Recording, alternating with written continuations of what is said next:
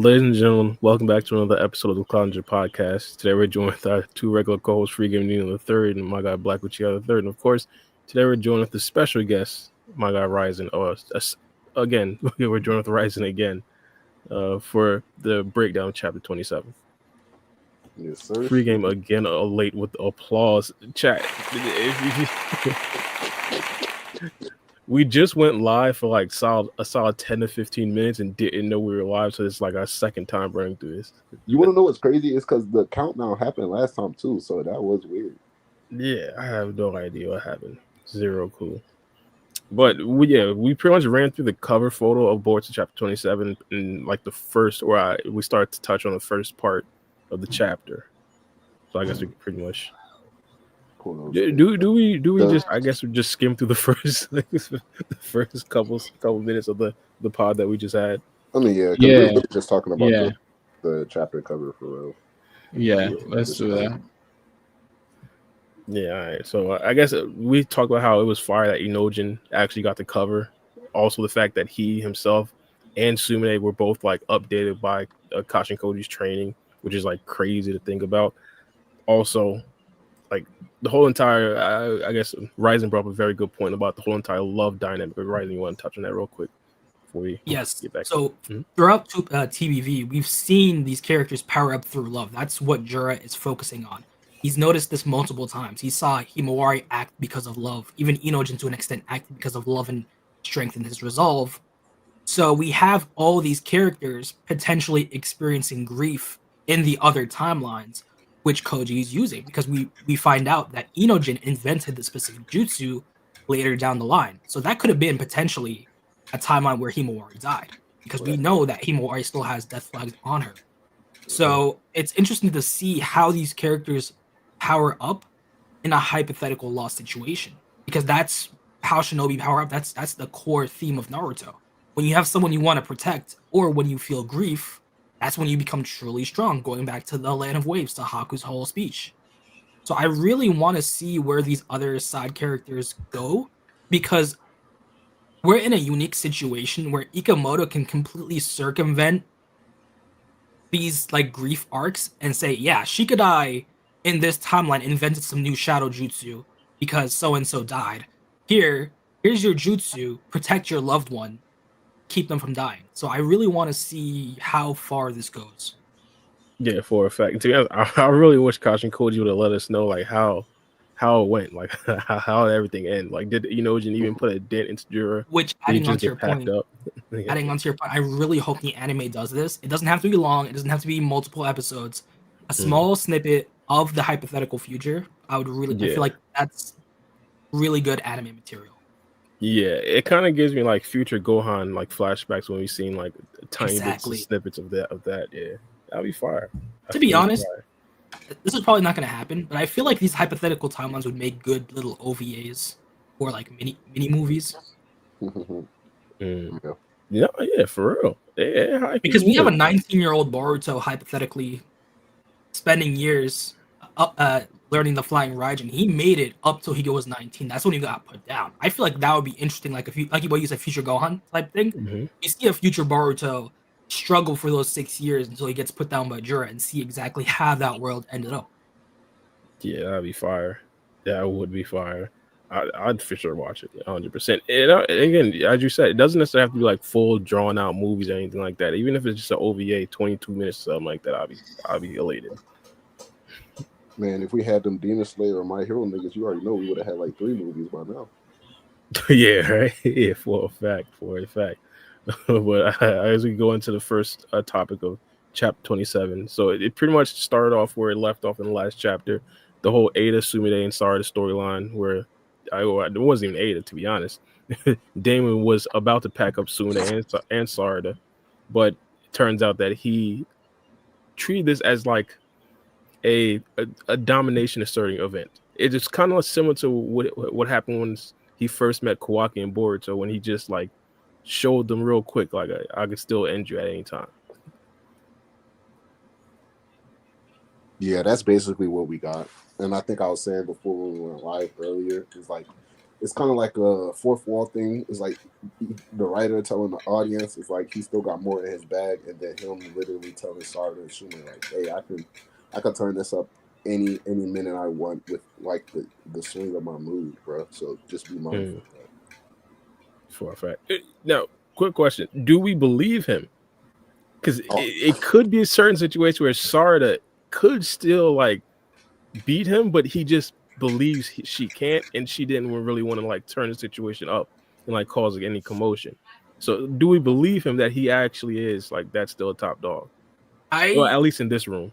I feel like in this encounter, he does have a point because for the amount of power that Sarada has, and she has tons of power. If she can't use her Mangekyo, it's a moot point because he already grabbed her at that point. She was able to perceive his speed. That's amazing.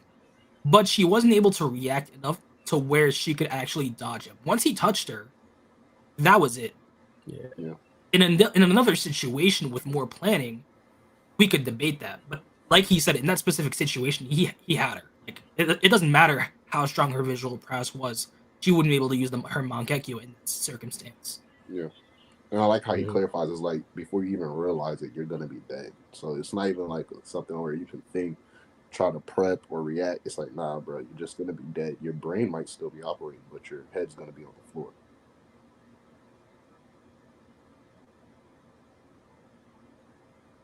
No, yeah, for a fact.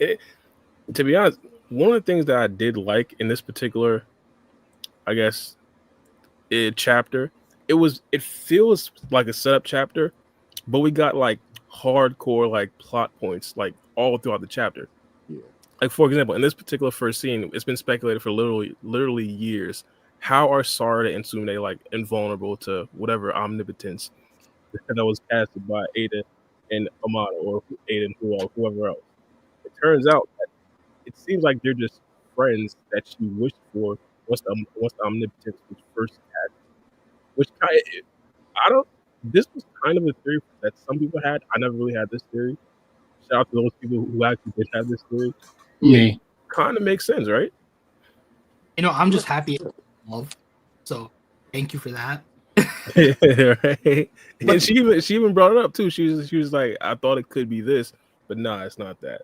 But now it also brings up a few interesting points. Because now we know that an omnipotence user can make someone else immune. So if we're operating under the assumption, like what assumption are you guys operating on? Is it where, okay, so Eida made them immune, so whatever she tries to cast, or whatever an Otsutsuki tries to cast, they'll be immune? Or do you guys think it's something that can be taken away? I feel like once you're given immunity, that's it. What do you guys think? It could be that once you're given immunity, that's it. What I believe is that she probably believed at the first and foremost she wanted love. I think that was like the main want that she wanted back when Omnipotence was first casted.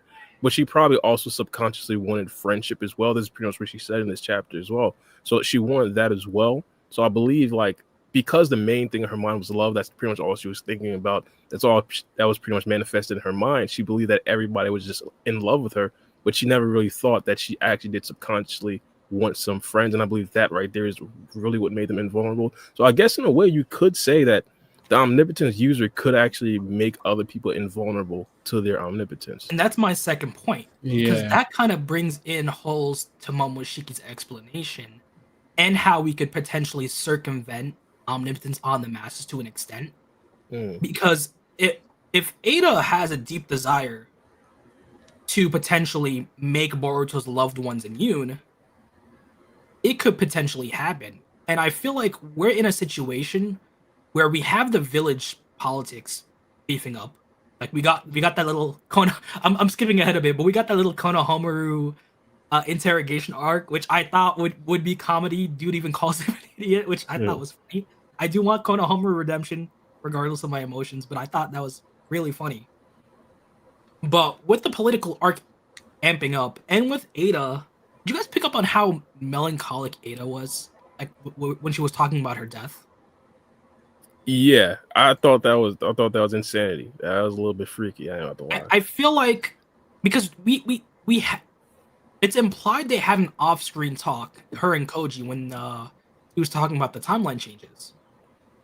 So I feel like the death flags on Eida are amping up to a point where she might die. And I feel like if that happens, we might end up in a circumstance where she casts a final omnipotence. I don't think omnipotence will be fully reversed, but I think it could tie into a part where Boruto's loved ones actually become immune. And I feel like that would cause a nice conflict for the village, because now you have a handful of people, a handful of higher ups in the village on Boruto's side. And I feel like that would be an amazing way to play up the stakes, because, you know, I've said this before. I hate Kawaki. In my mind, I would want omnipotence fully reversed, but I feel like it ups the stakes if you have a team Boruto and team Kawaki type situation in the village. I kind of rambled off topic a bit. What do you guys think? Yeah. No, I completely agree with that. Speaking of the team Boruto and team Kawaki, there is an Otsutsuki cult hidden somewhere in the ninja villages. I just want to bring that up. So of Boro's cult, them peoples. Yeah, that could return in the storyline somehow, some way. I doubt they would even want to use something like that for. I mean, it would be interesting to see them go that way. Yeah, for a fact. Ooh, I forgot the original point. Rising mate. What was the original point? I forgot. About omnipotence and like being able to grant immunity, potentially circumventing the last cast of omnipotence. All right, yeah. I had a great point. So it'd kind of be interesting to see exactly what the extent of this immune ability is. Like, I don't even know if that's a word, to be honest. But so for example, Sarada and Sumire, they were first immune from the enchanting omnipotence by Eida. They never really fell in love with her. But now it seems like they're not necessarily. Well, it seems like they're also invulnerable to the fact that they know that Kawaki is Kawaki, that Boruto is Boruto. So, like, is it to where now they're immune to all omnipotence placed by Eida? And also, are they immune to, like, all omnipotence placed by anybody? I think those are, like, great questions to ask at this particular point. Because that's what's really interesting, because they can also retain information about omnipotence itself. If you go back a couple of chapters, Boruto says that's not something the human brain can comprehend. That information just gets erased. So now we have omnipotence coming up to a scale where you can give immunity to humans, and I just want to see what Momoshiki's thought process on this will be, because we can't fully take Momoshiki at face value, but I do want to see his internal thoughts at some point. I got to piggyback on top of that. We can't also take Eida's words at face value as well. Well, I guess we can. In this particular situation, it was more phrased that she was theorizing what it could possibly be, and less of she actually knows that this is exactly why they're immune to her abilities. So in the future, the Boruto writers, and I say this all the time, Boruto writers write themselves into an open field and rarely ever a corner. They could essentially bring up any reason as to why they're immune in the future. It could literally be the fact that, hey, Shibai went back in time and made these two immune because they're going to play a pivotal part against some future omnipotence that has nothing to do with Sumire, or not Sumire, nothing to do with Eida. Like, I think that right there is a possibility. So, like, I won't necessarily just hammer that it's 100% for a fact that Eida knows for a fact what it was, because she's only theorizing too. That could also be 100% possible. I think if we take her off face value, because she says she focused on them because they were also in love with Otsutsuki. Mm-hmm. So the timeline fits because she knew they loved Boruto before they met her. So if omnipotence did activate, it would have to have activated between the time frame of Code being betrayed and her getting to the village, because she did know of them.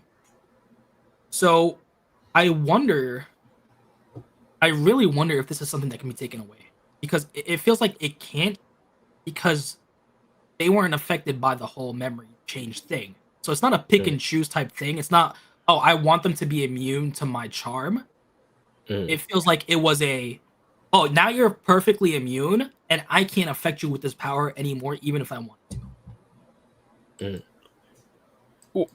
Well, first things first, I think Oh damn! Hold up, I got distracted a bit. Someone in the chat said they can't hear. I'm on text for you. 2.5. 2.5. I'm right here. All right, there you go. I thought you were going. Nah, the volume's good. The volume's good right now. Yeah, everybody's saying they can hear. It's just All right, factos. All right, so what you just say again? My bad. Completely. Mine's completely left.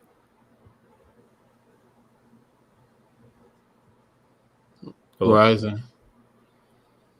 Oh, we were talking about whether this ability can give and take immunity. So we it's implied that it can give immunity. Now I really want to know if it can take immunity because that's interesting. Yeah. I'm under the assumption it can't. As with any assumption, anything is possible. Mhm. So I'm really interested in how they grow on this, especially because I'm on camp. Team Eida is going to be. We're going to get into a crossroads where she'll either die or get devoured, which is still death. But I think that Koji situation rubs me the wrong way. I feel like Koji did tell her something off screen, like, okay, so if this happens and you're in danger of being eaten, you need to die. Because if, for example, Momoshiki eats you and gains omnipotence, that's a problem. And the Eida talk about being killed by a friend really, really feels like a side bullet point where maybe Eida will ask for her death if they fail against Momoshiki. Here's the thing. First things first. I do want to say what I want to say at first because I forgot it. But I don't think Eida has the ability to take away omnipotence, similar to how she doesn't really have the ability to actually give omnipotence. In a way. 100%. What I meant was like saying Otsutsuki had omnipotence and they tried to remove Sumire and Sarada's immunity. Like, is that a permanent protection plan, basically? Or no, I have full control of omnipotence. It doesn't matter if someone gave you immunity, I can take it away. I'm under that assumption where once you have that protection, that's it. And it's also been stated that she doesn't know how to control it. So if she ever gets to the point where she can control it, then maybe she can take away omnipotence or grant it at will. Because oh no, sorry to cut you off. Yeah, no, I was saying, yeah. So hypothetically, if another Otsutsuki member comes down, he could pretty much like swap on and swap off the immunity from Sarada and Sumire at will. So I guess if Eida does have the ability to control it, I guess she would be. She would. I feel like it would have to depend on if the immunity is the same as what the Otsutsuki have, as just existing. Because the Otsutsuki are just generally immune. So I'm operating under the assumption that even if Shibai tried using omnipotence on Otsutsuki, it wouldn't work because they're an Otsutsuki. Now the question is the immunity that Sumire and Sarada granted on the same level as an Otsutsuki and a blood relative? Because we can't forget, Daemon's also immune to just Eida's omnipotence. So like if Momoshiki had omnipotence and casted it, Daemon wouldn't be immune. He only has that because he's a blood relative. All right. So I'm really interested in what type of immunity they actually have. True. Yeah, we'll see. What about? Sorry, go ahead. No, I was about to say he brought up Ryzen brought up earlier a great point. I want to hear Momoshiki's point of view on this because he already talked about how there are people that are going to be invulnerable to this or immune to this. I want to know like how. He has to start to explain like how people specifically get immune to it. Like he kind of left that vague. Exactly, because if we take him off face value that he knows the inner workings of any Shinjutsu, that means it could have crossed his mind that maybe these two were granted immunity. And I really want to see Momoshiki, because he's like this wall of Otsutsuki knowledge that isn't getting used right now. Do you think he knows? I feel like he might have an assumption, because even though he is arrogant, he can plan when push comes to shove. He did figure out what Eida was using. Well, why I'm asking that is because Boruto really hadn't had any interaction with Sarada as far as like the Momoshiki thing. So would he know that she's under omnipotence or Oh no, because if we go back to chapter 79-80, he knows that Sarada is immune. And who since does? Momoshiki. Oh, gotcha. And since Boruto did interact with Sumire and Momoshiki can't see what happens, I would guess that he figured out that Sumire is immune also. Mm-hmm. But during the 3 years, he definitely knew Sarada was immune. And that's in the spoilers, right? Oh wait, no. So we have this is pre-spoilers. So in chapter 80 for original Boruto, he talked about how Sarada was immune for some reason, and that she'll probably suffer because people who are immune suffer. Right. And then we're under the assumption that he would know about Sumire because Boruto did talk to her multiple times. Right. And then Koji told him about that. This is moving ahead a bit, but he told her about that thing she made with the squirrel. Mm-hmm. So it's more likely than not that Momoshiki does know that Sumire is immune. Yeah, I'd probably say that as well. Yeah. Did we go on to the next spoiler chapter or no? You mean the next pages or the next topic? Yeah. Next pages on a spoiler. No, we got a couple more topics. After this, so I guess we talked about Eida, Sard, and Sune. They all become best friends. It was a nice embracing hug, all three of them. It was a cool moment. Where? What do you mean? Did you Ryzen did send a link. Did you want to click on that link? It's like the whole entire chapter. Let me see. Hold on, bear with me 1 second. Let me actually share my screen real quick, and I'll pull it up. All right, straight. We could pretty much just talk over it while I gets to it, or pulls up the images. But yeah, so they pretty much have their whole entire embracing and friendship. It was kind of interesting to see, specifically like Daemon's reaction to it. Dude is just in the back smiling. I mean, he is a simple guy, you know. As long as you don't mess with his sister, he's cool. True. He might not like you, but he won't do anything. Nah, yeah, for a fact. You talked about a little bit earlier about the potential death flags around Eida. A lot of people have been saying that, man. And now here's what I think. I believe that she's not going to die. My final theory. Now, it was kind of believable because Momoshiki seemed to be like a worthy opponent. But I ain't gonna lie, after his recent abilities were leaked by my god Kashin Koji, it just, I don't know, his clout level in my mind just dropped. Like I just can't. All right, I'm there. I can't see him. I'm there. I can't see him being Eida. So I guess that could kind of be like the next spoiler point that we talk about Momoshiki's abilities. Okay. What page is that? Yeah, I have absolutely no idea. See, Momoshiki's ability should be page 13. Oh yeah, so that was actually the next the next couple pages. Yeah. I mean, it gives me the idea is like, I don't know if it's whether against Jura, the Shinju in general, like as a plural, or Momoshiki personally. But one thing led to another. Himawari died, and Inojin created this jutsu that Kashin Koji deems necessary in order to take down Momoshiki.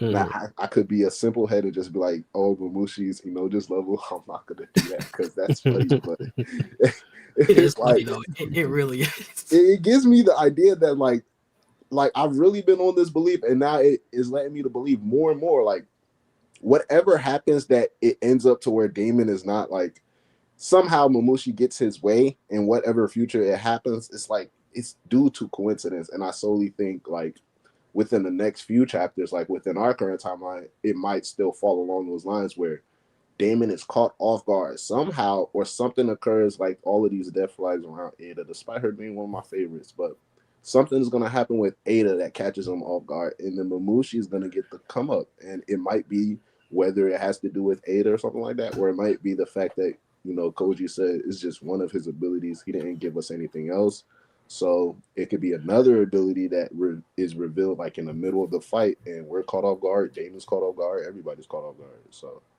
but I really think it's due to coincidence. Like, ain't nobody's overpowering this guy. See, Uchiha, I really like your line of thought with the Inojin and Momoshiki type things, and I like this a lot because what have these last arcs had in common? A shinobi has tactics. They look underneath the underneath. Even going back to Araya, he wasn't one of the strongest people in the verse, but he used tricky tactics, tricky techniques, like the load seal sword. So it feels like because we have Kawaki and his mentality of pure power, on the flip side, on Boruto's team, while the characters aren't individually that strong, like excluding like the heavy hitters, they have tactics and techniques that can turn the tide of the match. Because going back to the old days of Naruto, you don't necessarily have to be the strongest to win a battle. You can be crafty. A split-second technique can decide the whole battle. So I really like the fact that Inojin is never going to be a heavy hitter, like traditionally.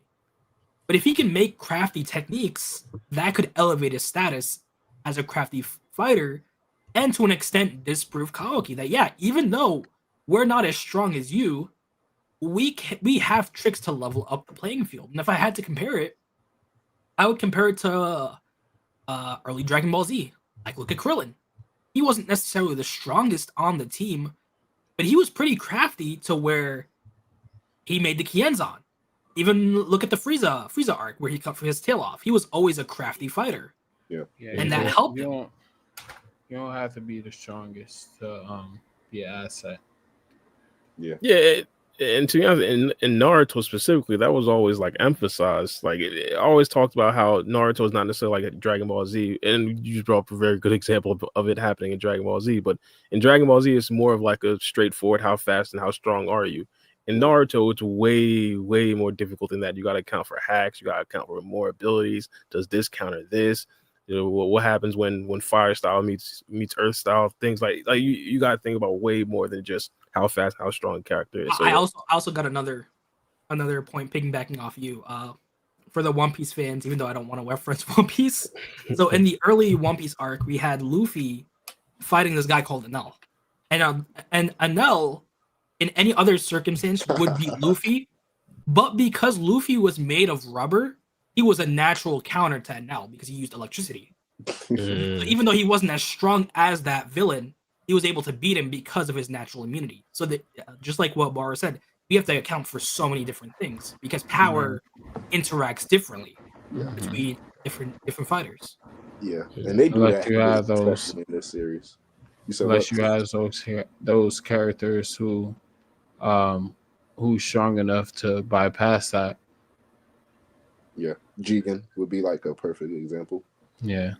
And I think Kishimoto, whoever, like I feel like they've done this on purpose where they're introducing like the overpowered characters and the story slowly works its way up to that level and then it starts implementing more like technical and tactical details and stuff like that to like how you can simply win, where like probably earlier on with like Jigen, Ishiki, and some of the stuff that happened with Code at first, it was more so, okay, yeah, they got these tricky abilities, but they really emphasize the fact that, they're just too strong and fast for us. Like, we can't do nothing about it. And now we see after all of these trainings and all of the trial and error, and especially because of Kashin Koji's future ability, implementing those into the present, now we have like resources, intel, and knowledge, which is extremely crucial, especially if you're lacking in power and speed.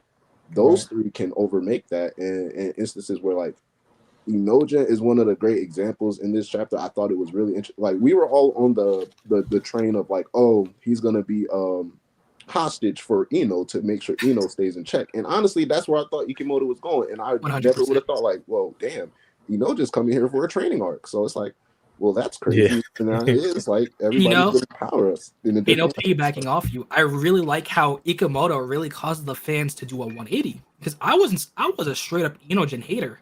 I wanted him donut hold. I wanted him gone. And he did a complete 180 on me. And I feel like he does a great job by causing these little divergences within the fan base. Because look at the amount of fans who loved Kawaki and then switched up with him in an instant. Oh yeah. So I really like how diverse these characters can be and how diverse a single action can completely change the story. Off rip, and then it just like thinks like how you would even think about the future instances of the story itself, like based off of just what we got in chapters 26 in the cliffhanger, and now that these spoilers have, is like my premise into like even my chapter 27 original predictions, like everything is just being turned on its head right now because of like, well, now with this new information, it's like some of the things we probably guessed or talked about came to fruition, but in ways we never would have expected, like how Saruden's Daemon situation died down. A lot of us expected it to die down, but it died down in a way we didn't expect. Baru was heavy on we might see Momoshiki chapter 27. We see Momoshiki here in chapter 27, but I'm pretty sure it's not in the way that any of us expected. So like things like that, like it's just an interesting way Ikimoto's doing it, bro. Yeah. Did we even like say what Momoshiki's abilities were? Like, did you read it? I mean, like they said, like from the spoilers, I don't know if there's more details in there, but it's like he can simply divide, like basically endless shadow clone jutsu, but instead of shadow clone, typically like, you know how they split your chakra 50-50, it's basically if he does like 10 clones, it's basically 10 Momoshis at 100%. And the downside is just that the more clones he creates, the dumber he gets, but the less clones he creates, the smarter he is. And also the more clones he creates, his pain sensitivity goes up. So like he gets like if you punch him, he's more likely to say ow if he has more clones as opposed to less clones. You know, I want to hold off until the official translation because this translation actually says it reduces it, and I've seen other translations say it increases it. Okay. Yeah. So I really want to see, because depending on how it goes, it could make a small difference within the fight. So it's 50-50 on reduces or increases. Yeah. So, and quick side note, I could have sworn the shadow clones didn't really like make you weaker. It just like your base strength with the shadow clone stays the same. But you see how you can amp up your physical stats with chakra? If you're operating under less chakra, your amps are going to be lower. But if, for example, you're not using chakra, or you're not using that much, shadow clones' base strength are going to stay the same. Yeah. It's just their durability that's going to be in flux depending on how you get it. Half of my chakra to create dew. Like, yeah. I don't even know. Yeah, you know. But also, Momoshi, technically, they're not really clones. They're just all Momoshi, which is interesting. Yeah, they're all 100% the real body. Yeah, and to be honest, we were kind of questioning how is this going to be like how is Momoshi going to possibly counter Daemon? This is kind of a counter to Daemon. Just keep him busy. Plus, he's not thinking, so he has no intent. If his clones are just dumbed down, they're not even thinking. What the fuck? And they're just acting up. That's so crazy. I just never thought about that. Then there's no real point. There's no real intention for Daemon's ability to reflect. So all Daemon has is to touch them. And if they're going to keep getting up, and if the translation is correct and his pain threshold does get reduced, it might be an unstoppable wall for Daemon by himself to face. And that's why we have to have an army of dumbasses. That's what's exactly. Wow. And that's why we need Inojin's jutsu, and that's why we need all these planning. Because if you're not planning, Daemon could potentially get overwhelmed. You're going to have thousands and thousands of Momoshiki, and if I had to compare it, this is kind of a niche comparison, but if you guys watched CW Flash Season 1, the Flash dealt with a guy who can multiply. And it is different in a sense where that dude's multiplication depended on stamina, but regardless of how strong you are, if you're getting relentlessly attacked by multiple clones, at some point, you're going to lose. So if he can counter Daemon's base tactics, Daemon by himself might be in trouble. And Daemon could still be stronger than Momoshiki. It's just Momoshi's techniques countering Daemon's techniques. Yeah, and to be honest, the clones that just hops on his back and just Like, like just don't get off, bro. Pause. That's how, bro. I won't even mind. Look, to be honest, Momoshiki, he's actually not that fat. I mean, not that slow. Like when he fought against Boruto, like he actually kept up with Boruto, and we understand that Boruto is like crazy fast and strong. Yeah. So like, he's not gonna be no pushover for Daemon. And he also brushed off that lightning style jutsu. So his base pain threshold is pretty high. I mean, if we just go based off of like what we see in the spoilers, if we want to give a number, I don't know if like the anime, whenever they do this, they might like expound upon it, but it's 6 Momoshiki clones that's standing on the wall, and he's like, all right, he's giving them the rundown, master your chakra, and let's find Eida and stuff like that. So I'm thinking if he's like, because 6, I don't know if this is true or not, Rising, because I glanced over like just about like 10, 15 of the pages of the spoilers, but did they say that what's the name? Momoshiki. Oh my goodness, what was I gonna say? I'll go back to that point. But anyways, he got 6 of his clones, and it would make sense if he's smart enough. Like if he's not dumb enough. Oh, that's what I was gonna say. So I'm did Kashin Koji mention like if they make like 20 to 40 Momoshis, he would be dumb enough for them to like trap him or something like that? Quick side note, Bar, my mistake. I was totally wrong. I read this translation wrong. You're right. His pain threshold reduces, so he will feel more pain. That's a solid translation. Oh, more playing with the more clones? Yeah, more pain. Okay. Yes. Okay. I just misread it. But what he said was to let him multiply. So he's just gonna keep multiplying. We don't know the exact number. We saw 6. Okay. In his but little. They didn't say no number like from Koji. Yeah. Okay. So it could be like 20 to 30 to 40 Momoshiki. Okay. But so if we just see these 6 and just assume it at the very least, like he's dumber, obviously, because he created 6 of himself. But at the very least, this is enough for him to maintain like proper intelligence. He can send 2 out because at the end of the day, his power isn't split. They're still 100% strong as he is. He can send 2 out into the village to do whatever. Oh wait, no, I'm wrong. Still, he did say 20 to 30. He did say 20. Okay, so yeah, 20 to 30. So if he just keeps it at 6, or even if he wants to do more, he could send out a few and send out a majority of the others to go fight Daemon if he really thinks like, okay, this is the best way to separate Eida from Daemon. I think his goal would be to separate Eida from Daemon, and that would be the best thing to like somehow catch him off guard, like Rising, like you were saying, just like overwhelming him, because that would be really difficult if you're just fighting endless clones and you're beating them. Yeah, but it's like they're coming back and then maybe they're splitting off right in front of you and they're becoming dumber and dumber, so it's harder to track their intent and stuff like that. So yes, and I actually kind of hope we get some old gen love. I know it's the new gen, but if we have 30 Momoshis fighting in the village, that's crazy. You'd think you'd have a few teams because there's not enough new gen for that. And Koji says you'll be fighting. It'll be like you're fighting an animal because he will be dumbed down. And I like this part. This part's really interesting. He says you can't really deal with them because if you destroy them, he will get his intelligence back. Yeah. So you basically have to stop them in their tracks. You have to hold them until you can actually deal with him. So I wonder if that's gonna be Inojin's jutsu, something to seal him away, or something to just disrupt him. But I also want to see containment teams, like back in the war in Naruto. I feel like the old gen could get a small sliver to showcase what they've done these past 3 years. I don't know if Ikamoto will do it, but if it's weird if you're gonna have like so many no-name ninjas fighting, and you don't have like the heavy hitters of the old gen, just like let me be team A, team B, and let me round out like 5 Momoshiki clones. I ain't gonna lie. I was gonna say, I mean, it kind of like though. It's like, do you think if we do 30 clones, because I know Kashin Koji wants them to summon maximum.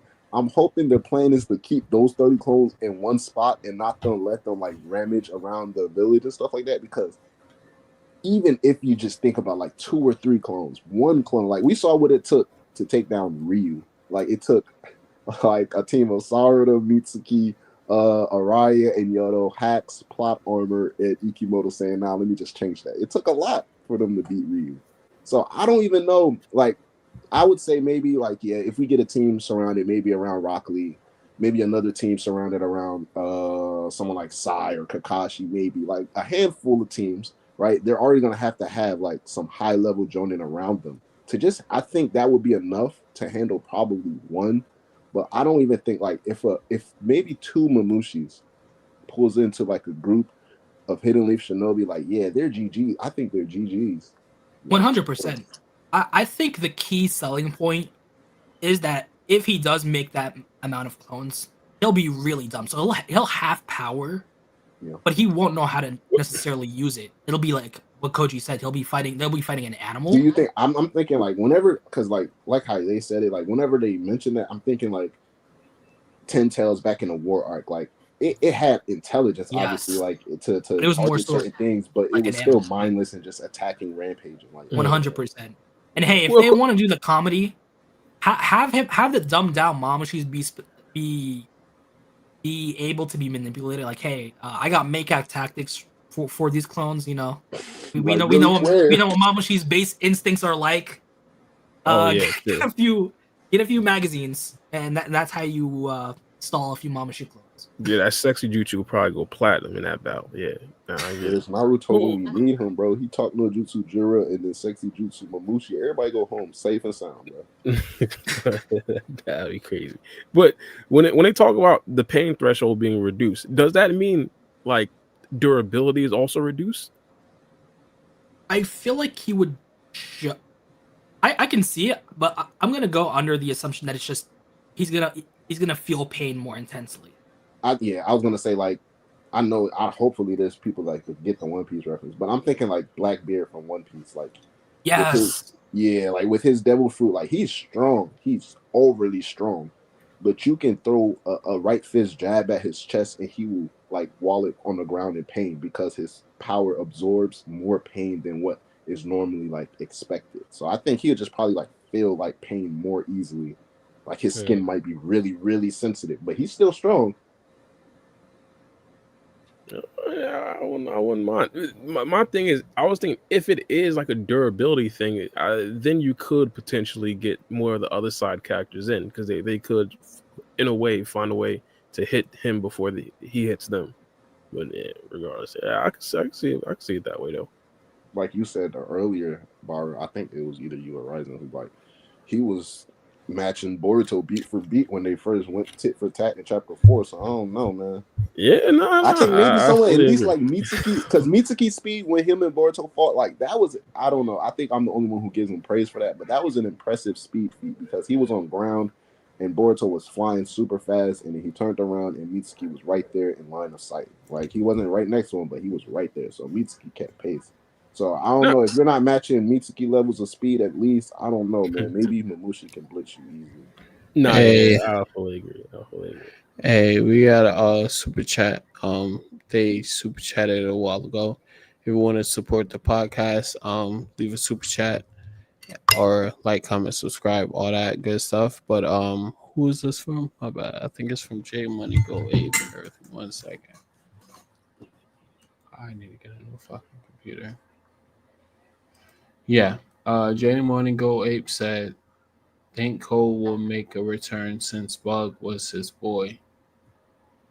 No.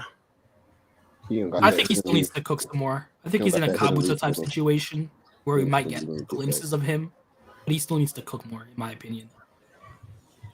Was Bug really his boy, though? I mean, where'd he get all that liquor from? Cole had to have snatched it from somewhere. I think he just had it like in the repertoire. Like he had that shit in his cellar. True. Bug had to have been like, bro, Cole, go get me some liquor, please, bro. You brought me here. I mean, Duke could have raided Jigen's stash. Yeah. But Jigen had his in another dimension. Man, Cole got to get his get back for Ishiki. They worried about Bug. Yeah, for a fact. The crazy thing is, like, this would be a perfect time for Cole to actually get his get back on Eida, because he did say that he wanted to kill Eida if he didn't actually love her. Like, if he actually took his time out over these past 2-3 years to become an Otsutsuki member, like, this would be the perfect time. Man, he's the only worst person than Kawaki to keep their word is Cole. Cole said he wanted to do that. It's been 3 years. He 100%. Hasn't made no progress into doing nothing. Accidental progress. Only thing he's done. Accidental progress. Which is sad because we know we know what would have happened if Kawaki got his plan through. Like, Code would have won. It's just, unfortunately, he's dealing with smarter people than Kawaki. Yeah, that's true. It's like when two idiots go head to head, one of them still has to come out on top. Exactly. Yeah. That sounded harsh, but yeah, but like, more so definitely on Code's end than Kawaki. So, it's more just hate for Kawaki, but yeah. So I had a question on spoilers. I don't know if you guys went and talked about this yet, but what is Inojin's power up, or not per se power up, or what abilities that he learned with Koji? It would be. It's going to be something with mind transfer. Yeah, I was going to say that. Like something like, because I don't know if it has been confirmed. Like, can they do more than one person while they mind transfer? Or they can. No, they can. They can communicate. They can link up and communicate in tandem. So like, I'm saying like, no, like how Ino takes over somebody's body. Yeah, no, it's just one. I think Ino did it to 2 white Zetsus, right? During the war arc. Let me think. We would have to confirm that. I think it was just one. Because if not, then I think Inojin might come up with a way to like control multiple people. I see your point, and I love it. So like, you would have the Momoshiki drones. I'm gonna call them drones, and then you have Inojin link up to those Momoshiki clones to basically try to deactivate. That literally gather them all in one spot, and then have Boruto giant massive Rasengan on them. And what do we think about Momoshiki's weakness? Because he does have what page is that on, by the way? Page 15, where they talk about his weakness. Are you talking about the intelligence debuff or the eyes threshold? The intelligence. I think that makes it tricky. It adds into the ninja aspect because it's like, just take. I know he has 6 clones, right? Say for instance, he goes into the village with at least 10 of them, right? And he splits them up 5 and 5, and obviously you're gonna have a tough time defeating them, right? And imagine you go through tooth and nail and you defeat 3 of them, and all of a sudden he's out here pulling out soliloquies and hypotheses because he's smarter now. And it's like, whoa, what's going on, bro? So now it's like, okay, do we allow him? And now you got to force him into a situation where he would like multiply himself because he feels like he would need the advantage. So it's real tricky, man. We would need the teams to destroy both his eyes. So we find out that if you crush his eyes, that drone loses its ability to duplicate. Oh, so he wouldn't be able to. Okay, that's So basically, to simplify how his power works, they're all Momoshiki. There's no main Momoshiki. If you kill 9 out of the 10 clones, that last clone is Momoshiki. Yeah. So you have to destroy all their eyes to prevent them from reforming. Mm-hmm. So it's like duplicate from Invincible for you. Oh, yes, that's a perfect analogy. Yeah. Yes. Okay, I get it. So, in a hypothetical containment team, all they would have to do is figure out how to contain him and destroy his eyes, and then not destroy them, because then he'd get more intelligence, but to keep them contained.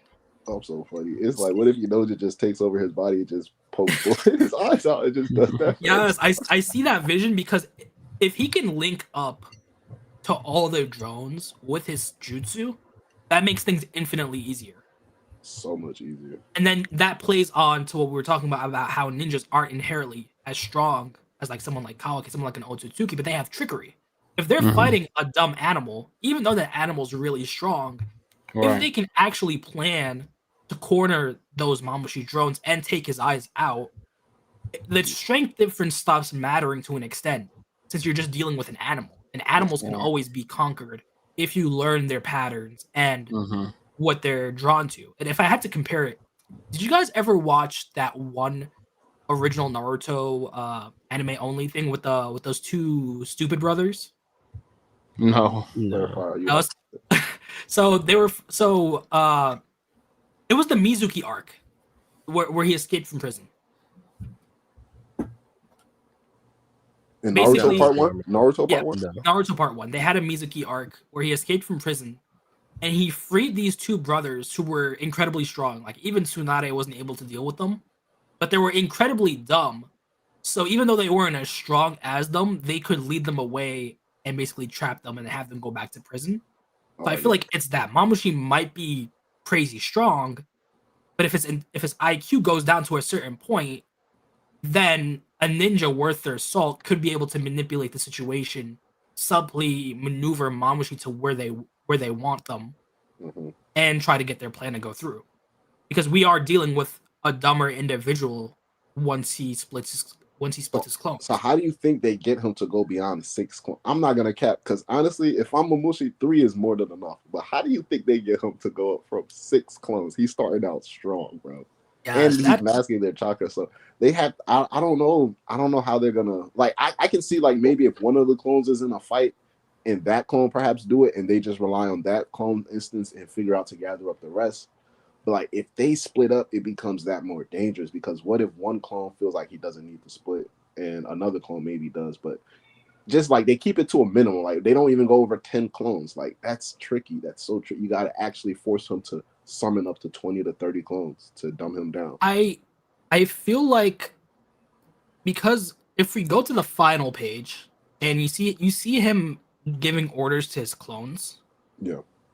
So it seems like the one who split them is slightly smarter than them, because he actually has to give them orders, and it seems like they're only to shut off their chakra. Yeah, it feels like they're only smart enough to take orders. So I really want to see how that main drone operates, but also if they do split off those drones, they might just be dumb enough to where they think, okay, I need more numbers, and just split off randomly. Yeah. What page are you on? Last page, where he's giving them orders. Yeah, so like a dumb one just be like, I'm gonna make 4 more of me. But it's really, I really want to see how that, like what you said, how they do get him to split. Yeah. Because we still don't fully know about his powers. Because we see that one seem to have a few more brain cells than the others. So I want to see how it fully works. Because what does he tell them? He tells them to mask their chakra and search for Eida, right? Yes. Okay, yeah. So honestly, this is the last panel you're talking about. Yeah, with all 6 of those Momoshis. Okay. Or is that 5 or 6? Hold on. It's 5, but it could still be 6. It could still be 6 because of that little Koji thing, but there'll be 20 at some point. Yeah, in another panel there was 7. So, but it was okay. So then he might just off the bat be at 20. He might already just be dumb right now. Also, they just act like the more of him is, the more they act drunk. It's just stupid. Also, they could just hide Eida. He could just get pissed off and say, "I need more numbers to find Eida." And it could be as simple as that. It's like we talk about sword, though. Because like the more he creates, like would they even remember what they're trying to find? Yo, that would be hilarious. Dude gets distracted by the local porn shop. He's like, huh? Did you guys talk about Konohamaru being investigated by the elders? Not yet. We don't want that heart attack yet. Let us finish with our joy right here. Let's finish with our joy. What, hypothetically, let's say drop one of these bugs or Momoshis in the Konohamaru interview thing right there. So there's Konohamaru, there's Shikamaru, there's I believe Ino's there, Sai's there probably. I think they survive it hypothetically if Ino successfully gets off a mind transfer jutsu. Oh, okay, yeah. Hacks wise. I'm out here. See, I'm going straight to power speed. I'm like, yeah, he's gonna slap the heads off everyone. But we gotta. I love your point. We gotta remember though, Momoshiki takes place a few days later, so all the interrogations were done. Oh yeah. That's like a mini time. Yeah, okay. So Konohamaru is back in business. He seemingly did make that. I'm skipping a bit, but he did make that deal with Shikamaru. Like, trust me. Mm-hmm. So the village is sort of operational right now. We still have Kobu in the background, but it seems like interrogations for right now are paused. True, but humor the hypothetical though. In a situation like that where there is those set of side characters, do they survive if Ino gets off a mind transfer jutsu? Yeah. I feel like Sai and Ino would definitely make a good team, and I agree with you. Yeah, I feel like they would. I don't know about Konohamaru. That's just my Konohamaru hate. How about it's solely if she gets off the mind transfer, yes, they can win. If not, plus if we add in Shikamaru, I feel like that's a solid team to handle a drone. Maybe not kill a drone, depending on how smart it is, But to contain it and like if they have like the planning and the intel, then yeah, I feel like they could do it. Yeah, I think that just like tells how valuable Inojin is probably going to be, like just off of that. Speaking of like, because when you think of power ups, like if I was going to shift it a little bit, the topic. Oh, okay. Yeah. So speaking of power ups, I was like with Inojin stuff, and then I don't know if y'all counted technically for like this information we got with Sumire this chapter. I'm counting it as a power up for Shorty because it's like we find out she invents something that's so handy to Boruto, like it technically quote unquote makes his sword stronger. I wanted to know y'all's take on that because it's like we know just getting a power up, he's going to train to learn new jutsu. Kawaki and Amado had their little scruffles, so Kawaki wants to get even more power, and now it's just like Boruto's just about to get a new sword. It's like that's crazy. Nah, yeah, for a fact. I've had discussions, especially with my guy Mello. Like, Sumire's been getting so much slander for like being around the action but not having any relevant parts. It's like it's crazy. But now she's finally getting something. And not only that, I believe I had a debate with Mello. We talked about like, is she actually a scientist? Like, is she actually learning anything? Because to his point, we haven't really seen much of anything like that she actually created, that she invented of her own things. Yeah. Now we finally got something. One of my things that I thought, or one of the reasons why I thought she'd be super important in the future was I thought she'd be like a good guy version of Amado.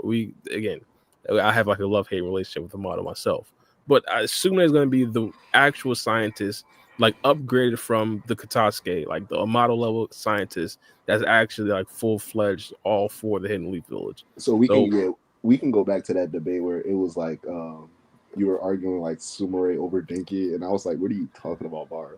I'm not gonna lie. Yeah. It doesn't sound too crazy. I will concede that point.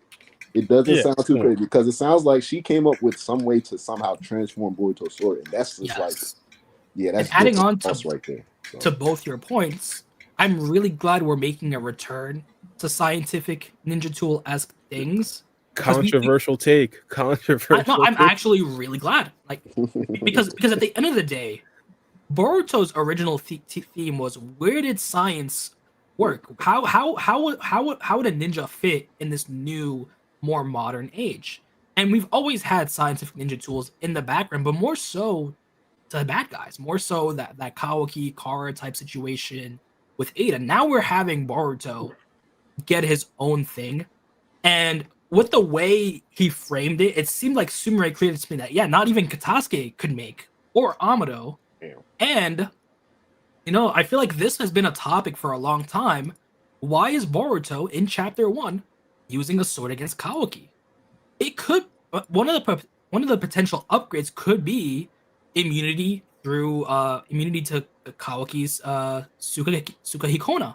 So it might be a situation where you can't shrink that sword now, and it tracks because if Sumire is 100% on Team Boruto, she's had 3 years to see Kawaki, to study under Amado, to know how Kawaki's powers work, and think of potential circumventing ways of how to help Boruto bypass some of his techniques.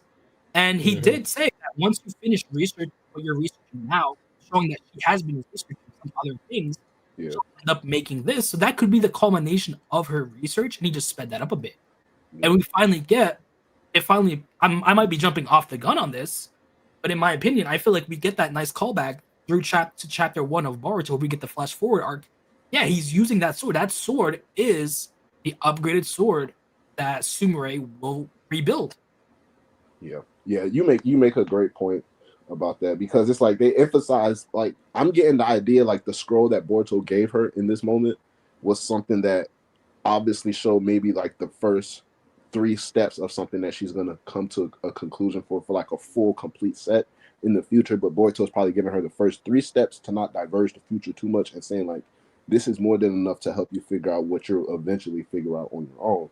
And like you said, bro, like using the sword against Kawaki, making it unshrinkable is something that's like there's that. Because like honestly, I can't think of what else she could do, which is that crazy. Because we know they're gonna reveal some type of upgrade with Boruto's sword and be an equivalent to like a quote unquote power up. But like other than like making it immune to like Kawaki's attack, I don't know, making like the sword somehow be immune to ninjutsu. At that point, I don't know. I feel like we could play back onto part 1.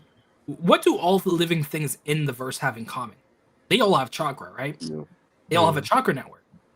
Boruto says that the reason why his sword doesn't break is because of his Uchiha style. He's constantly using his chakra on his sword, and if he loses focus, that's it.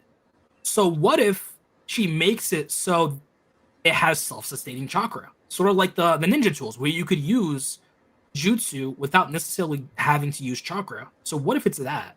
I feel like potentially that would be interesting. But then I'm thinking like it's like because I'm thinking like when Boruto does Flying Raijin, he's essentially coating all of his stuff in chakra, right? In his chakra. So it's like we know he can do Flying Raijin with his sword and like go to it or like transport to it or throw it somewhere and then transport to it like if he wants to. So unless they have more physical application, because I feel like it's a distinct difference in the fact that, you know, in the explanation of Boruto applying chakra for the Flying Raijin on his weaponry versus like his Uchiha style that you said, you know, because when we know like he strengthens his blade with his chakra. Yes. So I think there might be a distinct difference in the applications of chakra, and it might be somehow physically just maybe Ikimoto wants to make it rule like it's just physically impossible. You can't do that. You can't have a physical self-sustaining amount of chakra on the sword. You have to constantly be able to do that. And I feel like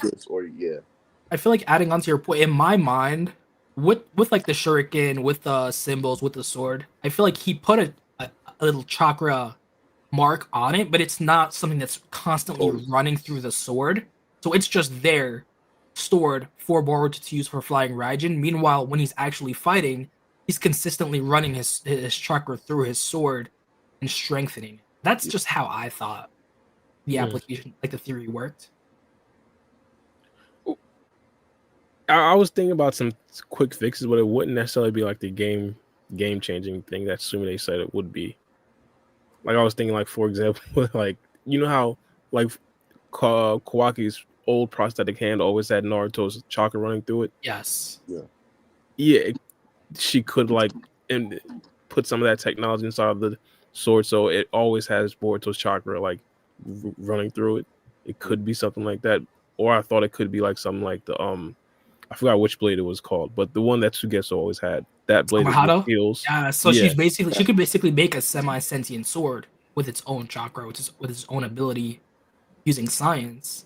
You know, I feel like Sumire deserves this because she's dealt with so much slander over the years. And have you guys ever read or watched Dr. Stone? Yeah, Dr. Stone is gas. Nah. So without any spoilers, you see how Senku knew how things worked in theory, but he wasn't able to do everything. He needed some guy who was an expert, because knowing how to do something and actually doing it were two different things. Yeah.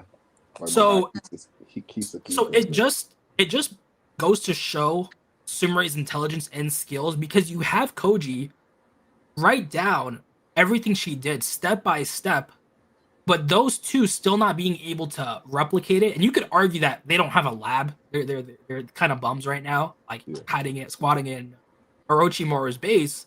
But the fact that they actually have to go to Sumire, even though they have the theory, means it's something they can't necessarily do on themselves, even though they know how the jutsu or the technique or the method actually works. You still need Sumire. She's the only one who can really do it. Yeah. And he emphasized that, there's nothing else. Like, this is the greatest, like, whatever it is, it's the greatest in its field. Like, going to Orochimaru, hypothetically, he wouldn't be able to do this. Going to Katasuke wouldn't be able to do this. Maybe even Amado.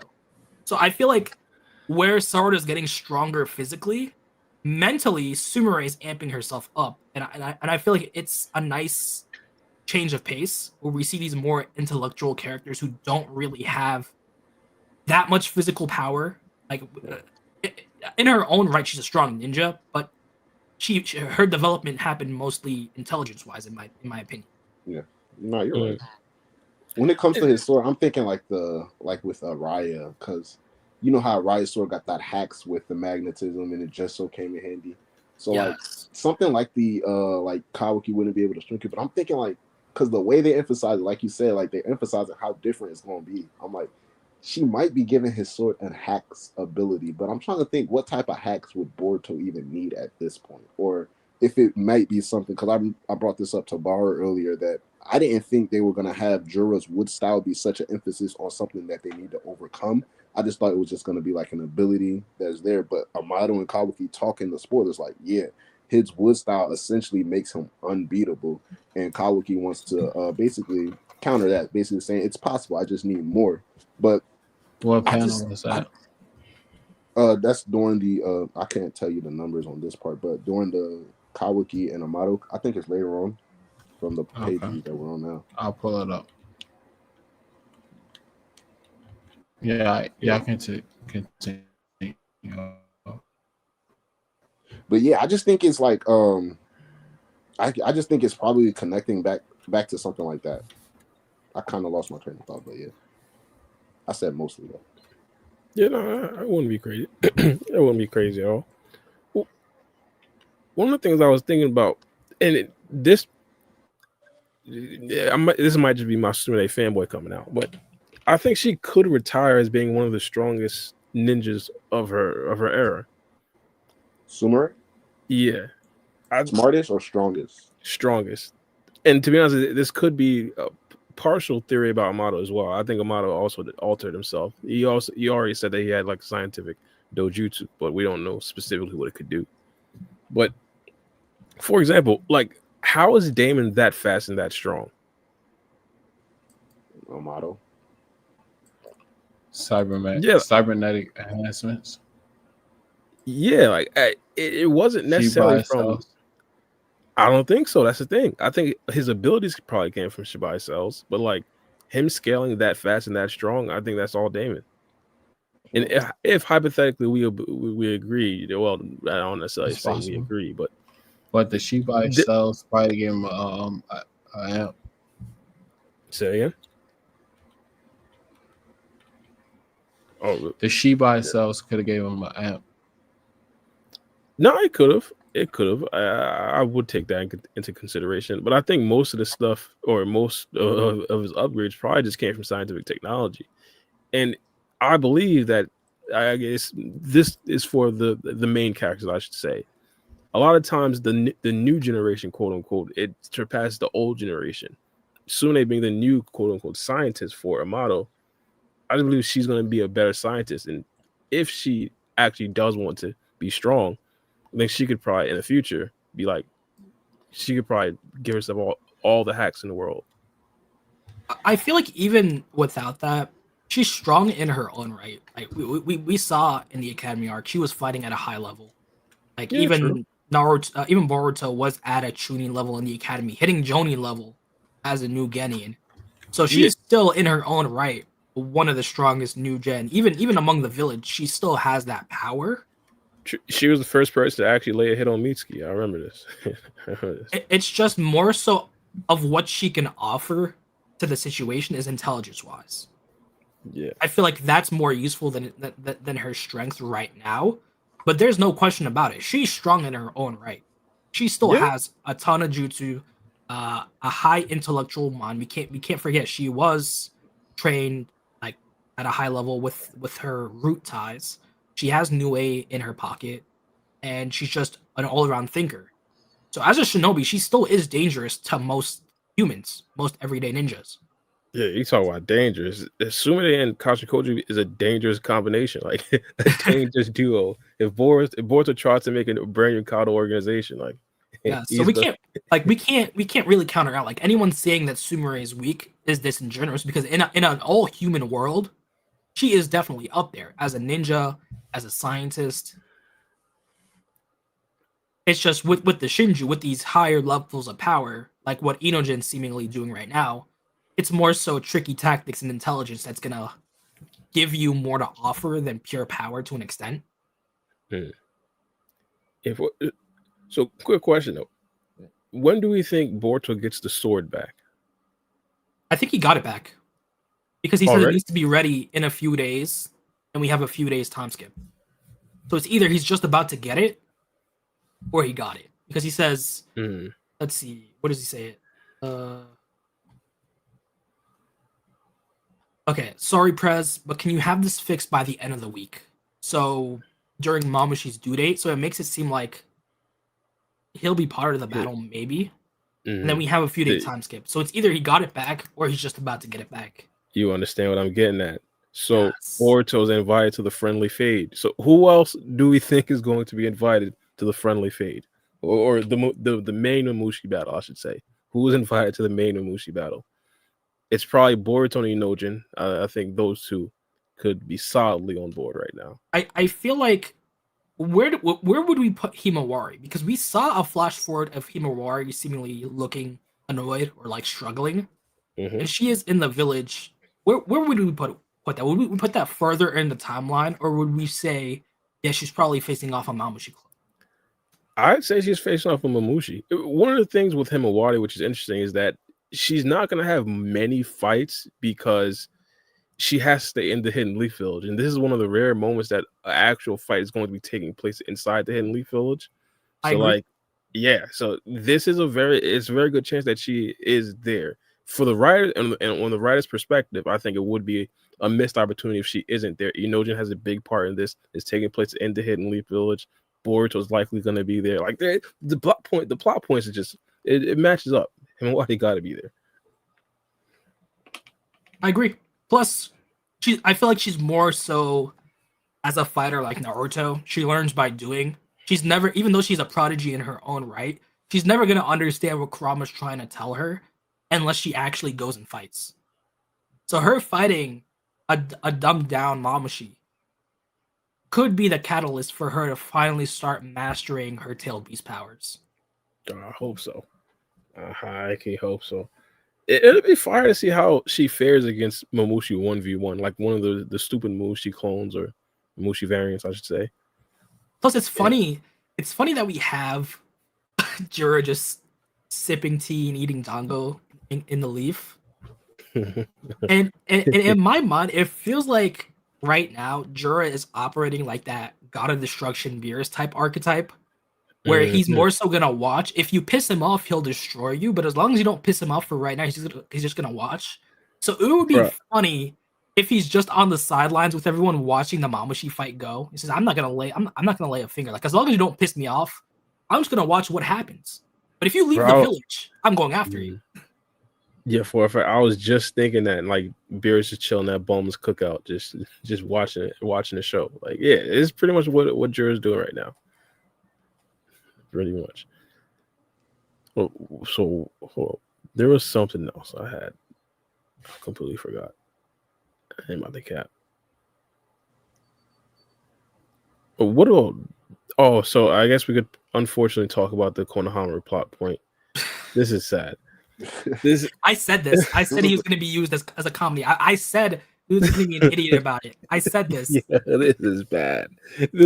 I talked about this a couple of pods ago. I said, yo, I think the writers genuinely hate Konohamaru. I think they genuinely hate Konohamaru. No, but Barbara, think about it. What was Konohamaru's original role in Naruto? He was a gag character. Yeah, true. Other than that one pain stunt to save Ebisu, he's always pretty much been a gag character. So he just never graduated from gag character arc, unfortunately. So how is he this close to the Kage? How is he this close to potentially being a new Kage? I feel like that's part of the joke. His dream was to become Hokage, and he'll always be close, and it'll be forever out of reach. He's a nepo baby. Exactly. This is bad work, bro. So for you guys out there who hasn't necessarily read the specific thing that we're talking about, supposedly Konohamaru was deemed too stupid to actually be the person collaborating with Boruto. This is insanity. I mean, that's what it is kind of true. Kobu, what you mean? That's crazy. This is insanity. Wait. Say that he was what? Hold on. He was deemed too stupid to be the actual collaborator with Boruto. Is that canon, or are you saying like they was like, nah, there's just no way? That's what Kobu said. He's an idiot. Yeah, call him an idiot.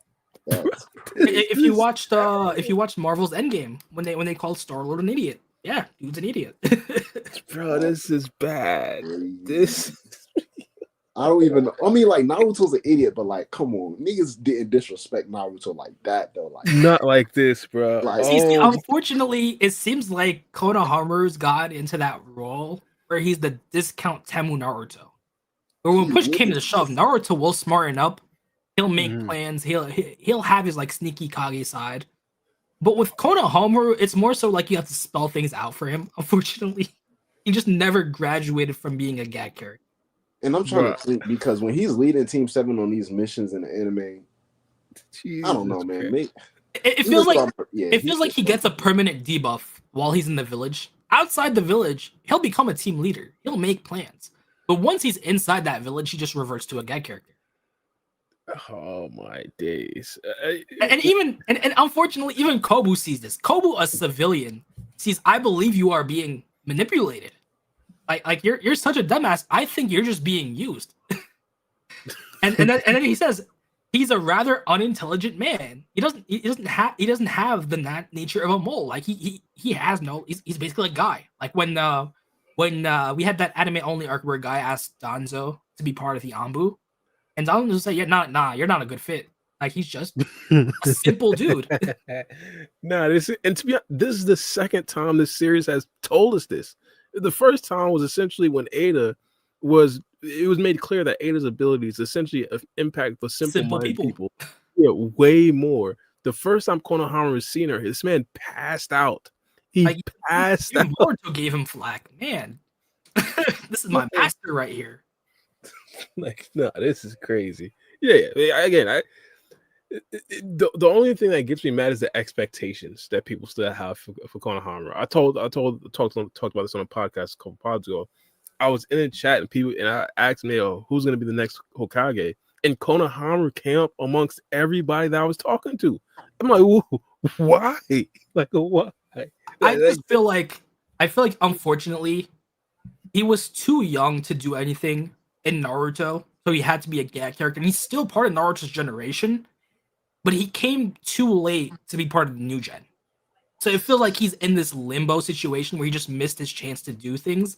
And I feel like it's always the Sarutobi, because in that same vein, we have Mirai. Mirai's a bit older than the new gen, but she doesn't have any real moments other than her one arc with the Hidan supporter guy. So it feels like the Sarutobi have kind of been left in the dust to an extent as a whole, and it's I can definitely see the annoyance, but it feels like it tracks because he is a gag character, and it feels like Ikamoto is going heavy on keeping him as a gag character for now.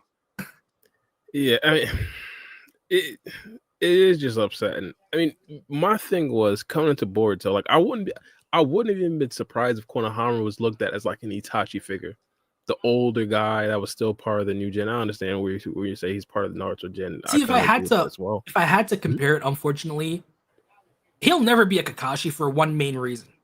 When we had Kakashi, all of Team 7 were green. Even Sasuke was still not at a level where he could match Kakashi. So we could have those Kakashi moments where he would save them.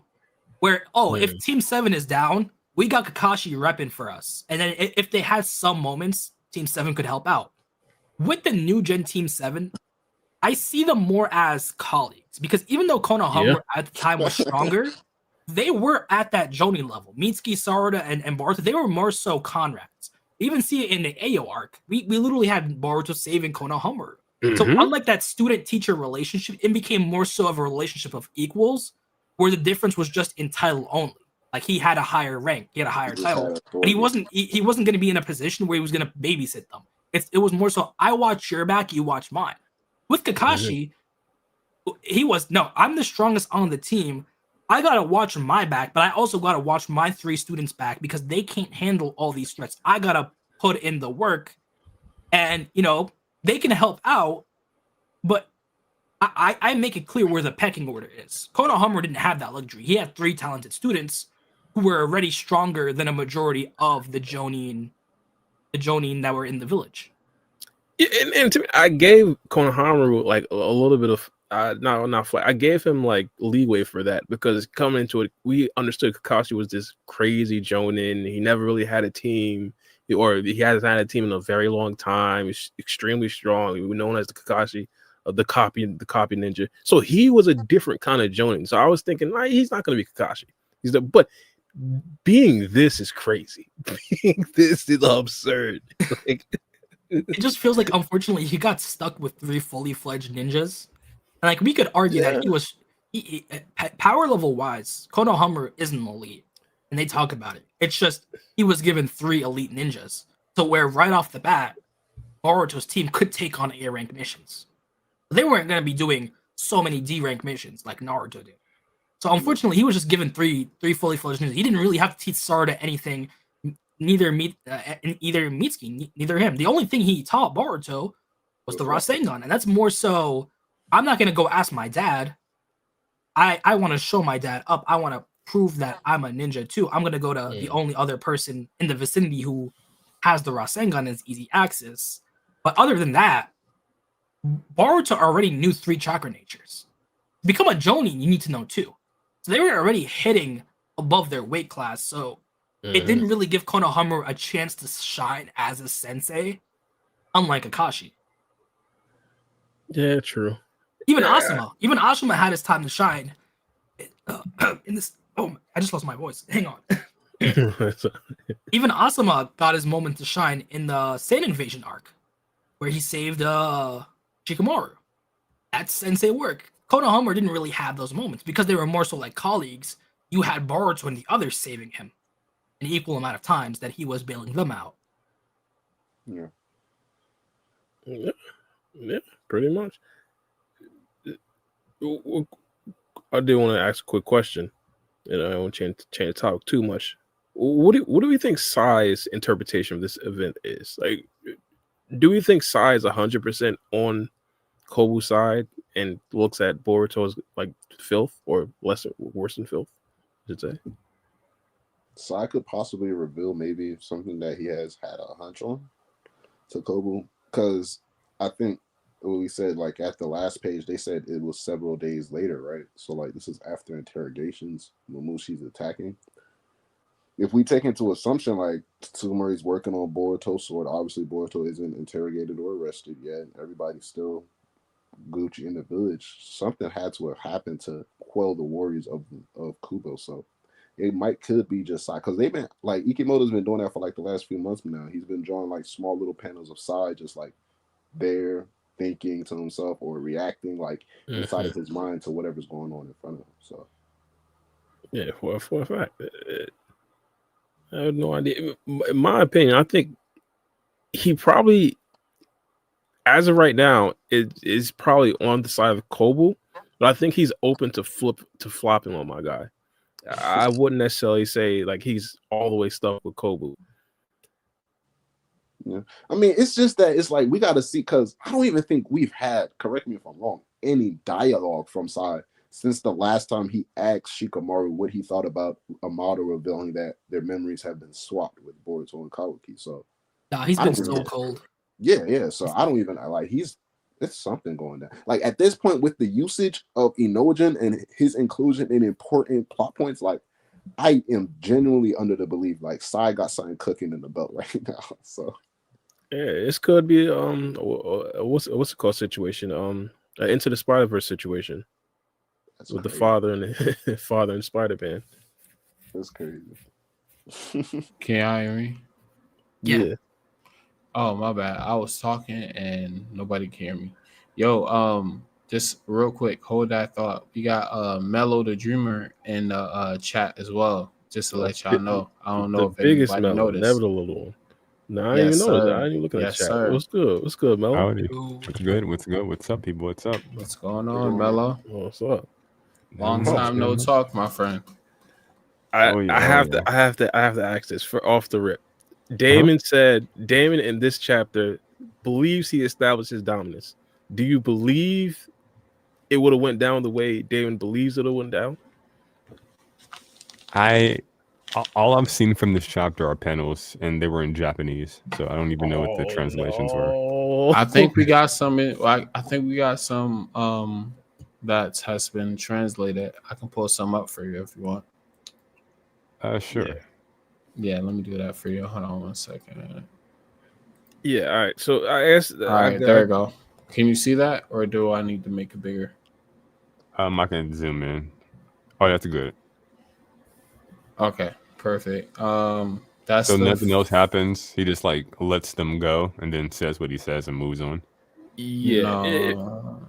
it was more like it was more like the content house. Remember when he first met Boruto and Kawaki, and then he kind of like established his dominance like off the rip. It was like that. I'm guessing anybody who isn't like directly affected by the omnipotence that Eida has, the enchanting omnipotence, he has to do that. It looked like that has to be like a thing. I see. So do I agree with his assessment? Is that what you're asking me? Yeah, pretty much. I guess I give my take on it first. Yeah, I kind of thought that Sarada. Well, first things first, I agree with Daemon, but I kind of thought that in Sarada's mind, she could be thinking this could be very well possible that she disagrees, but she doesn't want to amp the situation. She doesn't want to like escalate because she first things first genuinely doesn't want to kill Eida and thinks that their relationship is likely extremely valuable to the Hidden Leaf Village. So why would she like amp the situation? But she could think that he don't know what he's talking about. Okay, that's funny. Yeah. Okay, so this is what I would say. And audio check, visual check. Well, I guess not visual check, but audio check for chat. So this is what I would say. I have Sarada in stages in terms of her power, where I have her at her peak versus where her base would be, right? So obviously base is no Sharingan. 3 Tomoe is a step above. Mangekyo is a step above. And then a step above that would be the actual abilities that come from the Mangekyo. So this would be, not Itachi just with the Mangekyo active. It's Itachi with the Tsukuyomi active. This is him at his absolute peak. The same thing with Sarada for me. So because I didn't get to see her at what I consider her absolute peak, I can't say that I agree that he established dominance. But given what he was contending with, which is what I would say would be just the Mangekyo, pre-activation of the ability itself, then I would say, yeah, that's fine. That's cool. No second eye ability, no Byakugo Seal, no Susanoo. I'm cool with that. That's fine. That sounds about right, anyways. Thanks. It was kind of interesting that we didn't necessarily get to figure out the reason as to why she did activate the Mangekyo Sharingan. I kind of believe that she is like instinctual, and you probably like this as well. I thought this was like her learning from her past experience of her not activating her Sharingan, her regular Sharingan, not even the Mangekyo Sharingan. But I think it's more of like what Naruto did when he first seen the Shinu Shias. Like, all right, I'm gonna need to go full bore. I think, see, this was interesting to me, mostly because I'll save that thought for later, because it depends on, because I need translations, because I'm making assumptions about things I saw in images, so I don't know. I'm gonna look at, do you see send like a link or something in chat? I'll have to take a look at it. Yeah, I believe Ryzen sent one in the chat. Appreciate you. In the He's not in the group chat, I don't think. No, in the duck chat. The duck chat. Oh, okay. Yeah, let me give that a gander. That's for a bit. I got it on the screen. If you just want me to tell you what screen when you go to. Oh no, it was kind of like a different topic, but it's fine. It's fine. Okay. Did you hear anything about the invulnerability thing or the immunity to the omnipotence that they brought up in this particular chapter? Yeah, I heard somebody said it was something as simple as just Eida subconsciously didn't want them to be affected, like she just wanted friends.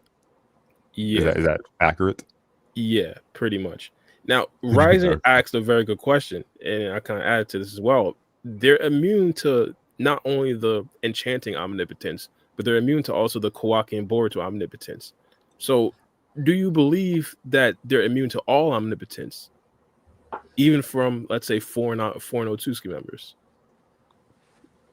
I Like doubt to it. add on to the question, if another Otsutsuki decided to rescind their immunity, would that be something Omnipotence could do? Or once you've given them immunity, that's something that stays with them. It's on the same tier as an Otsutsuki level immunity. Because we have different forms of immunity so far.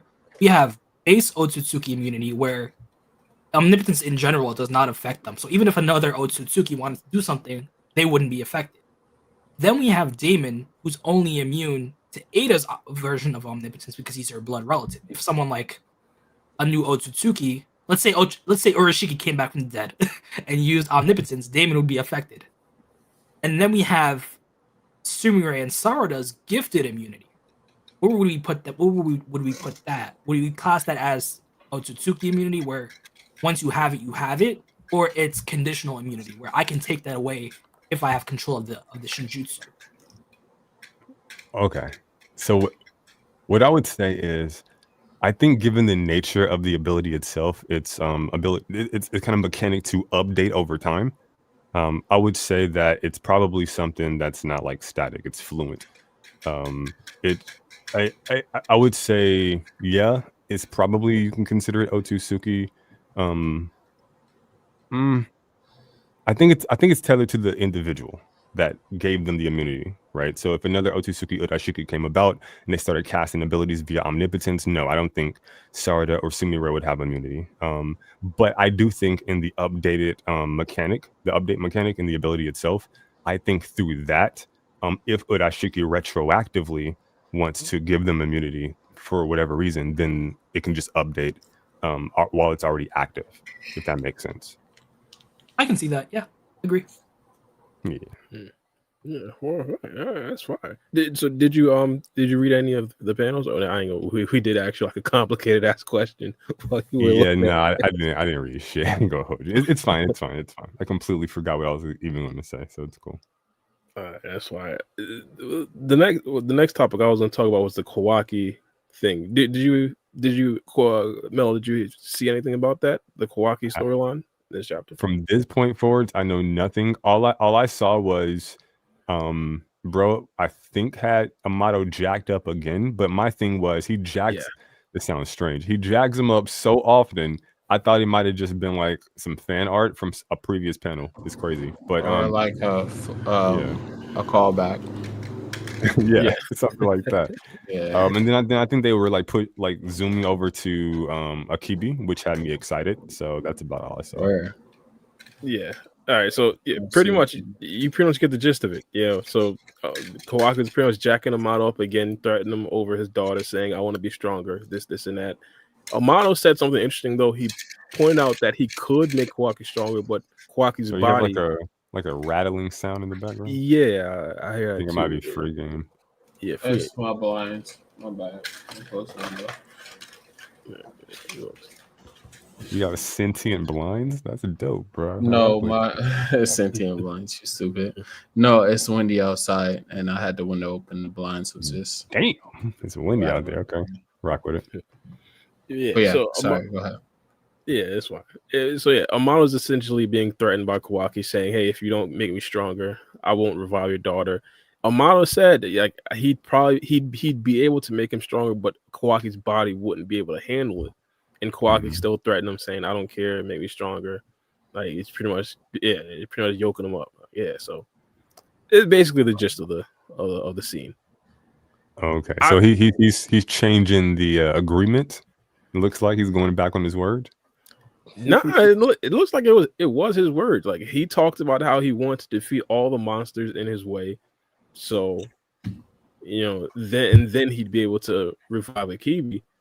It looks like he hasn't been able to like destroy all the monsters in his way. So, like, I guess that's the thing. I got you. So it's like one of those, I can just keep moving the goalpost forever. Yeah. Just never do what you want me to do. As soon as it's like a trap, I don't know. As soon as Jura is in this blunt, then we can move on. Or then I can revive your daughter. But before that, I don't know. That's essentially what he loses the game and he goes home and yells at Amato. That's what it's happening. It's like tails I win, heads you lose type of situation. I got you. Except the problem is that goalpost can go up to infinity, because if he says no, I have to make sure there are no more Otsutsuki in this universe. How does he measure that? Because he said he still wants to destroy every Otsutsuki. We don't know how many Otsutsuki are left, so that could be an infinite goalpost. And then he has to factor in himself too, but he can never destroy himself until he achieves the goal. So now he's just in this like Boris loop. It's insane. It's like he's the snake eating his own tail. And do y'all even think, is it just like he's just gonna make him strong? They're just gonna be like, oh, he's stronger and faster, or it's like new abilities, maybe just born revelation or something. I don't know. It can't just be physical stats, bro. Like, I mean, it can be, but like I kind of figured this is what this power up versus Jura was. And maybe we can get something more. I mean, I just feel like Boruto has like a plethora of abilities that we haven't even seen yet, and I feel like he just needs something more than just that stick, bro. I'm sorry, like that stick is cool, but it ain't that cool. Look on the screen. I saw this on X. So it was a fan art. It's basically Kawaki, demolishing all Otsutsuki's. Yeah, I've been around for a minute. Yeah, that fire fan art. To be honest, again, I've said this for a minute. This should have been Kawaki all time skip. This should have been. I don't know why it wasn't. Yeah, I don't even think there's it may that be many leading up to that. Bro. Yeah, me either. Unfortunately, just because of what Jura said. Yeah, I don't know. But I guess on the bright side, Kawaki is getting a power up soon. This W for my favorite character. You know, another one. Yep, another power up. I do. Oh, sorry, real quick. I do wish they would like maybe take us into consideration a little bit more and just kind of like explain what these power ups are going to specifically be, how they're going to work mechanically. Like maybe do like a little breakdown or something. That'll be kind of cool. But maybe in like a data book or something, you know, in the future. I agree. Yeah. I feel like, in my opinion, for right now, we've reached the peak on how far we can amp Kawaki generally. Like, we unlocked his hidden potential with Ishiki's combat power. He already has his ninja tech. So I feel like if we're going on already known types of power-ups, I feel like the only thing left in Amado's bag is Shibai cells. Are we taking into consideration are we taking into consideration still the Ishiki percentage thing? Like he doesn't have 100%, or is that just like whatever? Oh, you cut out. Oh, I was gonna say, are we still taking into consideration the Ishiki cells? Ishiki cells. I feel like I'm not having 100%. It's been weird on that because DNA. Yeah, sorry. I feel like you're delayed a little. Yeah, Ryzen might be delayed a tiny bit. Let me try to reset for a second.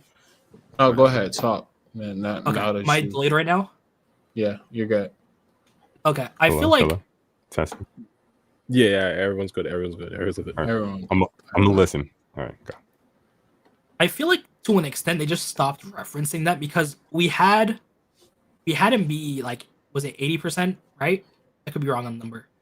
But then after he gets his karma back, we have codes saying they're full Otsutsuki. And I feel like they just stopped referencing the percentage with Kawaki, that I feel like that's it. Like he's gotten Ishiki's more or less full power. I could be 100% wrong. I just feel like how would Amado supplement if he is still missing a piece of Ishiki's power? How would he supplement that? I feel like a quick power up would be Shibai cells, but I can see them trying to get those lost percentages if he's still not a full Otsutsuki. I just feel like they haven't mentioned it in such a long time that I feel like it's become a bit of a closed door.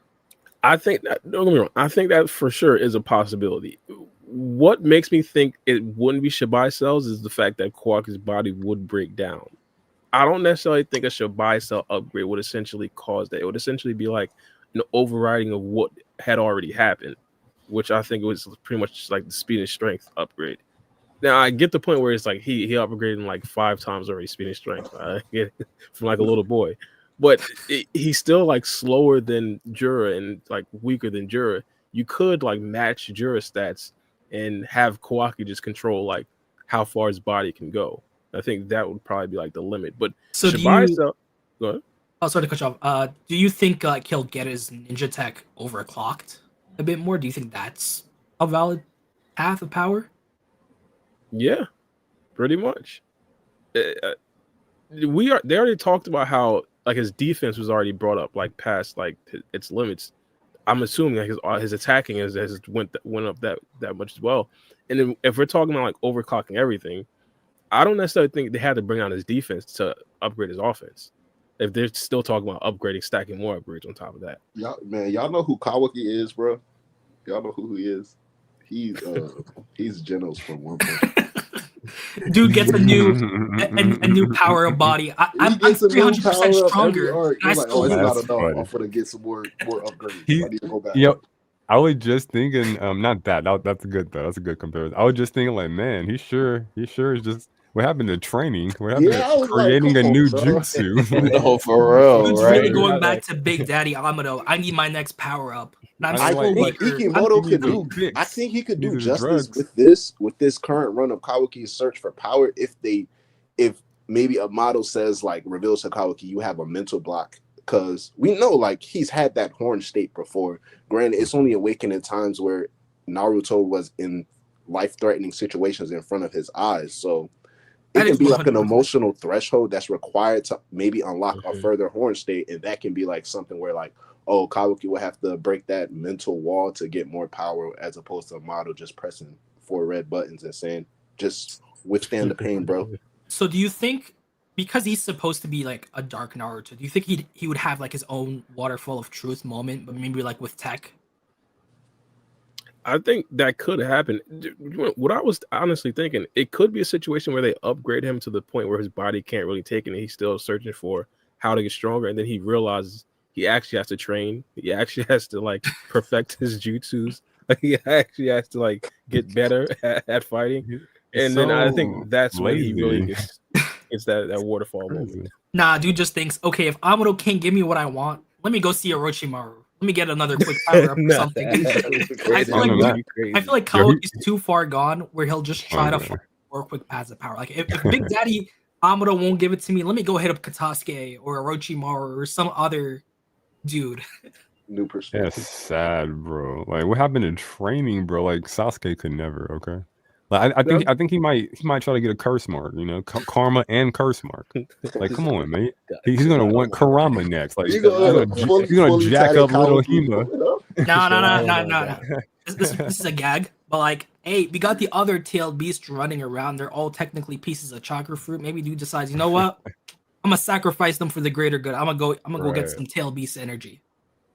Like what if he turns into a Shinju, kind of, sort of like he takes control of the Grimes and force them to suck up all the chakra in the world, so he can like, bro, he's gonna become an Otsutsuki mentality just to stop the Otsutsuki mentality. That's crazy. I mean, we still have that flash forward. I mean, he did something that Boruto didn't think he'd do. Could that be how he got his power? Put on that ugly ass scarf. He was like, I can't believe you go this far, Kawaki. That's crazy, bro. Like short sleeves with a cigar. I can't tell if it's cold or hot. That's crazy. Like, he lost his mind. It's both, I guess. I don't know.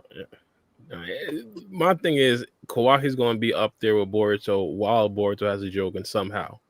However he gets there, he gets there. Like, that's it. This is actually a good question now that you bring that up, Baro. Because I count whatever Sumire is about to do right now for Boruto's sword as a power-up. Like, he's going to be in better fight because it conditions than previously whatever mumbo-jumbo she is going to do to his sword. So, I don't know if y'all think this is kind of the equivalent to, like, Boruto and Kawaki's parallel? Because we know, like, it's kind of mirrors Naruto Sasuke. One gets something, the other kind of gets it or follows soon after, not too long after. Where like Kawaki is getting this request for Amado, another power up, and Boruto went to Sumire is like, hey, just make my sword stronger. You know, like how do y'all feel about that dynamic? Do you think he's gonna get like the lightsaber thing again?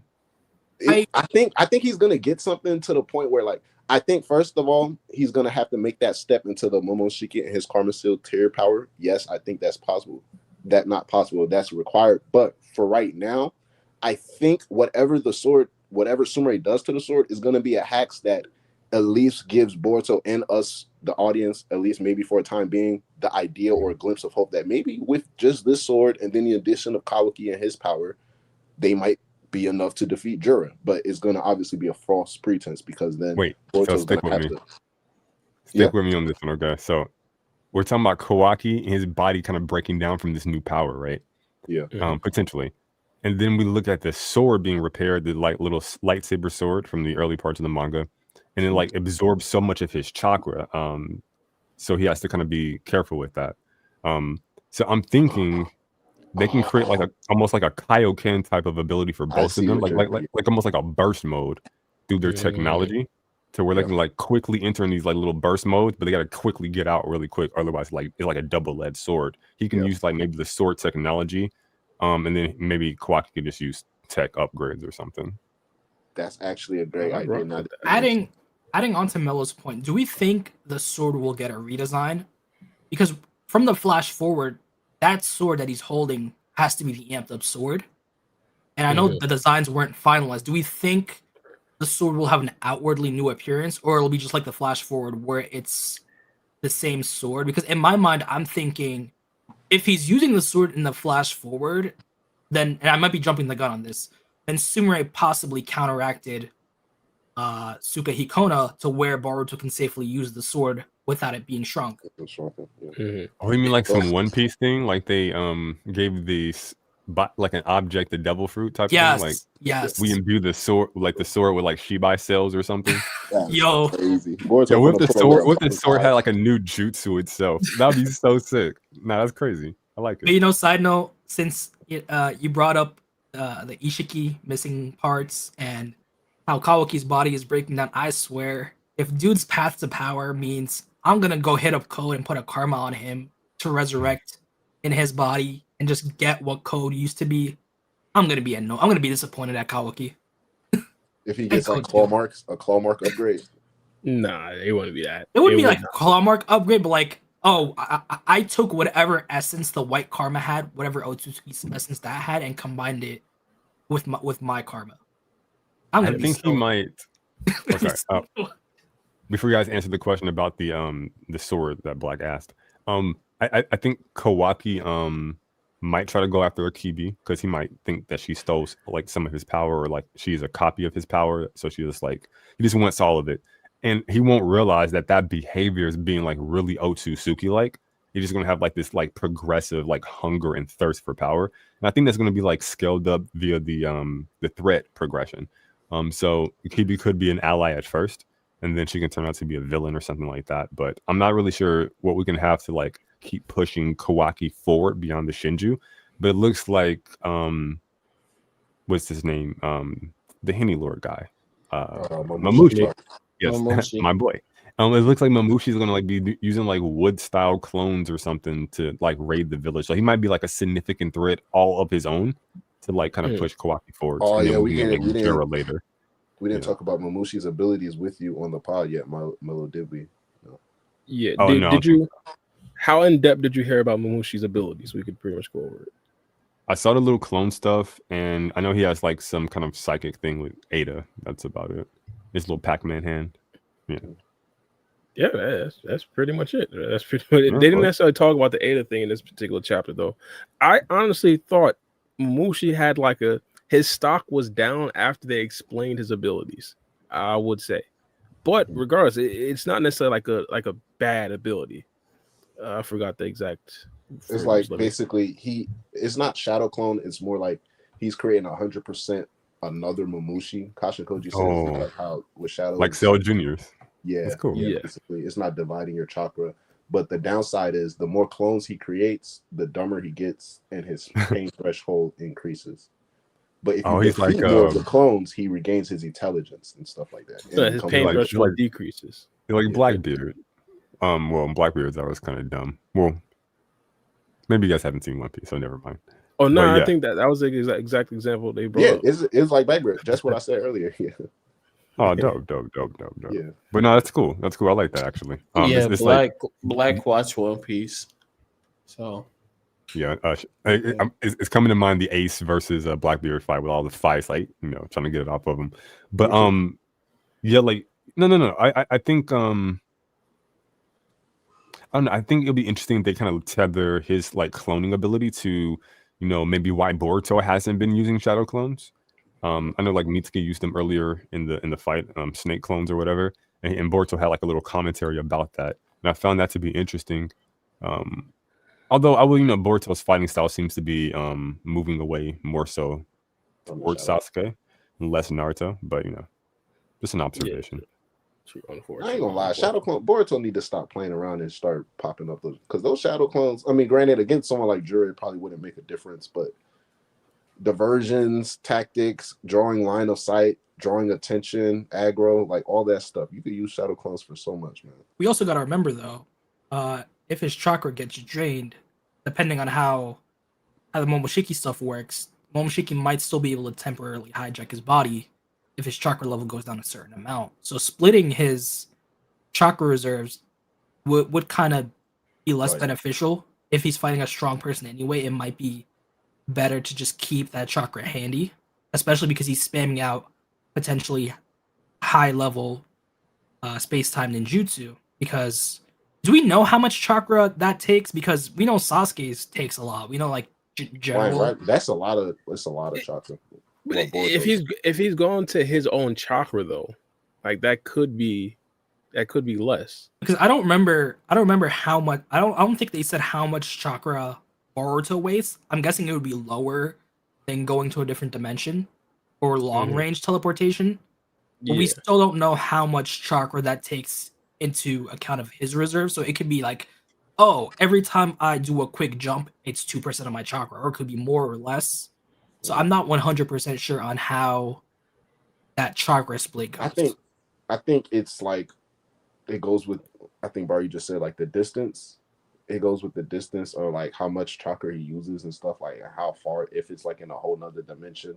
So the focus, but also it's the fact that he combined the Otsutsuki portal dimension travel with like the concept of flying Raijin that Minato created. So I don't know if like figures like Kaguya and Urashiki, like it was that expendable for them to just open those portals and travel through all willy-nilly. I mean, it took a lot of chakra to do it, but if it was that taxing to them. So I think in his case, it's kind of similar where it's like it can be taxing depending on the usage, but for the most part, like if he's just doing it, like him doing it in that fight against Jura, like Boruto was using flying Raijin a lot, and I think the thing that slowed him down or gave him the drawback was him trying to tank that hit from Jura to prep the Uzuhiko, and then eventually getting hit a couple of times while they're flying throughout the air. Like he was taking some heavy hits from Jura, but he was still like spamming and flying Raijin, like trying to go in different angles, like from the top side to the bottom, pause, and just like, you know what I'm saying. Yeah, fact. Free, could you mute up right quick? The background noise still kind of popping out right quick. Free game? I think he probably away from the mic or away from the computer. He's prepping a conspiracy theory. I can hear the tinfoil hat he's preparing over there. Yeah, for a fact, bro. For a fact. Sorry, did you had a response or? Oh nah, I was kind of sidetracked. I ain't about to lie. I was kind of sidetracked. I mean, me too. I ain't gonna hold you. Sorry. Did you guys talk about Inojin's like super secret awesome new jutsu? Yeah, we touched on that. So the whole Inojin thing, I thought was cool. Was kind of cool. My thing, well, I should probably talk about this later. But I was about to say my thing coming off of this is Himawari's probably going to be in the battle. But Inojin's ability, I think, is going to be nice for side characters specific. I say this because Inojin seems to be like a kind of hard counter from Momoshiki. We talked about how the more he splits up, the more simple-minded he gets. I'm assuming the more simple-minded he gets, the easier it's going to be for Inojin to actually get his jutsu off. That's what I'm assuming. That's crazy. I agree, because it would be crazy because if you have like those Mamushi drones on the field, and if Inojin can connect his mind transfer jutsu simultaneously to multiple drones, he could potentially take control of that Mamushi army. Destroy. Mello, did you see Mamoshi's main weakness yet? I think you guys told me it was he gets dumber the more he like clones. But also, if you destroy his eyes, those clones can't clone anymore. Yeah. So his power comes from his eyes. For the eyes. So is that the eyes of the main body or just the eyes the of bodies. even like the everybody? Okay. Oh, so there's no main body as well. Yeah, they're all basically Momoshiki to an extent. So like, I don't remember who brought it up. I think it was Uchiha. It's basically like Kate from Invincible. Duplicate from Invincible. Yeah. Okay, so he's like what's that guy? He's basically like a Orochimaru. Bro ain't never gonna die. He's always gonna be a version of him somewhere. Exactly. Hide another A tiny little snake somewhere. I mean, it makes sense because his name does mean snake. I don't remember which type of snake. That's funny. You're gonna have to Majin Buu that fool. Yeah, that's funny. Yeah. To be honest, I think this was part of like a nerf that they gave Momoshiki in this chapter because Shikamaru asked about that. They said if there's like one bug that's like hidden somewhere in the Hidden Leaf Village, like you didn't really kill bug. But he said all the bugs are gonna flock together at the same point, which I thought was a little bit of a down. So if he creates more, like the more of them just draw together because they're that dumb. Yeah. What is like? But think about it though. A few things. Number one, the whole like Matrix stuff is super cool. He's like Agent Smith, the multiple like little virus clones. That's cool. And then like the whole Boruto flying past Kawaki and them looking like Neo. But beyond that point, I think when you take a look at Jura, there's like this altered state via his emotions, and that could be like a Jura specific thing. I don't think had an opportunity to see from the other two, but it would be really cool if he had like a state as well, to where like the more he clones, the dumber he gets. But he's like Wolverine or something, to where like he might become dumb, but he becomes more animalistic, more savage. He becomes actually more powerful. That's exactly what Koji said. It would be basically like fighting an animal, a wild animal. And then it would change the dynamic of the battle completely. Yeah, then there's only, he even says like there's one thing that's like there's things that are ingrained in Momoshiki. Even though he gets dumber, above all else, he still has a fear of Jura. That's instinctual. That's ingrained in all of them. So even if he becomes a dumbass, he'll still fear Jura. Like, let me pull. But he's not gonna try to basically destroy the village in his pursuit. Yeah, I found it. Okay, so bro, you know who he is, bro? He's Starscream. That's who he is, bro. He's constantly looking up at Megatron, always like fearful, but always scheming to take his place. Yes. That's why he wants Eida's powers, I think. So I found the page. So basically, Koji says Jura has deemed fighting in Konoha to be unacceptable. Momoshiki understands that as well. It's best not to incur the wrath of one's superior. He'll be careful not to cause unwarranted destruction to the village. So he's basically kind of nerfed in that extent where he has to watch for like I can't destroy that bookstore on Fifth Street. I can't do that. Mm-hmm. And then Boruto says even if he becomes an idiot, Koji says it's an instinct. No matter how low his intelligence drops, his fear of Jura will never disappear. At the same time, neither will his goal of devouring Eida. That's why the ideal option is challenging Momoshiki to a solo fight in Konoha. So both his instincts are clashing with each other. You have this fear of Jura on one hand, but then his lust for Eida, and they're going in tandem, where I'm going to head to the village, but I got to make sure whatever I'm doing doesn't affect what Jura wants. So it's basically like Beerus. Jura's out here watching everything to an extent, but if Momoshiki touches his stuff, he's gonna interfere. But Daemon's gonna have to like do his like a little authority thing with him, so they're gonna naturally kind of have to be like gravitational pull. Yes. And I think given the fact that they always fight in like these areas, like kind of like Pain in the Rain Village with Jiraiya, or even just in Konoha in general, right, with Jura and Momoshiki now, I think it'll be really cool if they start developing like almost domain type of jutsus, to where they can like create like their own little battlefields within like areas to like not really mess up. Like they can create like a little like wood style jutsu that creates like its own little battlefield terrain, almost like some Mortal Kombat shit. Just little fun little ideas that they can do. Because I'm so sick of being in Konoha, but like if we're gonna be there, like can we box? I agree. Cool. And they have barrier jutsu. That. They could also use that. Like we haven't seen barriers that much in Boruto. I'm really interested to see how Momoshiki's power set and like his perceived weakness interacts with Daemon. Because if he becomes so dumb where he has no intent against Daemon to deflect, then Daemon's only real trick is to reflect attacks by touching. And if he can spawn an infinite amount of times, he might overwhelm Daemon. It would have to depend on whether Daemon can think intellectually and destroy the eyes of every clone. Because if he's just attacking randomly, he's gonna just create more clones. So I really want to see that interaction. No, it's gonna be perfect, bro. It's gonna be so sick. Like if Shikamaru and them like actually have like protocols for when the village is attacked, maybe they actually do, and they have like scientific ninja tech with like barrier ninjutsu to where like kind of create like little raised, elevated platforms. And they can like kind of do like little battles up there. That'd be so cold. But you know, here's wishful thinking. You know? And then Daemon just screws everything up by attacking and making multiple clones. Like some tournament shit. Yeah. Well, we discussed this earlier. So, who do you think is all invited to the shindig? We presume Inojin is going to be there. Daemon. We talked earlier. Boruto might be there because of the sword. Be like you gotta be more specific with if things. The sword is ready, because it's only been a few days.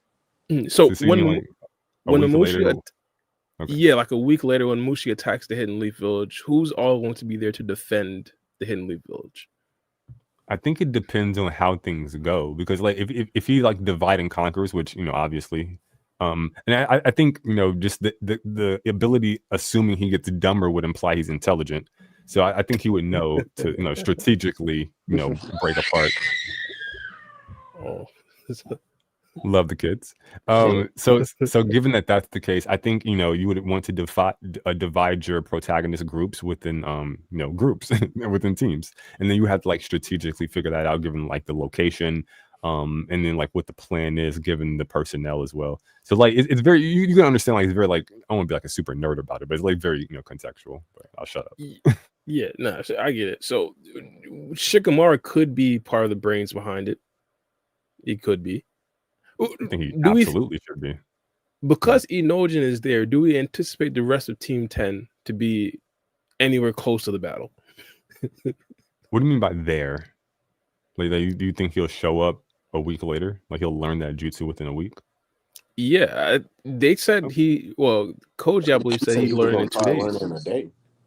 Oh, I see. So like that flash forward, like when he's still in that like kind of realm, that dimension, like the little forehead scar, like do you think he like leaves or he stays there if something happens? Like does his fight happen in that realm, or does he like fight in that realm and then also come here, or is that just him training?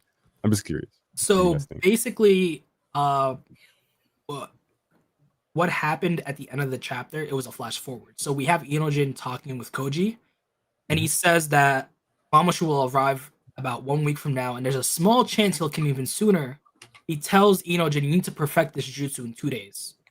So Inojin says he'll do it in 1. We get the sword stuff and the whole chapter, and then the final page is a few days later. So right now, the next chapter after this will be a mini time skip because Momoshiki's already there. So it's game time for Inojin. He has to have mastered the jutsu, and then Sumire will either have had to complete the sword or just be near completion, because right now it's go time. Right now, Momoshiki's in the village. Everything is ready. Because Koji implied that you need Shikamaru for this battle to even have a chance to go smoothly as Hokage, it's implied that Shikamaru will have some plans involved. For all we know, the village could even be evacuated.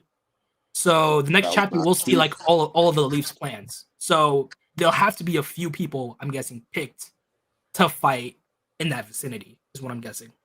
So 2 things. Do you guys think will Inojin actually have the jutsu finished? And then that's 1. And then 2, my answer is no. I think it'll be like a Goku King Kai thing. But like for a side character, that'd be kind of crazy. Like we gotta wait on this jutsu, bro. Like the world hinges on this jutsu. Yo, that would be hilarious. Yo, we gotta stall for Inojin. That would be bold. Insanity. That would be bold. But like, what do you guys think? Momoshiki's saying, "I'll give you guys 3 hours. I gotta go look at this porn shop. I gotta go read Make Attacks for a couple hours." Yo, Inojin, get on this. You know he got a clone. That's how he doing it. He got a clone picking it up while he's chilling in the crib. Makes sense now. You got an instant Uber. I like it. What do you guys think? Low-key, I think he might. I don't think he learned it in the day. I think he gonna learn. I think they're gonna give him the Sage Mode Naruto showing up in the pain destroying the village treatment. He gonna show up in the middle like we so lost in the sauce. Damon's out for the count. Sarada's out for the count. Boruto's new chill. sword ain't working. Kawaki's Relax. like, and then all of a sudden we forgot. Boom! Inojin just gathers all of them up in one spot and allows someone to destroy them. Inojin, Koji, and Boruto pulls up. I'm thinking it could be like the time where Boruto pulls up with all his summonings. It could be a similar or moment. Boy, what kind of jutsu is that, bro? Like, what do you think? Like, is it going to? Oh, I'm sorry, I'm asking too many questions. Please, all right, ask one. I feel like it would be a type of mind jutsu. But quick side note, because I wanted to add on to your guys' points. Do we think Kawaki will be out of commission in that point in time? Because I feel like if you're gonna be going for the eyes, Kawaki with a shadow clone could do cleanup. Do we think he's down under? Like, do we think Amado's working on him and he's just incapacitated, or do we think he will be in that battle? No, I think he's stretching his legs a little bit. I think he's gonna stretch his legs a little bit. My thing is, because it's gonna be 20 of them, and we already seen how strong Momoshiki is. Momoshiki took on Boruto. Wait, what you mean 20 of them? There's gonna be 20 of them? Oh yeah, yeah. So basically, what you want to explain it? No, you good. You good. Okay. So basically, Momoshiki can clone himself probably an infinite amount of time. Koji told them the sweet spot is 20 to 30 clones to where he's dumbed down, but he's not going to overwhelm them. So there's going to be around 20 minimum. Yeah. Mm-hmm. Okay. So because that, I think you're going to need as many like characters that are up there speed and strength wise to go against Momoshiki as you can. So like, yeah, I think Kawaki can stretch his legs a little bit. It'd be interesting to see if they use the Karma Seal. If hypothetically we're assuming that he does pull up, if Kawaki uses it, I think Boruto obviously would. It'd be interesting to see the storyline because it'd be the first battle that Boruto has after Momoshiki says, "I can't take over your body." After Boruto's been fearing that for years. Wait a minute. Now that you tell me, bro, I'm thinking about. No, they cooked. Eida's dead, bro. I already see how she's going to die. Mellow. And I had this point because I've seen the death flags on Eida, and we also had Koji presumably talk to her off screen in the last chapter about the future changes. So since we got basically the announcement that she's the one who subconsciously gave immunity to Sarada and Sumire, do we think if we reach a point where Eida's about to die, she could subconsciously undo a part of Omnipotence? Because I don't think it'll be fully undone, but I feel like they have a gold mine with this political arc to where if she subconsciously causes immunity on Omnipotence or undoes Omnipotence on all of Boruto's loved ones, you'd have a sizable amount of people in the village be on Team Boruto.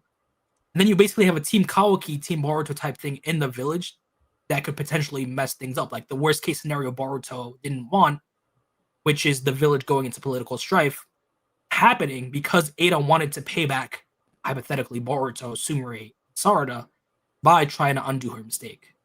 How likely do we think that could happen? Sounds good. I personally because if Omnipotence gets undone fully or just everyone becomes immune, you're focusing all that strife against Kawaki. But if you only keep it to all of Boruto's loved ones as a subconscious thing, she subconsciously wanted Boruto to have his friends and family back. Yeah. And that's what happened. Only his friends and family got privy to Omnipotence. You would still have the masses be fully against Boruto, but now you have these people like Team 10, Ino, Shikamaru, everyone else. Oh shit, we've been helping the wrong guy. Everyone's controlled now. They get the rundown on Omnipotence. Now you have the Daimyo and the run-of-the-mill ninjas, and then you have Team Boruto, which could emphasize that political strife, potentially leading to what causes the village's destruction at the end point, instead of just like undoing Omnipotence in one fell swoop and not having it still be a constant problem. Yeah, the Civil War lore. Exactly. I think you can definitely make it work for sure. I mean, I think you just did. I kind of like where we are right now with like the political stuff. Kind of like building that for like the Civil War concept. I think we spoke on that on like the Walkie Talkie podcast. Yes. And yeah, building on that Civil War concept, and the thing is, I think the resolution with Eida, I think she's gonna like get mopped up by old boy pretty soon. I think she's gonna get Agent Smith. She's basically the Oracle from the Matrix, and she's gonna get it's over. And the reason I already see the parallels, but yeah, I think she's gonna get taken off the board, and like when that happens, yeah, like because sorry, like I'm trying to piece put these pieces together. I've said this before. I think they have too much power on the protagonist side. 100%. They see the future, all possible futures. They see the past and the present. That's like all dominion of time. That's number one. That's the problem. Number two, like obviously setting up with like the whole. I joke with the Matrix parallel, but I do think I heard somewhere that they actually do watch or do some parallels. Yes. So I guess Ikimoto loves the Matrix. Yeah, that. So the whole Oracle Agent Smith stuff with Mitsadi and Eida, that kind of works too. But so you need to remove that character off the board. I've said this like since the beginning. So that those eyes need to go. And the reason why I say there's so many death flags is because we see Eida acting melancholy through everything. She even says in the chapter that it wouldn't be so bad dying to a friend, because she talks about in the leaks, spoiler, she talks about how she doesn't think Sarada and Sumire want to harm her. They don't have any intention. But then she also goes back, and if they were the ones to kill her, it might not be so bad. So it reminds me of that off-screen talk with Koji, because if we're going under the assumption that if a divine tree devours their target, they might potentially gain some of their abilities. So a plan B option could be Koji telling you, if you want Kawaki to prosper, worst case scenario, you're gonna have to kill yourself before you get devoured.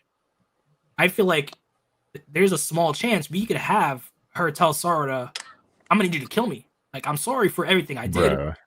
I need you to kill me so my power doesn't make things worse. And then her Hail Mary could be subconsciously reverting Boruto's friends and family. You know what she's gonna do? No, I like that, but my only issue with that is that they seem hell bent on that she doesn't have the materials to like control omnipotence. Yeah. She's missing something to do that correctly. So like, so to do it at the last minute kind of seems like a cop out for what they've already established. Without like, it kind of just seemed like the best friend power up thing. I feel like a lot of anime. I agree. I feel like the only way it could work is if it's subconsciously the most important thing that she wants, because she subconsciously wanted normal friends at that split second moment. That was the thing she wanted most. I can see and that. She locked in on Sumire and Sarada because they loved an Otsutsuki just like her. So I feel like her deep desire to right her wrongs could undo omnipotence to an extent on just loved ones, and I feel like it works because her misguided attempt. I see what you're saying. Like she has to reach like a certain like a stimulus, like threshold. And especially if Boruto's gonna be there, if Boruto tries to save her, that could be the catalyst of her wanting to pay back Boruto and help Sarada and Sumire out. But then again, that misguided attempt to help kind of makes things worse to an extent, because now you have a bunch of people on Team Boruto, but you have the world as a whole still against him because subconsciously she didn't like revert everything, and then that just causes a bigger civil war, because while it adds allies to Boruto, he's not that shadow Hokage anymore where he's bearing the hatred of everyone. He has friends now, people that want to help him even if he doesn't want it, and that potentially causes Team Boruto to butt heads with the Daimyo and Team Kawaki, which I feel like pays off the civil war stuff, but I could 100% be wrong. What do you think about, just while we're kind of on this like line, and I'll shut up, two things. Either Eida pulls a Shisui and gives up them eyes before it's too late, or and she gives one to Sarada, one to Sumire, or both to Sarada, please, or just both to Sumire. You never know. Jougan, the Gozu Tenno Seal, Nue, Kaguya, all that stuff. So there's plausibility there, or it's like some kind of, we need the Mera no Mi, we need that fruit tournament, the war for Eida's eyes type of thing. For Ace's fruit. Yeah. Type energy. Like, did she just give them away, or like kind of up for grabs by other type of factions? I like that. And to add on to your point, it would be kind of like the Nagato situation, where you had his eyes being switched out. Obito got his eye, then Madara got his eyes.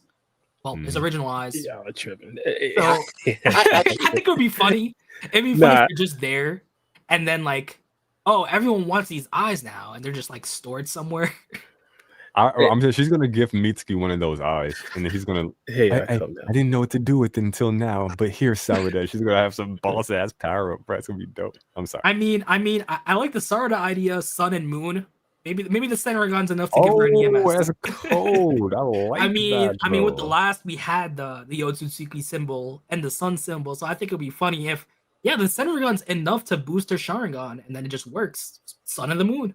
I'm gonna be real. I like the idea of like a fight for power when it comes to Eida's powers. I think it could work, but the only thing that's giving me hesitant on it is like I don't see her sacrificing herself, and not in like a bad way, but I think in a good way. She's too self-serving. She's very like me first, but she's not a bad person due to like the open expression of guilt and like the circumstances with Boruto and Kawaki and the current. But I think that would situation. Be her redemption. Yeah, I mean, it could be her redemption. By the time that happens, because I just don't think it would be like more in like a self-sacrificing manner as opposed to maybe a heat of the moment, like Eida gets caught lacking. But I don't think she would willingly I don't think she could probably come up with a plan, even a backup plan, for Koji to be like, okay, I'm gonna sacrifice myself if push comes to shove. I just don't see that in her character. That's the only thing. I agree to an extent because we got to remember. She deeply loves Kawaki. We even touch upon how she doesn't remember. I mean, she doesn't know why she likes Kawaki. She just loves him. So I feel like we have that moment. Like her sacrificing himself would help Kawaki, but we also have this vulnerable moment with Eida where we kind of see that her self-serving personality is more of a front because we got to remember she was captured by Kara and experimented on. Now she has friends. She's acting melancholy. She actually accomplished her dream. She has normal friends. We also have the pivot point to chapter, I don't remember if it was 5 or 6, but where she wanted to have a talk with Boruto. If Boruto is in that battle, we could have things finally go full circle with Eida and finally have her be a fully fleshed out character to where at the end of the day, even if we hate Eida, she was also an abused character. She was given power she didn't want. Now she's using that power to protect the people she's grown to care about. And she even tries to undo her mistake. Because we got to remember, she felt bad with Boruto. She's not really a closed off person. She's only closed off because she doesn't know who to trust because her power makes it so everyone loves her. So now we're getting glimpses of the true Eida. I think I agree. It's glimpses of the true Eida. But I think it's more so on like a fictional versus like a reality standpoint. I've said this before. I think Eida kind of represents the audience's eyes in the fantastical world because she makes realistic decisions and very grounded and humane decisions. And I say that in the sense of like, if you were to like for a second step out of the fiction world and into reality, 9 times out of 10, like most good people in the world around us are generally good people, i.e. you're not walking around doing evil or basically messed up shit. But 9 times out of 10, if you were asked any one of those people, hey, I need you to sacrifice yourself tomorrow for so-and-so, yeah, we're not going to say yeah. I think she represents reality in that standpoint where like she makes very humane and in the moment decisions, but also is much deeper because like you said, she doesn't realize why she loves Kawaki. And I think that is the whole point. I don't think she's going to be willing to even sacrifice herself. And the only reason I'm saying that is because of the conversation that she and Mitsuki had. It was a lot of little hidden details in that conversation and the back and forth that kind of shows like how they both parallel each other. And we understand how Mitsuki is slowly figuring out more and more parts about himself as times go on. And the same thing can be said for Eida. Now, granted, they can give her the Jiraiya treatment. She dies off before completing a plethora of things on her character to-do list, like finding true love. We know she found true friendship, figuring out if she actually loves Kawaki, and possibly having a conversation with Boruto, because we know these are all things that she said she wants to do. But as a writer, you don't necessarily have to complete everything for a character just because they say it. But I think it just works in towards like the situations and the character of Eida herself. Like she's very like the things that she does in the world, like people are throwing Rasengans and Shuriken. Eida is out there going with tea for her little brother, or she's out there shopping and trying on different clothes. Like that's what I'm trying to say. Like it's very humane with her character. So I think she might make more reality driven decisions, basically like a decision that some of us would probably make if we were to be thrust into this world. Not saying like born into the world, grow up with the mindset of that world, but take our current mindset and our current like courageous abilities, scared, fears, all of that stuff, and be placed in a world maybe with an OP ability like Eida.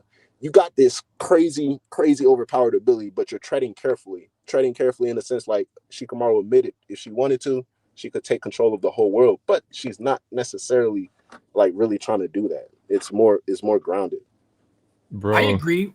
Oh, sorry, Bill. Nah, wait. No, right now that's cap. That's cap, man. That's cap, bro. He don't even believe. He said that he was talking for 5 minutes. He don't believe a word that came out of his mouth about that woman, bro. I agree. But she enslaves people's minds, bro. That's like the ultimate supervillain power. She stole a man's life. Had Kawaki strutting about in this man's loafers, man, eating his cinnamon Pop-Tarts, wearing his underwear, wearing his robes. In his rooms, in his bed, man. It's nasty work. You using his money, getting his paychecks. Exactly. Okay. In that regard, exactly. Like, yeah, that's why I say it goes back. Like she's self-serving. Like she's still. I feel like I agree with you to an extent. That's better for her, or like I don't want to say like she's like a what's the word, like conceited or like a masochist or something like that, but like she's very like me first. So whether you put it like a good or bad, but she's not like a. But that's not humane, granted, bro. It's a result of like whatever Okada did to her. But, see, yeah. I agree to an extent. Like normally she wouldn't be the type of person to sacrifice herself. But what is the overall theme of TBV? Love. In the heat of the moment, like you said, you might do something in love. That's what Jura is researching. Look at Inojin. In the heat of the moment, Eve was fully ready to sacrifice himself to Himawari, regardless of the consequences, without thinking of his parents, his teammates. He just saw Himawari in danger and his body moved. Right. Same thing with Yodo in the second arc. She just moved. Like regardless, she loved Shinki, regardless of her ties to the sand, regardless of her dreams for Shinki. She just instinctively moved. Okay, let me ask this then, because I think for both of you, Mello and Ryzen, when it comes to Eida, it's been clear, like from her words and others around her, like she's sick and mad at a model for the experimentations and basically what he did to her body, right? Yes. Yeah. Okay, but from what we see with Eida and how she approaches life, now we can just say it's because she's accustomed to it. Do you agree that she's comfortable with the luxuries that her power grants her? I feel like because she just lost the chance at true friendship, true love, she's just using it to fill a hole in her body. Because we know from this chapter what her true desire is. Yeah. And she even talks about it and how she wanted normal friends. That's something she truly wants. She just wants to be a normal girl. She even says, that made me so happy. After all, it was something I'd always wished for even before I met you two in person. So it feels like, you gotta remember, Eida at the end of the day, I hated her. I still kind of do hate her. But at the end of the day, she was an abused person. She was enslaved. She had her body experimented on against her will. So you're gonna go through the motions. Like, you're just gonna do it, but we can see the glimpses of the real Eida. We gotta remember, she went to help Kawaki without regard for her life. She even left her safety net, which was Daemon. She flew away, and she knew that there's a possibility Kawaki might offer. There's a possibility, hell, even Momoshiki would offer. She even says that if the village is gonna attack you, they're gonna have to go through Eida. So I feel like at the end of the day, she might risk her life against those people that she clearly cares about. She even wants to talk about Boruto because she's interested in how he's reacting. Like, even though he should have despaired, he's still moving forward. Unlike her, she's kind of the opposite. And I feel like it would pay off if they have a small talk about omnipotence, because when Eida had her omnipotence moment, she completely lost her will. She was pissed off. She didn't know what to do. Meanwhile, we have Boruto having his omnipotence moment. He said, "Yeah, I'm annoyed at this. I'm generally pissed off, but I'm gonna keep moving forward." To the point where she even gets surprised at him, and then she even sees that Mitsuki talk, wanting to talk with Boruto, and then I feel like because she's more of a character who's been watching everything go in tandem. We might get some introspective moments with Eida, and it's just you could 100% be right, and I agree with you on a lot of points.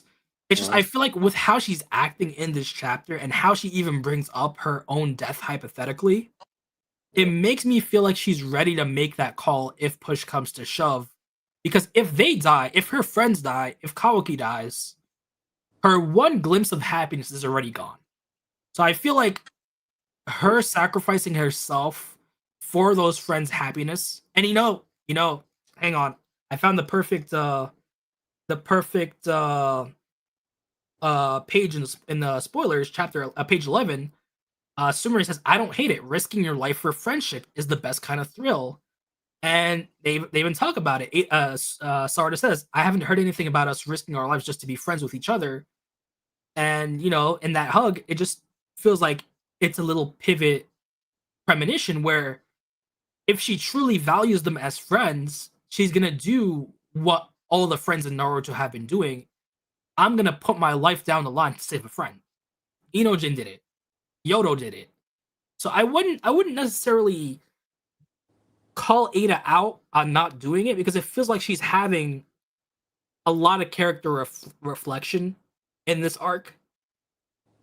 And I just think that there is a chance she will lay down her life on the line for friendship. Hold on, real quick before I forget this. I can't. I'm so. That was a fucking fantastic answer, by the way. I cannot live up to that answer. So I'm gonna give like this super nerdy answer. This is my original answer. Okay, I literally can't answer your question because I would be like opposing my definition of luxury onto the characters. So what you would assume would be luxuries from her abilities, it might not actually be luxuries from the character's perspective. It would just be like our assumption.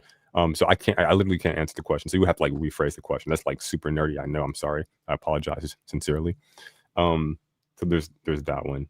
And then also just in general, the gaslighting is insane for this character. I mean, absolutely, and I'm not buying any of this. I'm not moving an inch from my position that this character is an awful person, worthy of a redemption. Okay, the fact that I mentioned redemption, nobody really batted an eyelash. Just tells you what the character is like. The character is worthy of a redemption.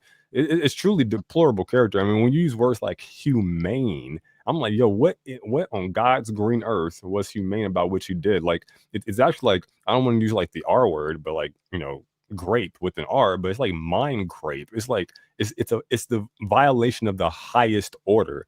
Like what makes you use, some people will argue this, but depending on your belief system, but what makes you essentially is like your memories, right? Like your experiences. And so like, to take that, to rewrite that is I would argue amongst the highest order of violation possible. I think people have this like flowery, like little cutesy idea about the character because of the package it comes in. I do not. Okay, I see past the veil. I see the wizard. Okay, and it's an old man. Okay, that's crazy. Heading on to your point, we know that her removing charm isn't at the top of her to-do list subconsciously because we've seen her most precious moments affect omnipotence. In that moment, she wanted friends, and omnipotence happened. So it feels like she's never really wanted to remove charm. It hasn't been fully at the top of her to-do list to where she could manifest that exact condition. I will say this to that. I agree to an extent because I also am a firm believer in two things can be true. It doesn't always have to be the case though. But for this specific case, I think yes. Because when she talks about that moment you just mentioned, Ryzen, with Sarada and Sumire earlier on in TBV, she brings up the fact willingly, like, you guys can try to reverse omnipotence again, but she offers actual answer, where it's like she doesn't know the consequences it will reflect on those whose memories or minds were already affected. So that might be too dangerous to try. So I implore you to try to create new memories with them, right? Giving them ideas to try to get the timeline back to the original way, which I don't know if there's any other actions or dialogue y'all can point me to, but Eida's actions up until this point, since the casting of Omnipotence, leads me to believe she's comfortable in a world with Omnipotence granted or without Omnipotence granted, meaning she's indifferent.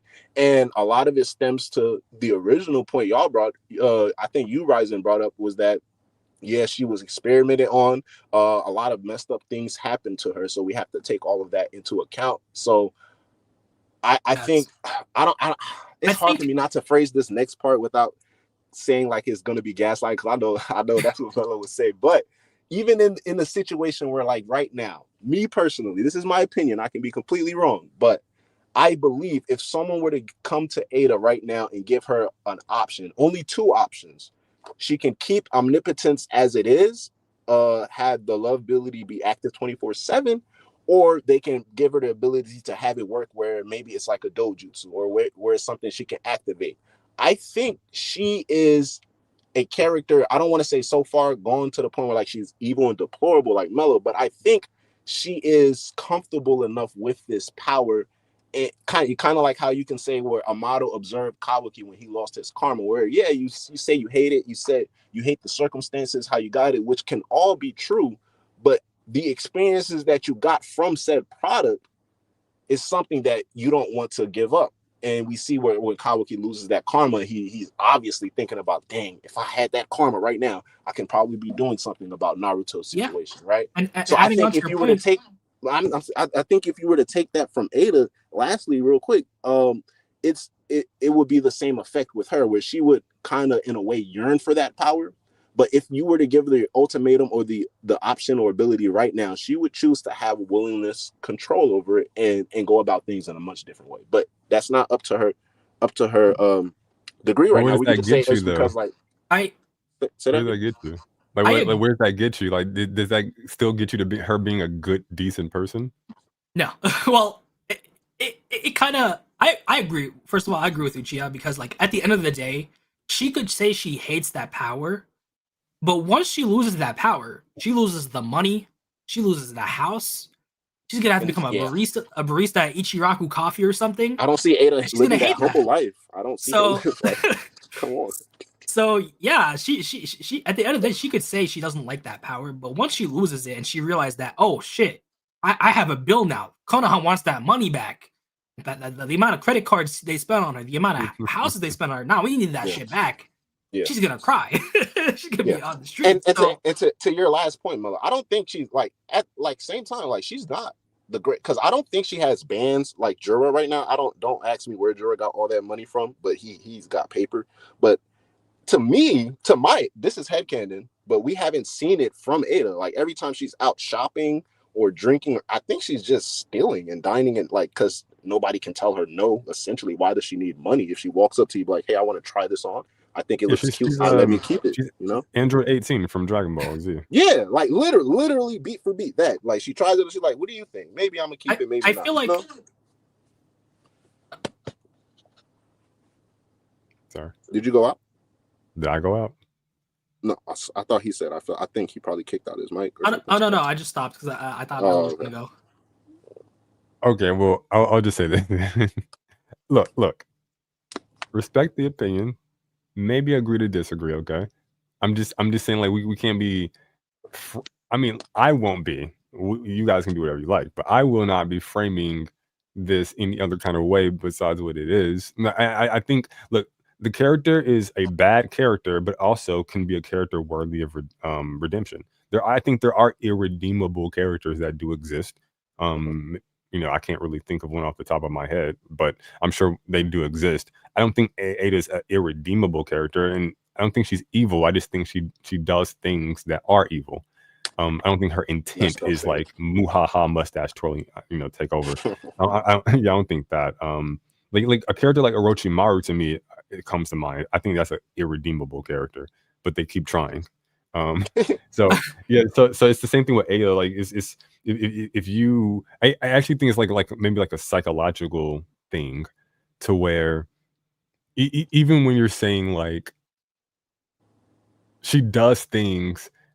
Okay, if I give her an option, she'll change her ability so that it can like. That's why I asked, like, okay, where does that get her? Does that get her to being a good person? Because even if she does that, so that she can like reverse what the damage that she caused. I'm like, well, number one, you're just fixing your own problem, and then number two, you're doing it for a reason that's going to be beneficial to you in the long run, because now the landscape has changed, and now you're like kind of shifting, and now you're moving, you're adapting to the landscape, right?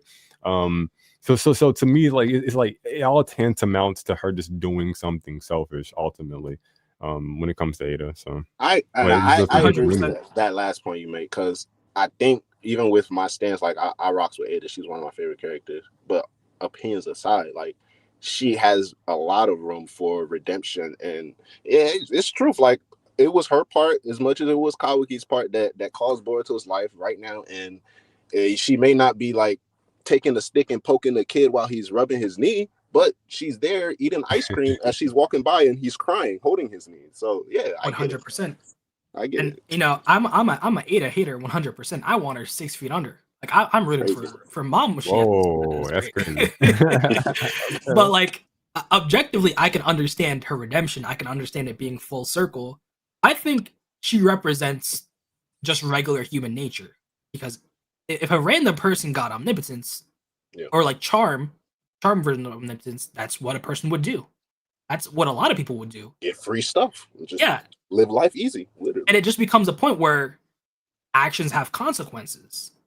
Eida could have part of Eida's motive could have been accidental, but her actions still led up to it. Yeah. So it's like people say, oh, Kawaki didn't mean for omnipotence to happen, but he still capitalized on it. He still did it. That's on him. That's why a lot of people turned against him. That's why Kawaki's an asshole. That's why, in my opinion, I want Kawaki gone. Like, I don't care if he redeems himself. I still hate him. Same thing with Obito. I can acknowledge a redemption and objectively say, okay, he redeemed himself, but that doesn't mean I have to like him. Because once you make a mistake, it's up to the person to forgive you or make a change. If they still hate you, you can't do anything about that. That's why I'm so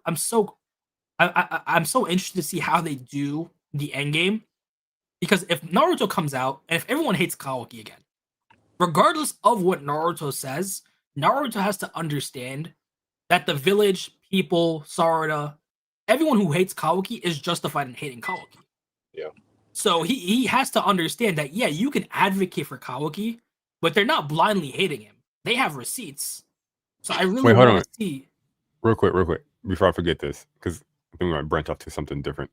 So are you saying that you can forgive like Eida, like she's a character that you can have redeemed, that you won't hate? No, I will hate her. I can understand her redemption. I'm still gonna hate her. So she's in the same boat as Kawaki to you. Yeah, it's like the Sasuke situation. You can argue Sasuke redeemed himself and went above and beyond, but there's still going to be people in that village who hate Sasuke's past actions, and they're not wrong for that. They can hate Sasuke for those actions, regardless of him redeeming himself. They can say, yeah, Sasuke saved the village multiple times. He redeemed himself. Okay. No. Even at the end of it, they can say, man, the Uchihas went above and beyond. Like me personally, I would want a 10-page report from every villager on why the Uchiha clan's goated, because they're the one who kind of saved the world. But you're still going to have people who hate Sasuke, regardless of that, for his past actions. I'm not gonna lie. Now that you bring that up, other than I think justifiably, other than the Hidden Cloud Village and those who knew Sasuke personally, it's not really that like why are you mad at the guy? I mean, you gotta remember, it probably sounds crazy to say, and then this kind of maybe just a topic shift, but I just thought about that when you brought it up. Like justifiable, like Kawaki, no matter what you redeem, like yeah, we still can have people who hate you, and that's understandable. Even with Eida, that's understandable. But like even with, I think Sasuke was real personal with his actions. Because you gotta remember, as far as the village knows, he abandoned the village, which is still a great crime, which they're gonna hate. B, he still went to Orochimaru, who just killed their third Hokage. C, they know he fought Naruto. They know he was initially part of the Akatsuki. So it's more so an honor system.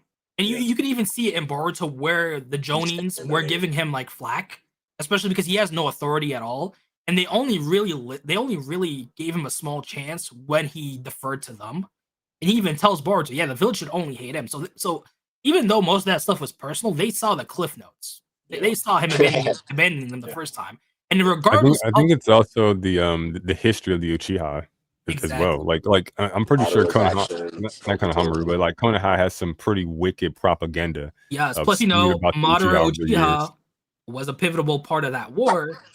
Yeah. Plus, you got to remember, we as the readers can like Sasuke, and we see what he did. But think about this: he had 15 years of service for the village. He even saved Naruto. Once they found out that Sasuke, quote unquote, helped the Hokage killer, there wasn't even a discussion. They were waiting. That's Sasuke for you. There were no people advocating for him. There were no villagers saying, "Wait, that's our Hokage's ride or die guy. He just saved Naruto 2 days ago." Nah, Sasuke was playing the long con. So Sasuke's credibility wasn't that high either way, regardless of what he did, because he has that black mark on his record. Regardless of any redemptions, people will still hate him, and it's up to the people to decide whether they can trust Sasuke again or not. Even one of the novels, I think it's the Sasuke student novel, where Sasuke was on the train, and Konohamaru even was thinking, if people realized that Sasuke was Sasuke, it would cause a bit of a ruckus, because people still don't fuck with Sasuke in the village, the majority. So I think it depends.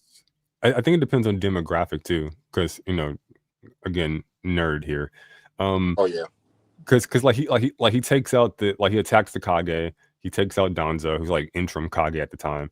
So like I'm pretty sure that did not endear him to like the daimyo or like the elder class, like the boomers, basically. Yeah, it's like the older generation. Because the newer generation was fine with him until I'm pretty sure the new generation think he's cool. Like I'm pretty sure I've seen like when he comes in, the women swoon over him still or whatever. So like I don't think they really care. And like the middle generations are probably more indifferent, duty and honor and respectability and professionalism, all this bullshit. That kind of class. So 100%. I think if you divide that kind of like framework, and then you take a look at somebody like I'm sorry, before I forget this, the Eida thing really quickly. My thing with her is that I think it's not what you do, it's how you do it. She effectively does the same shit. She just does it in this way that comes off as like cutesy, or she does it in a way that kind of like disarms you. But it's a fucking amazing Tsukuyomi she has done on the fan base, I must say. 100%. But I am immune, okay? I am initiated, okay? But yeah, no, that's one thing with Eida. So that's kind of one of my major problems with the character. And yeah, just that's pretty much it with the Sasuke stuff. But yeah. I see what you're saying. Yeah, from the villager's perspective in terms of like however they see it, because when you brought up that part with the authority and when he pulls up on them during the earlier parts in Next Generations during the code mission, and you see like some of the older Jonin are like, yo, Uchiha, like they call him Uchiha with the hard R. It's like, what are you doing? And then the younger generation, their eyes are like drawn with stars, like, oh, that's Sasuke. So it's like it's real like a split demographic. But as a counterpart for someone like Kawaki and Eida, it will be, well, I think it's easier for Eida, which is why I'm like keeping my foot in the door in that part. But with Kawaki, I think it might be the same with Sasuke, maybe to a even greater extent. If everyone remembers Kawaki as Kawaki, I think he might have maybe like a whole whopping 10 people in total who just forgives him, and the rest of the world just goes on forever hating him. So I don't think that's crazy, but. Bro, I think it's psychology, man. Like it's I don't think it's deliberate, but because I was watching this sports show earlier today. Trust me, it's related. And they had this lady, and she was talking about some sports stuff, right? This is gonna sound sexist. Maybe I shouldn't say this story. Never mind. Actually, now that I'm thinking about it. Oh, okay. How do I rephrase this? How do I save myself before I mess myself up? Okay. I think the package in which it's delivered matters. I think when you take a look at the guy who allegedly attacked the healthcare CEO, you guys know what I'm talking about, Mario, Luigi. Yeah. Everybody was people look at that. Exactly, like the women, like this dude is like a heartthrob, whatever you call a guy. I don't know. I'm not fucking. So like, yeah, like he's that kind of guy, right? It's a Chad, whatever. But Chad, yeah. I bet if he looked like something else, the sentiment publicly would be 100% different. Like they would view like the act a little bit different. I think those polls would poll a little bit differently. It's like the meme, hydrogen bomb versus coughing baby, or harassment versus put on a shirt, or something like that. I'm lost in the sauce. I'm not even gonna hold you. basically, it's like two different people do the same thing, but just to be blunt, because I don't like being around the bush too much, the uglier person receives the negative reviews as opposed to the person who's appealing to the eyes receives the positive reviews. Yeah, exactly. So that's kind of what I feel like with Eida. Like it's a psychological thing. So like when you look at the viewer or the reader, you're like, okay, like you can maybe like forgive character X, but you won't forgive character Y. I'm like, they effectively are doing the same thing, just one like looks prettier than the other one. So like, what does that say about you as a viewer or a reader? And then like you don't even think about it, so you never even get the answer. Exactly. I don't like Kawaki either, but most of the hate online is from Kawaki. People completely gloss over that Eida was the catalyst for that. If she had just sat her ass down, none of this would have happened. And they gloss over that. Even though Kawaki was on his crazy shit, she was that catalyst 100%. And you could say, oh no, she helped Boruto. Okay, she did the bare minimum. That still doesn't change what she did. She's just putting a tiny band-aid on a broken bone. Yeah. I take it as like sorry, like if I asked you guys like who are the villains in TBV right now, and who's the protagonist? Who just name one character that represents both. That represents both one character. Yeah, just one character. I would say Kawaki. Kawaki is what? That villain protagonist. Like both words can fit to him. Just pick one. So how about this? I think conventionally it would be like Boruto protagonist, Jura. Oh, okay, yeah. Oh, that's what you mean. Yeah. Well then, yeah. So like, I wouldn't say villain wise for Kawaki. I would say more antagonistic. But if we use the word villain, yeah, Kawaki, but definitely Jura. Yeah. With the differences with like the terminology, but my point in bringing that up is like to bring it back to like kind of the psychology of it. When you go into reading this story, you already are kind of biased towards who are the heroes and who are the villains. So like when you start labeling characters certain things, they kind of like become what you like make them, but it's not objectively true, it's subjectively true. Sorry, I'm getting like super deep. Sorry, I'm following what you're saying. Yeah, same. It's kind of like it's like Matsuri basically. Interesting. Matsuri didn't have hate in her heart until Konohamaru caused that hate, and he only caused it because she was labeled a villain in front of him. Right. Because she was docile to an extent until Konohamaru acted with his preconceived notions. You're right. That's an excellent example. Listen to the dialogue Shikamaru spoke to Konohamaru. Like he admits what he believes the Shinju to be, right? And from his perspective, like they're just innocent, almost like cubs, children, right? So, but you're still going to like try to slaughter them or take them out or like deceive them, manipulate them. So like from a certain point of view, shout out to my boy Ben Kenobi, from a certain point of view, like you can be perceived as the antagonist or the villains. Like you can be looked at as the bad people attacking like little cubs. Yeah, because at the end of the day, perspective. Yeah. At the end of the day, if we look at it objectively, they're similar to the tailed beasts. The tailed beasts went against their instincts, overcame their instincts, and became good beings. You could say you didn't give the divine trees a chance. You're operating off future events, and you're using those preconceived future notions to actually do your strategies. Because we know for a fact the future can be changed, regardless of what Koji does. Because if people do something different, the future's just gonna operate different, like what Boruto did. Just like if I had to compare it, Dragon Ball, Trunks, they went on preconceived notions that the androids were inherently evil. We go to find out that no, they're not inherently evil. You can change things; things can change, but no. Yeah. In the case of Boruto, they decided we can't afford that. We have to kill them, regardless of those tactics. Because he even says Naruto wouldn't have did it. Naruto's the type of person to try to have a talk, try and sway them, try to come to an understanding. Meanwhile, Shikamaru says, "Nah, they're I was told they're a threat. I don't care if they're quote unquote innocent right now. Go off them. Yeah, ain't no talk no jutsu like a Naruto talk no jutsu. And this was what I was saying when Boruto first got there. The plan wasn't to talk to them or try to negotiate or try to look into the innumerable, I'm sure, infinite futures and find one where they could resolve the problem that didn't require them to assassinate an entity that was essentially just a slave up until that point. Like there was no confirmed evil that it had done up until that point.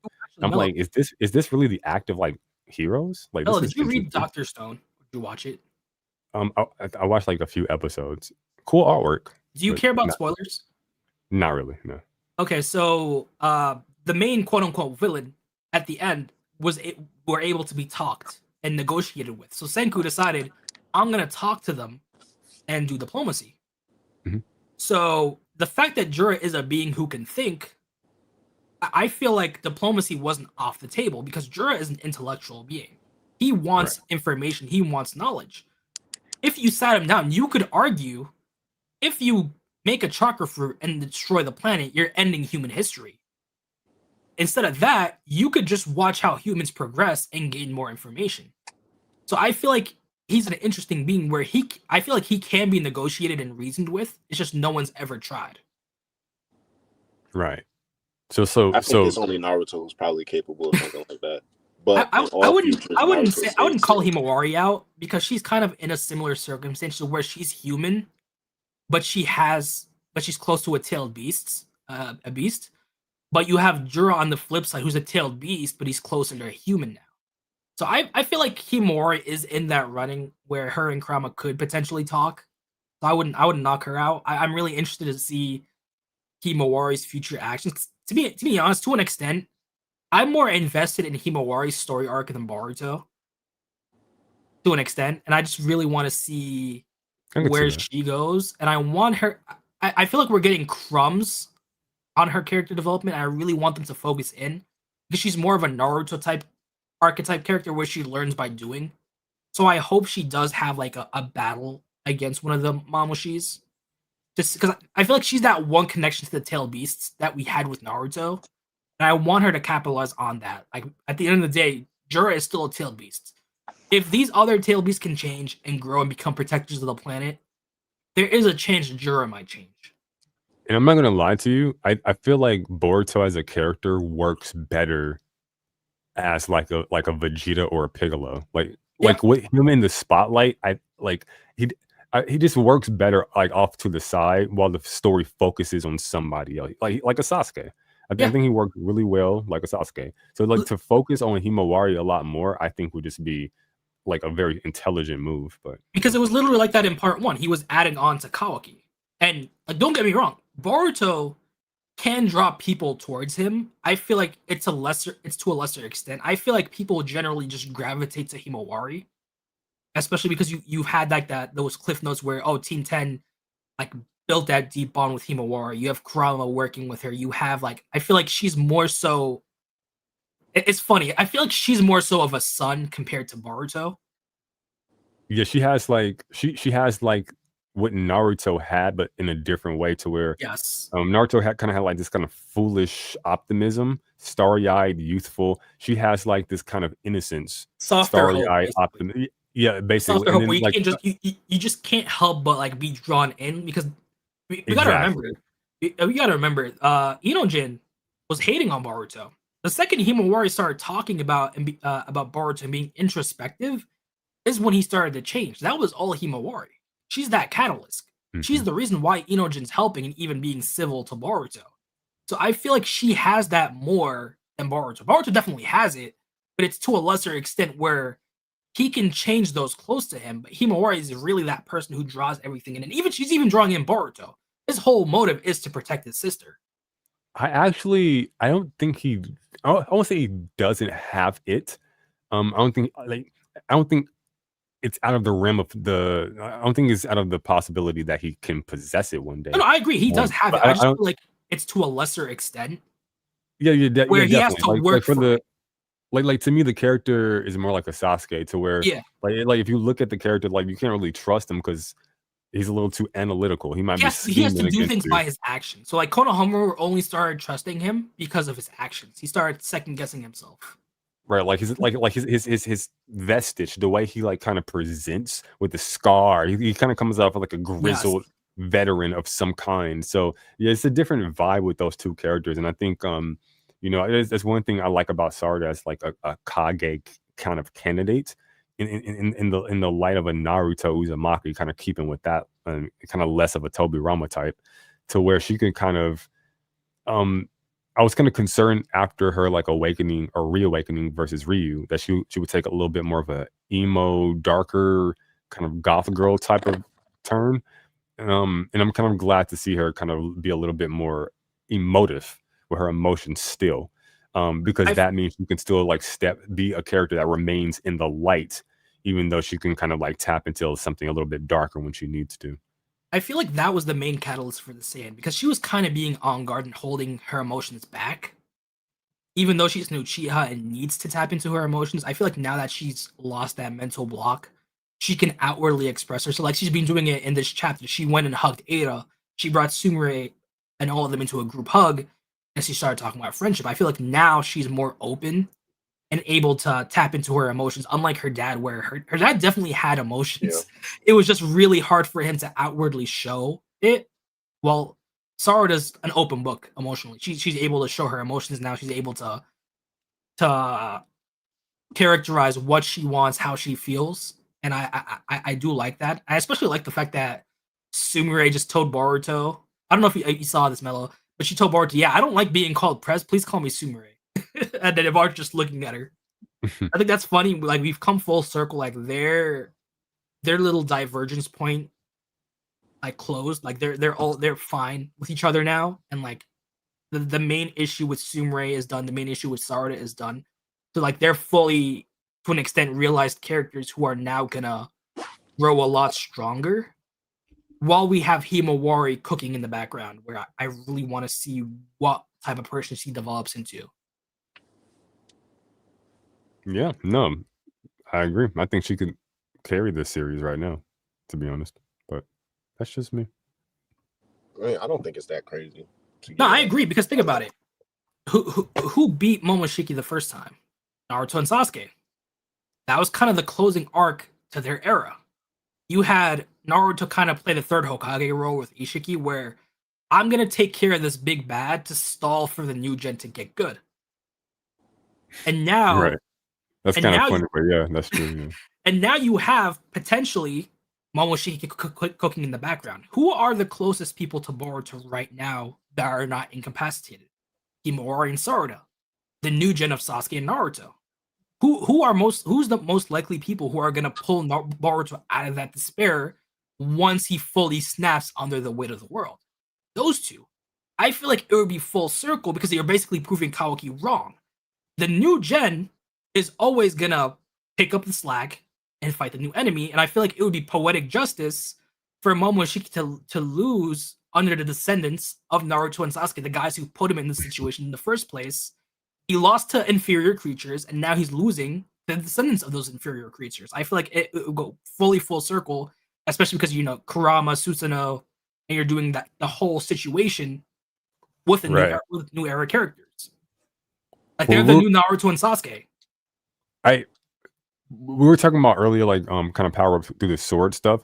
I think one path through power could be like kind of team up jutsu. And like when you mentioned Sarada and Himawari, like kind of like a Baryon mode, but like through cooperation almost. Like they seem to like their little team, so I think that could be pretty cool. But yeah, like they have like a little unison jutsu or something. So like a father-son Rasengan, but you have like Sasuke's daughter and Naruto's daughter have like this I want a better majestic attire or something. Yes, that's what I was gonna say. I want a better majestic attire Susanoo.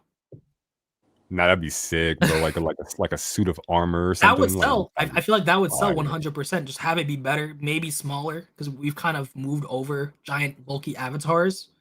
But I feel like it would be cool if they combine their powers in like.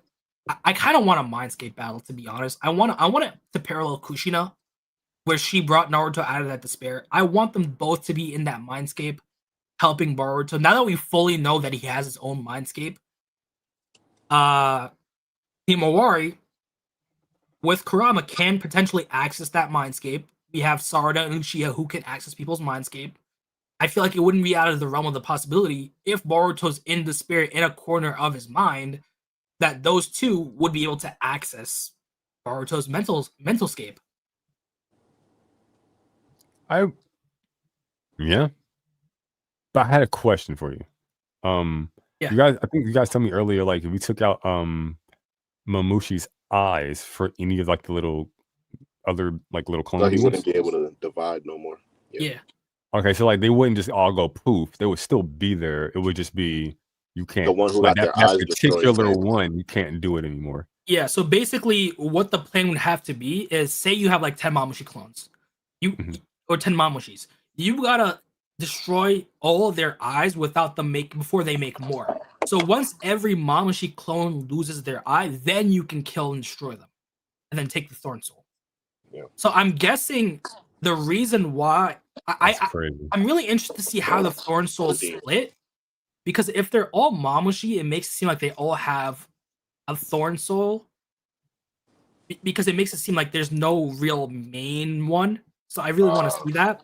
But I'm guessing they just have to destroy everyone's eyes.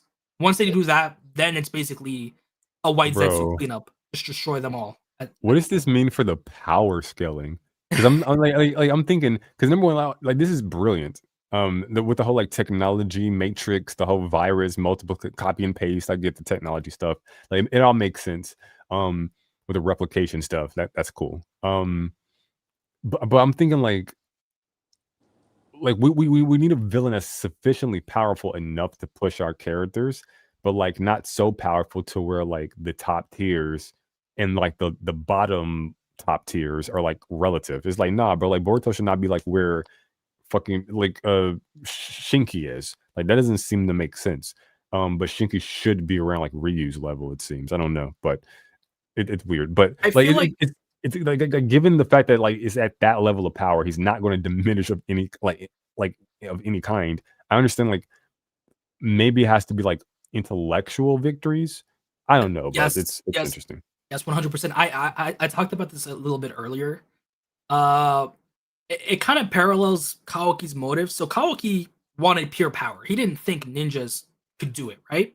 We can agree on that. We got to remember, ninjas have to see underneath the underneath. It doesn't matter how strong the opponent is. If you can plan, if you have specific techniques, if you have specific circumstances, you can beat your enemy without having pure power. And I said this before, if I had to compare it, Krillin from Dragon Ball. Krillin wasn't necessarily the strongest person, but he always had tricky tactics and techniques to keep the enemy guessing.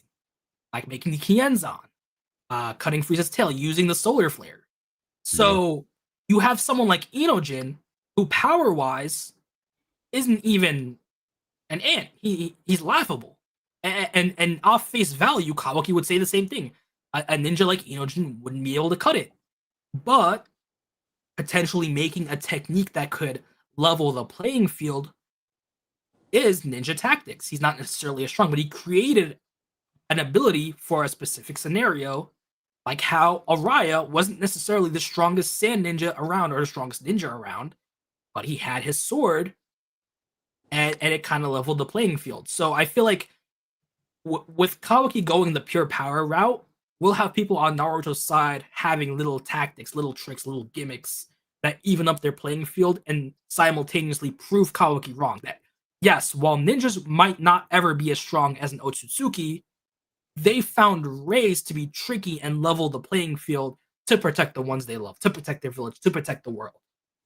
I think now is the time to bring out your cast of characters.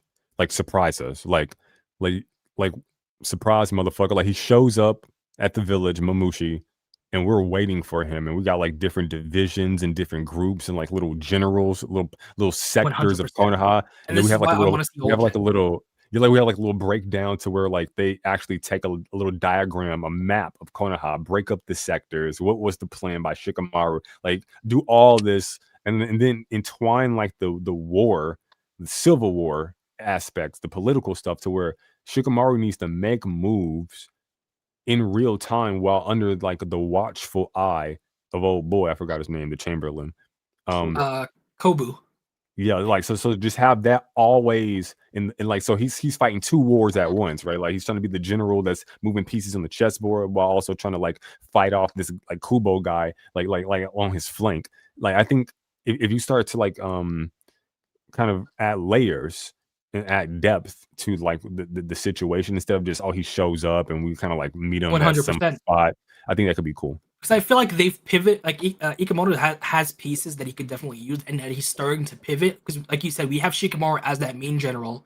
He's an analytical Hokage. He is a Hokage we need, not a Hokage of the battlefield. Just like how Koji says, we need Shikamaru on the reins of things for this battle to go halfway decent. Swimmingly. So we have Shikamaru as the general. We have Ino as like the messenger. She can link up with all the groups. We have Sai's little squad. I really want this to be used as the operative. Like, I know this is new gen. I know this is new gen's time.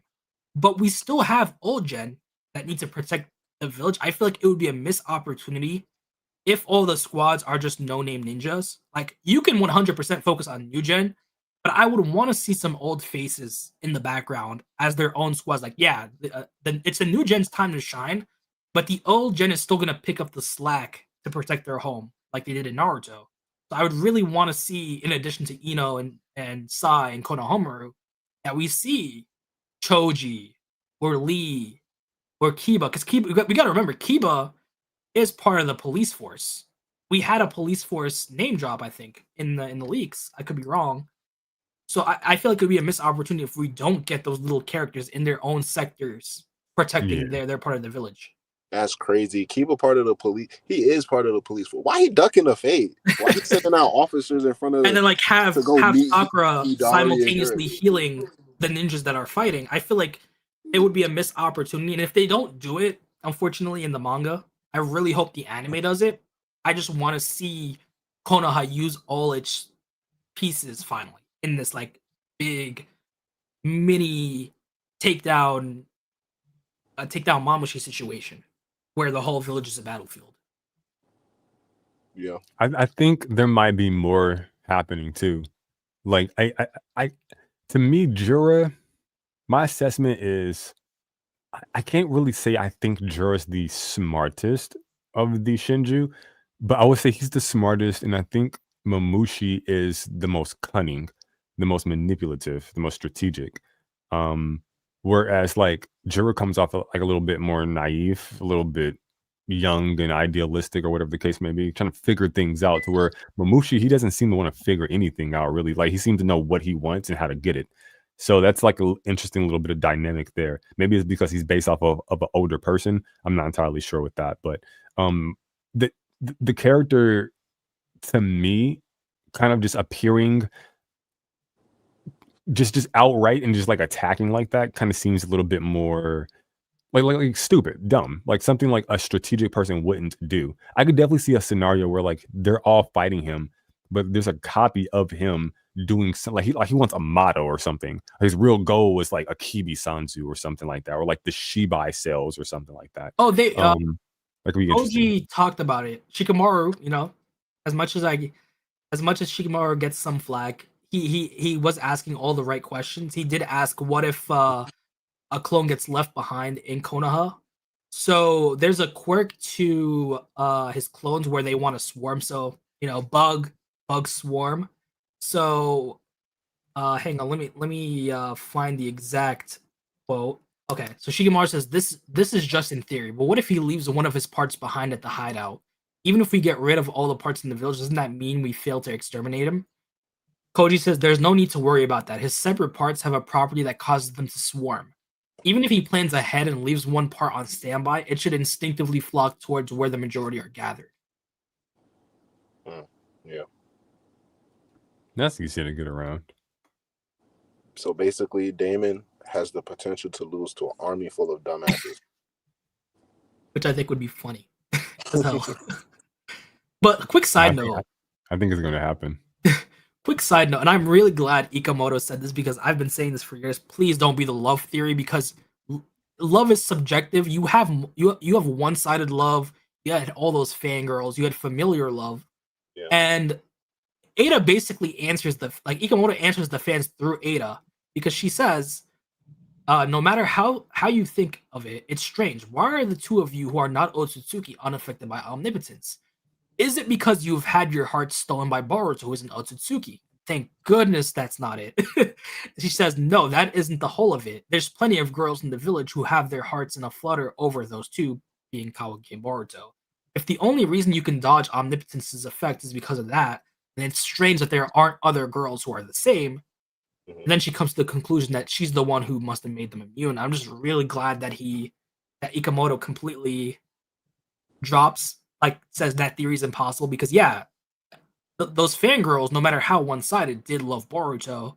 If that was the case, they should be immune to omnipotence. Then you have Himawari, who loves Boruto as a brother. How do you differentiate between love? So I'm really glad he completely made that differentiation and closed that theory off. So two things. One, I definitely can foresee, now that you tell me what happened with the Momoshiki stuff. He's definitely going to use that mechanic to track somebody. I can 100% see that happening. So at some point, somebody's going to get, he's going to attach some small piece of something onto something, and then he's going to use that to swarm towards it.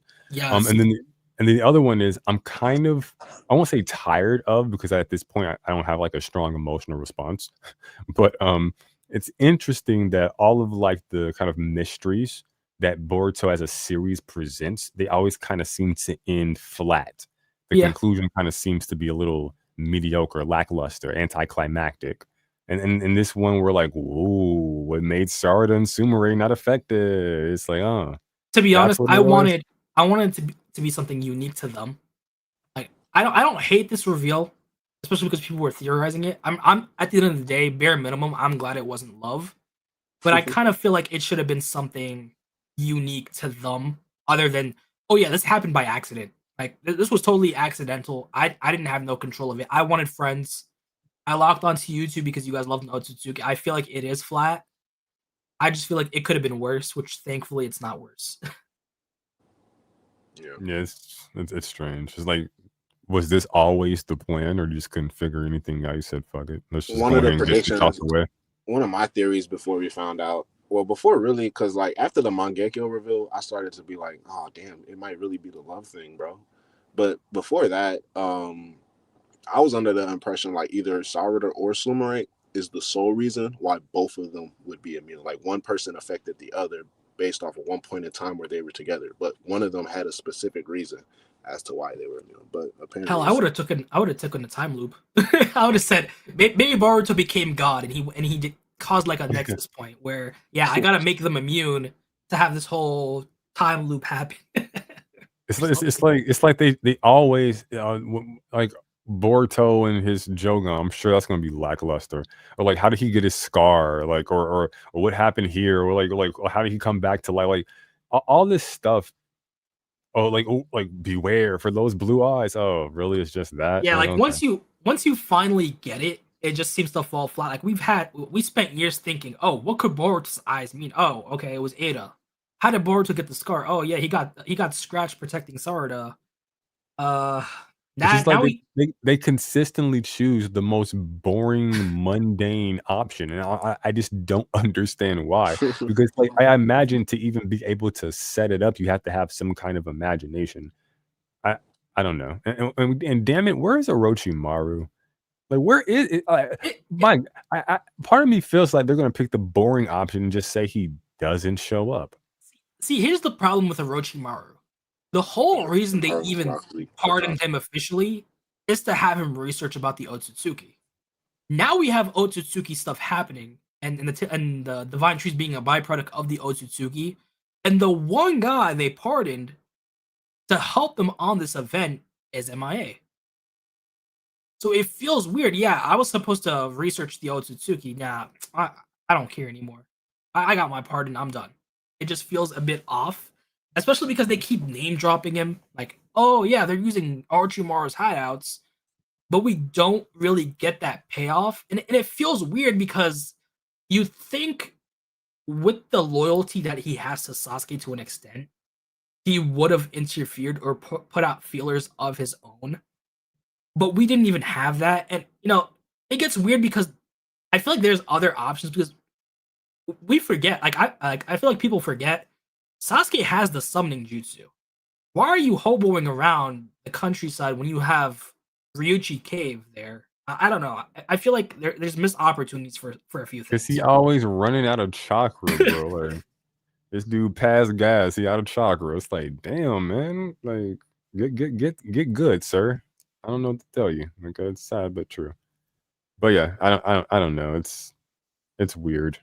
And hell, you even had the moon. Like go find Toneri or something. Go unseal him or something if he is. That's what I'm saying, bro. Like it's like nah, man. Like Boruto and Sasuke weren't hopping between dimensions, gathering allies from across the cosmos that were all wronged by the Otsutsuki, and they had these intergalactic like treaties and like nah, they were just like the problem is around. The problem is fucking hanging around. Like, come on, man. Like, here's the problem. Sasuke knows there's a portal to the moon. Code's not making it to the moon. Why not go to the moon? Like, or Ryuchi Cave. It feels a bit off if they don't, because they haven't explained why those aren't options. I mean, how would they even get to the moon? They're not relying on Boruto's karma. There's a portal between Earth and the moon from the last. Why does Boruto even have his heritage to begin with? They don't, they're moving him towards Sasuke, so Boruto's bunk, right? Like they're not really doing anything Otsutsuki in terms of like the descendants, that being the Uzumaki, the Hyuga. And I'm like, yo, you don't do nothing with the Byakugan. You do nothing with Gentle Fist, no rotation, like nothing, bro. Like you look like Naruto, you fight like Sasuke, you got whiskers. I'm like, bro, you just a hodge, like a mismatch of like designs and fighting styles, but like it don't make sense for your heritage, bro. And the only Otsutsuki stuff he got going is like the base flight. Yeah, like he fights like Sasuke with a Rasengan. Like that's it. Like he doesn't even do Otsutsuki shit. And the Tsuchikage can fly, and like other people can learn space-time ninjutsu if they have the aptitude for it. I feel like the only thing with his genetics is like that compatibility, and then the Jougan. But I'm really afraid how they explain the Jougans, because we know if we go off the novel, it's gonna be lame. That's what we know. If you go off the novel, it's Boruto's own power, so it's his own lineage that was awakened early. A portion of it was awakened early by Toneri. But then why not capitalize on Toneri? Because Sasuke knew about the moon. So I feel like that was a nice hiding spot, which they didn't use. If we say, okay, so in the anime and manga continuities, they overlapped and Toneri's still sealed, okay, at some point go unseal him, and if he's not sealed, why isn't he doing his job of watching over the earth? So I feel like there are a few things that are not explained, because the anime and manga are parallel. We can use both things, but if he's sealed, you either A, gotta unseal him, or B, if he's not sealed in this continuity parallel, why isn't he doing his job? So I feel like they have to explain it. And if you're gonna put in the Jougan, if you're not gonna explain Toneri, it'll fall a bit flat. That's just my opinion. It's like they set all this stuff up with Naruto the Last. They did all this stuff in the anime, which is fantastic work. And they just like had even the novel. You had Sasuke talking about how he checked in on the Toneri stuff because he's tracking Otsutsuki stuff, and for them not to use Toneri at all is a bit off. And you could argue, okay, so the time slip arc happened the same way in the manga, and he's just sealed. But then, how are you gonna unseal him?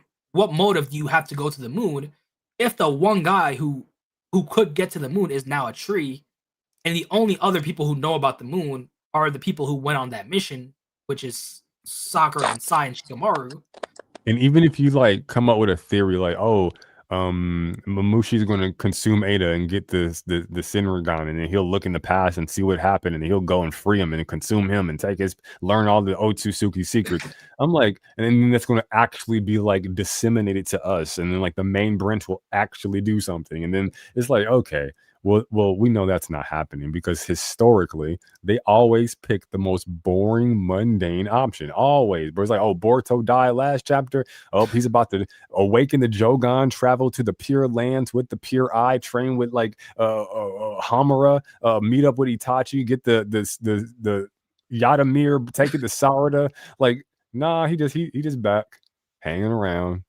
He's like, bro, what? I feel like the only way we get Toneri is A, if he's not sealed, which if he's not, he has some explaining to do. Or B, he's sealed and somehow contacts Boruto. Or just D, they have Shikamaru say, oh, you know what? There was an Otsutsuki we fought a long time ago. Go to the moon and go talk to him. And then they find him sealed, which I feel like would be weird because why didn't Sasuke do that? Like, you'd think of, okay, so I'm under something. I don't know what it is. It's just my memories have been swapped. It's an Otsutsuki type thing.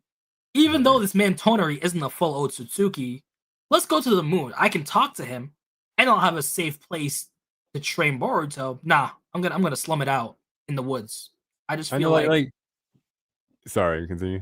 Oh, that my endpoint is I just feel like it's a unexplained opportunity because you have the quote unquote guardian of the earth, like a Kami situation, who's supposed to watch over the earth.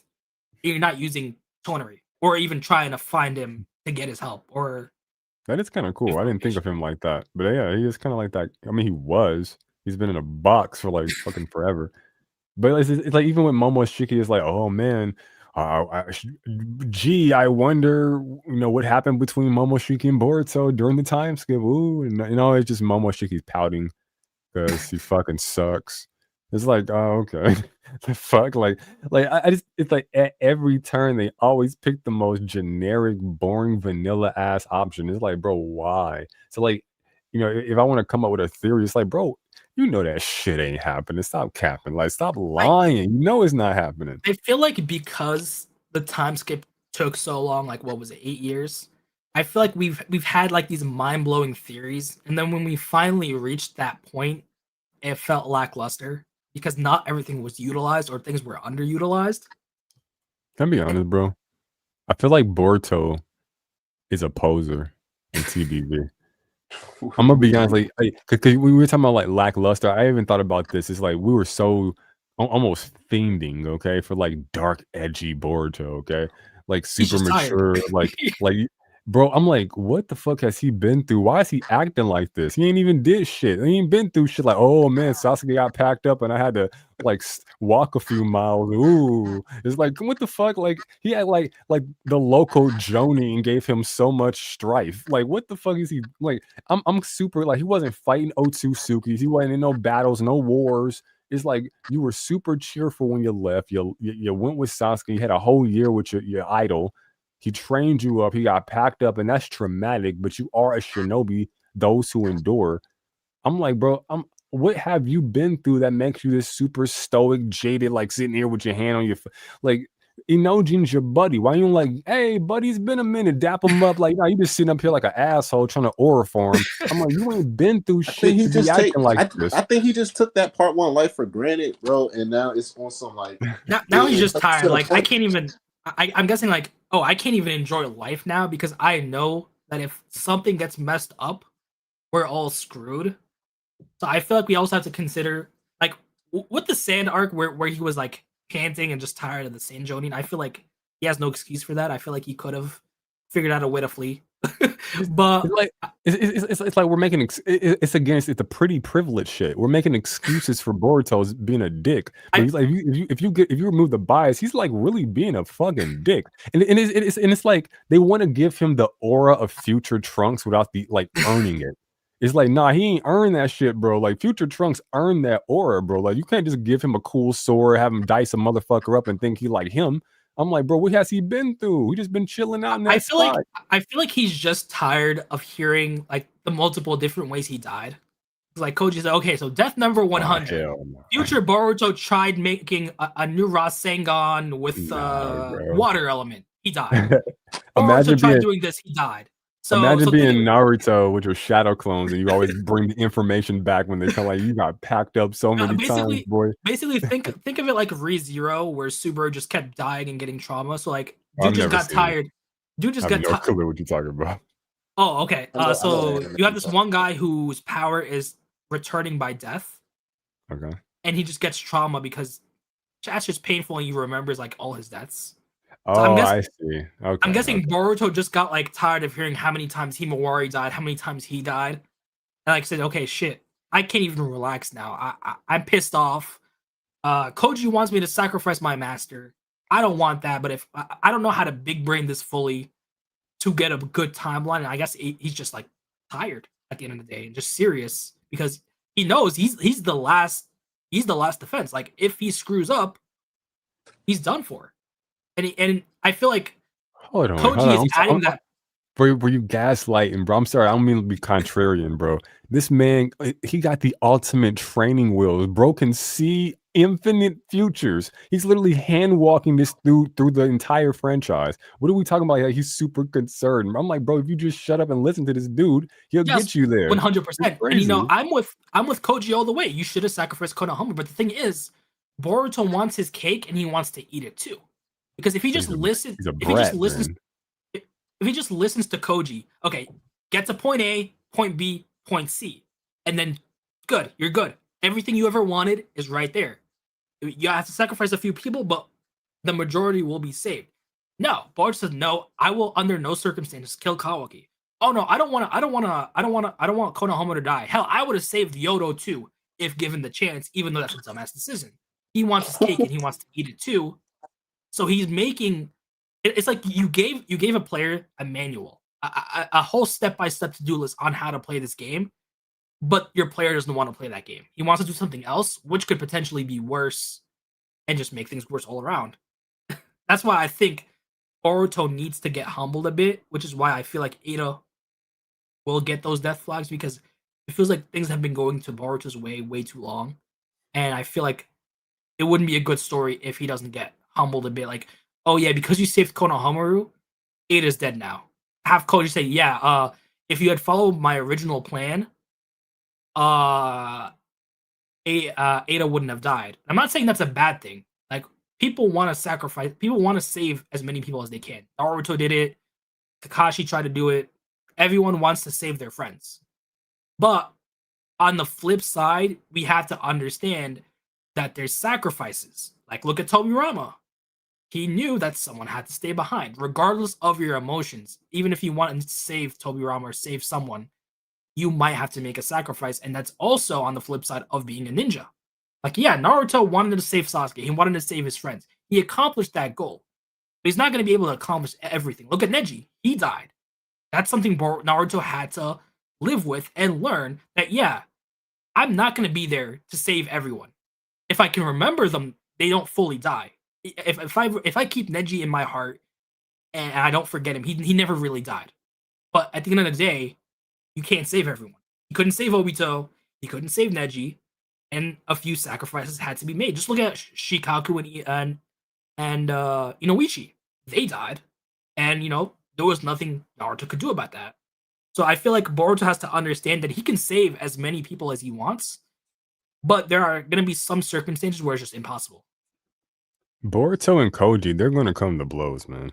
Because even at the start, like Koji, I think that wasn't even supposed to be the original plan. Like Boruto was going off script. Like Koji, yeah. I think he said like, "Nah, bro, I told you that like the odds of that succeeding was like low, bro."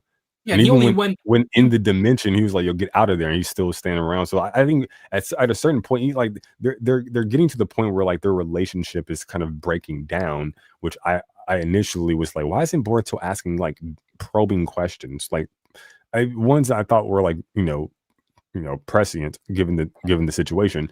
He asked a few, but not ones I would have asked personally. So I was like, man, this like he just going along to get along. And I was like, Koji's just taking advantage of the the father daddy issues that he has. There's a vacuum there with Sasuke gone. It's super convenient that he waited till Sasuke got packed up to show himself, and then he took control of that void, and then now he's like manipulating this kid. And it seems like Boruto's still that like juvenile child. Like you mentioned, like he wants his cake and eat it too. It's like he wants to be like this stoic shinobi that sacrifices everything in the vein of a Sasuke Uchiha, but Sasuke never taught him the Sasuke Uchiha like school of hard knocks. He taught him like the soft Sasuke Uchiha, the post Shippuden Sasuke Uchiha. So now you got a Boruto out here wanting to be that guy, but he doesn't know how to be that guy, and now he's like just following some other guy's plan. Like you have a protagonist following the plan of a former antagonist, and I'm like, what's going on, bro? I don't know. It's I feel like Boruto was put in a situation where he's effectively middle management. Like you have Big Boss, That's Big Boss exactly right. Koji. Yeah. He tells Boruto only what he needs to know. It's literally like what Shikamaru told to Konohamaru. I don't have to tell you how I got this info. I'm the Hokage. I'm the boss. I tell you to jump. You ask how high. So you have Boruto not really probing the situation when they first met. Okay, yeah, you're gonna tell me about the future. You said you can't tell me everything. I'm gonna list out my demands in this contract, which was I'm not gonna kill Kawaki, and that's it. They made that contract, and someone like Naruto and Sasuke, Naruto would have just kept fiending on him, saying, "No, you gotta tell me everything. Will this person die?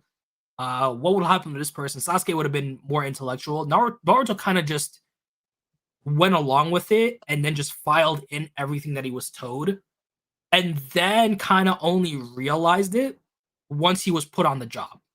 Because then he said, "Oh shit, Himawari is in danger. This man didn't tell me. He's only telling me what I need to know." And that's when he started making moves. And I feel like he did that a bit too late and just kept being middle management. Like, yeah, I'm working for Koji. I get paid by Koji in saving my master. So Koji dangled that fruit to him. So you have a desperate Boruto who's like screwed, doesn't know what to do, doesn't even know how the tree stuff works. Then you have Koji giving him that sign-on bonus. Hey Boruto, work with me, and I'll help you free your master, but you gotta do what I say. So it feels like this is sorry. I feel like this is a detriment to Boruto's character because I feel like we'll never really get to see him shine until he's out of the shadow of Koji. Because he'll always Koji gets clapped. Yeah, like he'll always be walking within the lines of Koji. Whereas, like, if you do a parallel between like Boruto and Naruto, like Naruto kind of at a certain point, yeah, he's kind of middle management. He ain't that at the bottom, but he's not at the top either. He's taking orders, or he's supposed to. But when he's out there, it kind of feel like he running shit. Like he feels like he's the guy. Like so, but it doesn't kind of feel that way from my perspective when it comes to Boruto. It feels like he's middle management. It feels like he's the guy that's like calling like the orders or like following the orders of somebody else. Whereas Naruto didn't feel that way. Like he felt like he was out there playing, but he was making the plays from his own mind, and it felt more free. Yeah, like less restrained as a character. So I got to see what Naruto could do, the character, on its own without those training wheels. Whereas Boruto, he's just on training wheels. And the only time I get to like kind of see anything really from the character and not just the character and Koji is when he defies Koji, and then everything goes awry. But then that's kind of like a negative for the character because now he's being like juvenile. So it's interesting. See, the thing is, when it was Naruto took charge. Jiraiya told him, yeah, forget about Sasuke. If you don't, I will put Anbu on you. I will be the boss. I will tighten that belt. Or Naruto said no. He took charge. He swayed Jiraiya. He basically made himself the boss. He convinced Jiraiya to go along with his plan. And Jiraiya trusted his heart, trusted Naruto's judgment, and did it. With Boruto, he kind of deferred to Koji to an extent, and is just following all of Koji's plans, like you said, training wheels. And I feel like he won't be in a situation where he can fully make his own choices without having preconceived notions. Is when Koji gets taken out, because you had Naruto being active. If he didn't like an order, he would disobey it. You literally have Kakashi committing treason for him back when Danzo was Hokage. Naruto said, you know what? I'm leaving the village. Screw that. I'm gonna talk to Danzo. Kakashi said, no, dude, shut up. You're going to be put in prison. But at the end of the day, what did Kakashi do? He committed treason for Naruto. He roped in Yamato, and this is without knowing that Danzo was going to get offed. So you have this man literally committing treason and manipulating everything to get his way. With Boruto, he wants it both ways. He listens to Koji, but he also wants his cake. He also wants to eat that cake. He also wants to mess up Koji's plan without telling him. So it's like he's trying to play both sides. He's gonna outwardly follow Koji and inwardly mess up his plans, which I feel like is a detriment long term because he knows he's risking the world on his personal actions instead of just taking full responsibility. Straight out tell Koji, yeah, no, I don't like your plan. We're doing this my way. If not, I'm out of here. So it feels like until Koji gets clapped or something heavily changes, he's always going to be in that shadow of, yeah, I'm only able to do this because of Koji. Yeah. And then, like I'm more interested in the version of the character that didn't have Koji and that developed Uzuhiko on his own. Like, I mean, what did that character have to go through? That seems more interesting to me. And you weren't here early on, and I said this. I really hope we get some of those. Like, I feel like it would be a cool, like, future Gohan type situation to give us an OVA of that 19-year-old Boruto who spent years developing theory for his flying Raijin, and to see how he failed against Jura. And I feel like it would be a missed opportunity not to have these like little movies, little arcs, little hypotheticals in the anime, just to see how they develop. Because now we have, a hypothetical Himawari died or was in danger of dying, and Inojin pulled up, developed his jutsu, and I would want to see how those characters become kind of jaded in a worse future timeline, and have like a future Trunks OVA special or something. Yeah, no, I agree. It's like with Boruto. I'm like, I'm super interested when it comes to Boruto, and I'm losing track. Somebody pick it up. I'm losing track of my thoughts. Give me a second. Let me think about it. It was a good one too. Damn. Were you gonna pick up after what Ryzen was talking about, or shift the topic? No, it was a link to what Ryzen was saying, but we can move on. It's fine. It's not coming to me right now. That sucks. It was good though. It was good. I get what y'all saying though, as far as like Boruto's like stance. He could do more, like the opportunities, the missed opportunities. But I think he's doing the best with what he has. Also, I think it's harder to flat out like. I think they're gonna get to a point where it's just flat out. He talks to Koji like, yeah, bro, it's quiet. We're gonna have to start doing things my way because I'm not rocking with the things you're doing. They're gonna have that face-to-face frontal conversation. But I think it's also harder to simply like, just disobey like a mission or order, whereas to like you already got the proof proven to you in your face that this guy in front of you can see the future and multiple futures at that. So he's telling you don't do this. It's like there has to be, regardless if you're a fictional character or not, there has to be voices in your head like, damn, well, he's already proved to me he can see the future. So it's like, so like, would you classify that as being like doing the best he can given what he has? I mean, I wouldn't say in certain regards, like you said, certain questions Boruto could be asking that he's not asking. That's understandable. But as far as like taking action against Koji's will, now if we go into the 2 years they spent, I don't know if they spent those whole 2 years training, or why haven't they decided to somehow corner code and get rid of the 10 tails during that time? I don't know. But like for instance, in the Sand mission, when he pulls up on Konohamaru, that's the type of defiance that resembles his father, because it didn't take Koji long to turn his head, and by the time he turned his head, Matsuri was in a million pieces. So like I think it's more granted you can say like whether it's good or bad, but I think it's more like the hesitance on Boruto's side due to the circumstances. So without Koji being taken out the picture would allow for more freedom in his movement. And I think like me personally, like naturally, like psychologically, he would act with less hesitance because he doesn't have someone who can actually predict and see the future telling him, oh, you're going to die if so-and-so, or your sister is going to die if so-and-so. So he doesn't have to try to beat his way around those bushes, whereas like he's taking certain actions and he doesn't know because Koji is not around what certain outcomes may come of it, but just going to the best of like what he believes he's capable of doing at the time. So I think we're going to get to that point. And like right now, it has to become more strange, their relationship, before we see Boruto act more on like an independent or like a solo manner. See, I kind of feel like Boruto is, because you said something about him like kind of embodying his like father, his like rebellious nature a little bit more. And I'm thinking, just for me, something's missing with TBV Boruto, because like from my perspective, I'm like, I feel like he's not built. Like it's something weird because I feel like he's a better character from my perspective than his part one counterpart. But that could be entirely superficial. In fact, I think that is just if I had to think about it for a hot second. But if I actually like delve deep into like the reasons why that is, it really does turn out to be just like superficial, vain stuff.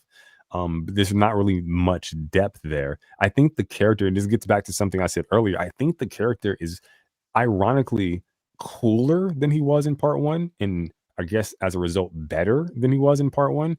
I suppose, but he's also like in a strange way not fit to be a main character anymore. And I would even say, and maybe fit is an interesting word to say. Maybe I'll take it that way. He doesn't He's like feel a like cool a main character that's character. strong that everybody likes, but not the main. Yeah, character. like that kind of shows up every now and again. But even getting like deeper than that, I think part one Boruto was like that too. To where like it kind of felt like Kawaki series once he got introduced. And Boruto was kind of like, I felt like the series was struggling when Boruto had to hold it down as the MC himself. But when Kawaki came in, shit started popping, I felt like.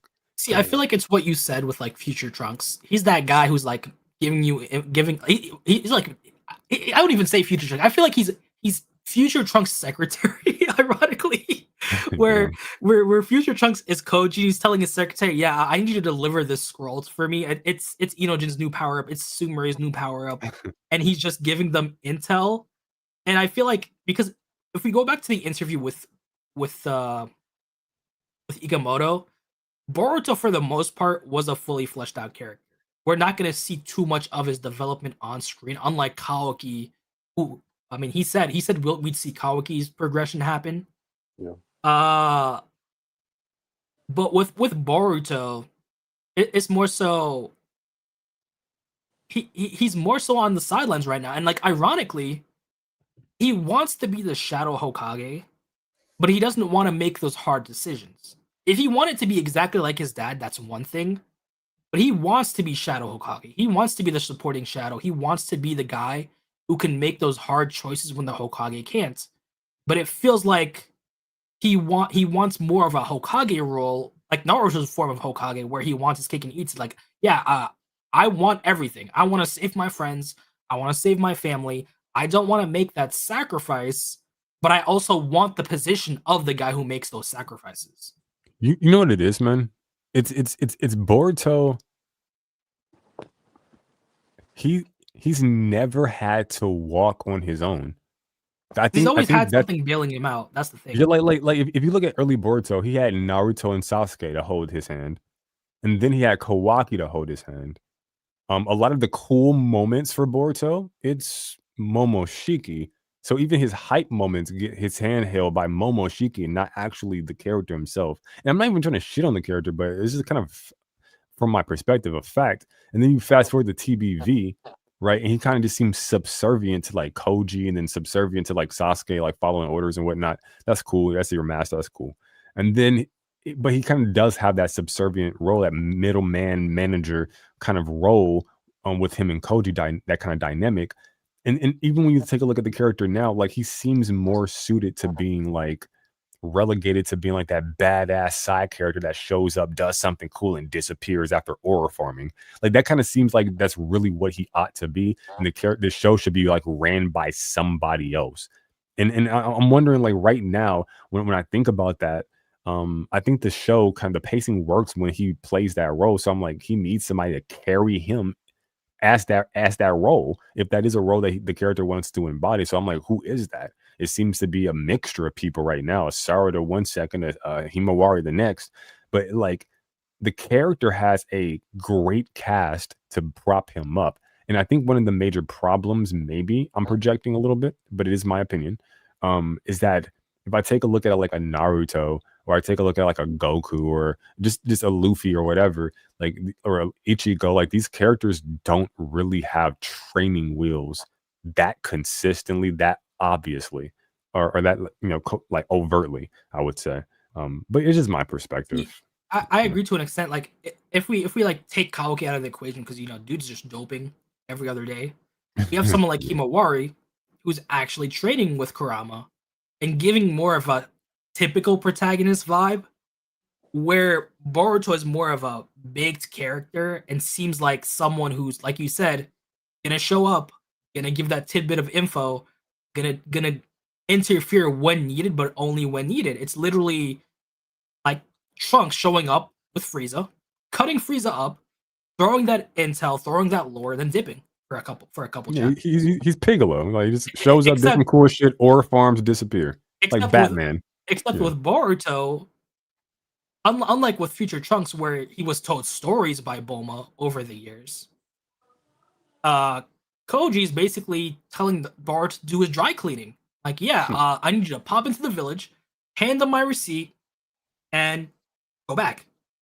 So I feel like until Koji is gone, Boruto won't feel like the protagonist until we get him back into the forefront. Because now he's just Trunks.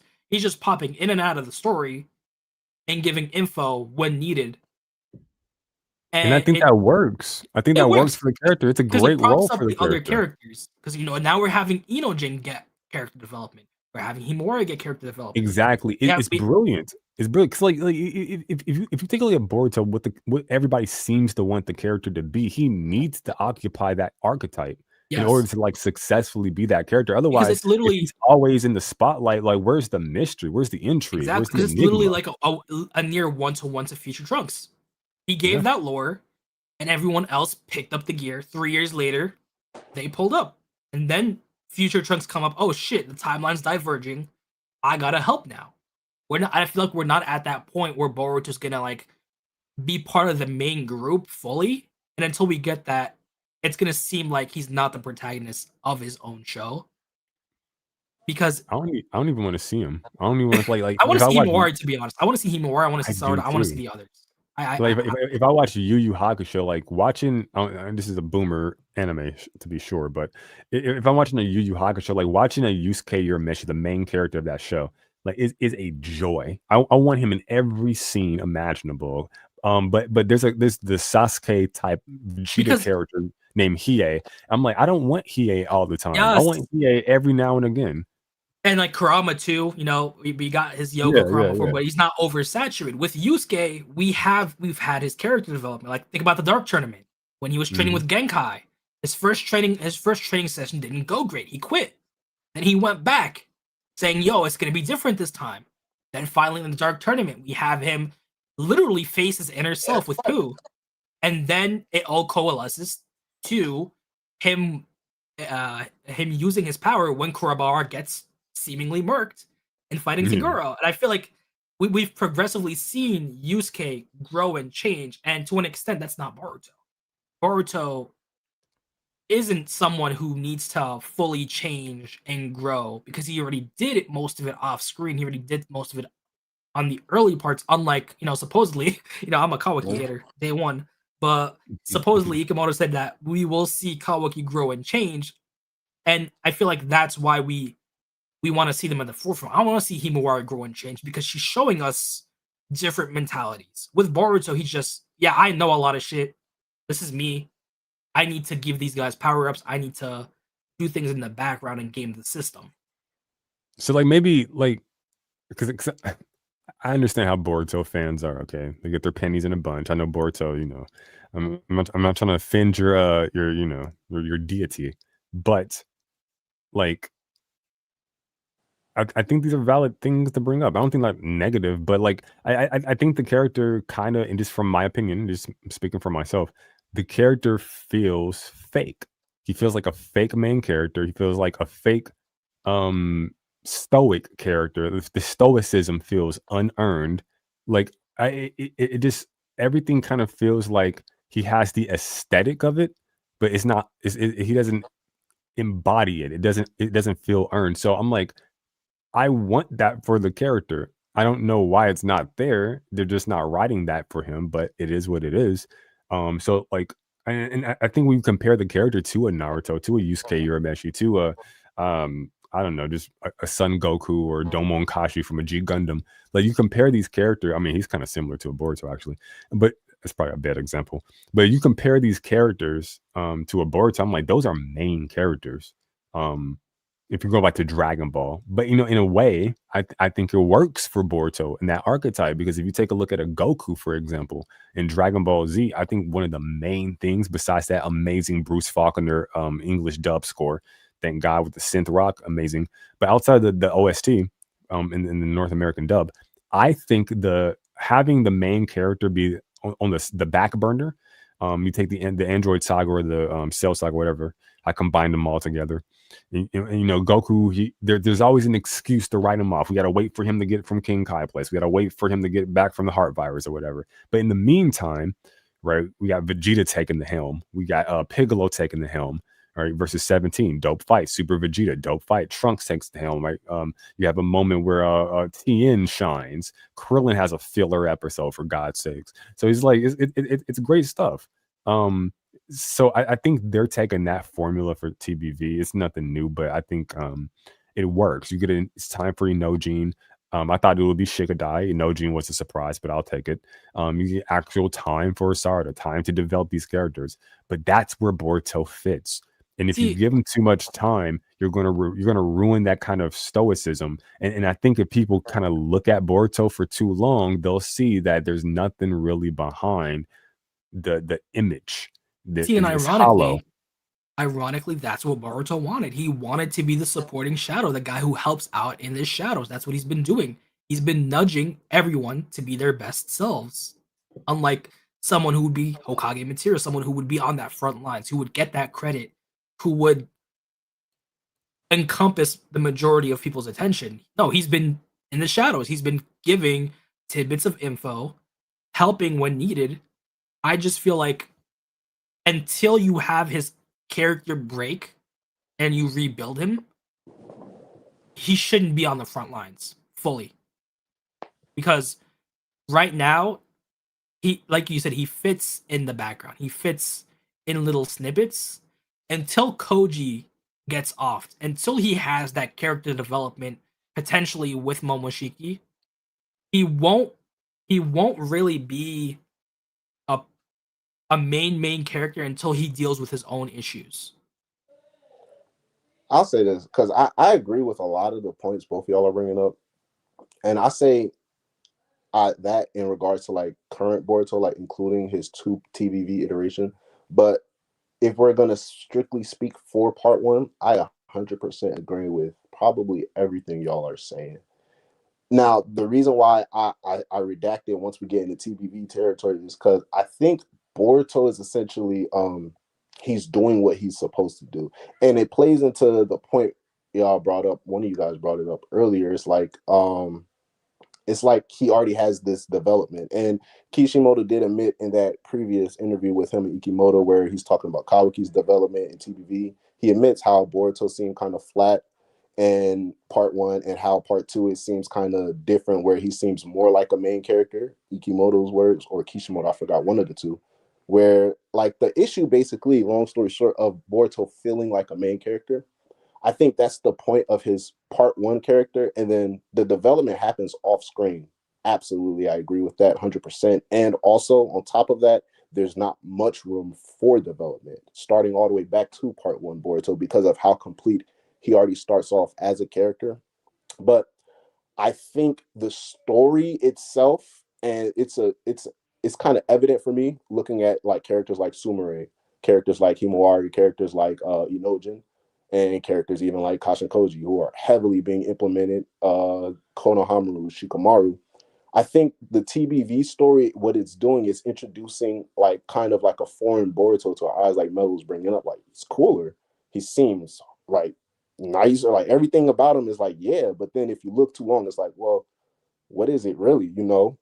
I think the story itself has to catch up to Boruto as a character, not necessarily say like power-ups or whatever, something like that, like physically, but more so like in whatever character arc these characters are going through, or like say the story itself. Let's say, I believe, if we just to give you guys a visual prowess, Boruto as a character, let's say he's 80% complete. Like there's 20% more that Ikimoto wants to develop with the character, but right now he's sitting at that 80% threshold. because the story itself is at like maybe 70%, and he wants the story and other characters who are in their own personal threshold 70% of their development to get more further completed, possibly completing other character stories and then going into Boruto. But even with that aside, I think I like what he's been doing because the little 180 he's taking this in TBV. Yeah. Real quick, it sounds like you were saying because sorry, I was trying to understand what you were saying just now. Fuck. I'm sorry. Just continue. My bad. With the last part, I just, you want me to repeat the last part I had just said? Yeah, just like real quick. Sorry. Damn it. Fuck. It was about. It's okay. Keep going. It's fine. Yeah, but basically, like 70%, like other characters are like 70% of their completion in terms of whatever development Ikimoto. Oh yeah. I was gonna say it sounds like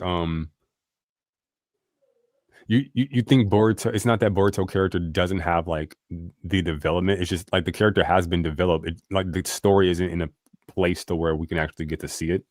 Kind of like a situation like that or something different. Yes and no. I think the story has to reach to a certain point to where now every time we then look at Boruto, it's not just like R farming or cool moments, but more vulnerable moments. But the vulnerable moments drive the story, right? Because a lot of Boruto's actions, we can argue on both sides, they're driving the story, but like y'all said, admittedly so, it's due to Kasha Koji. It's due to the abilities or the repercussions or the orders that Boruto are following, right? But if we get to a point into the story where whether it be like Kasha Koji being killed off or Boruto retaining certain informations or details or whatever, to where we see Boruto more inclusive in an independent role, like you guys say, like a MC or a main character role, I think that's where we definitely see the story going.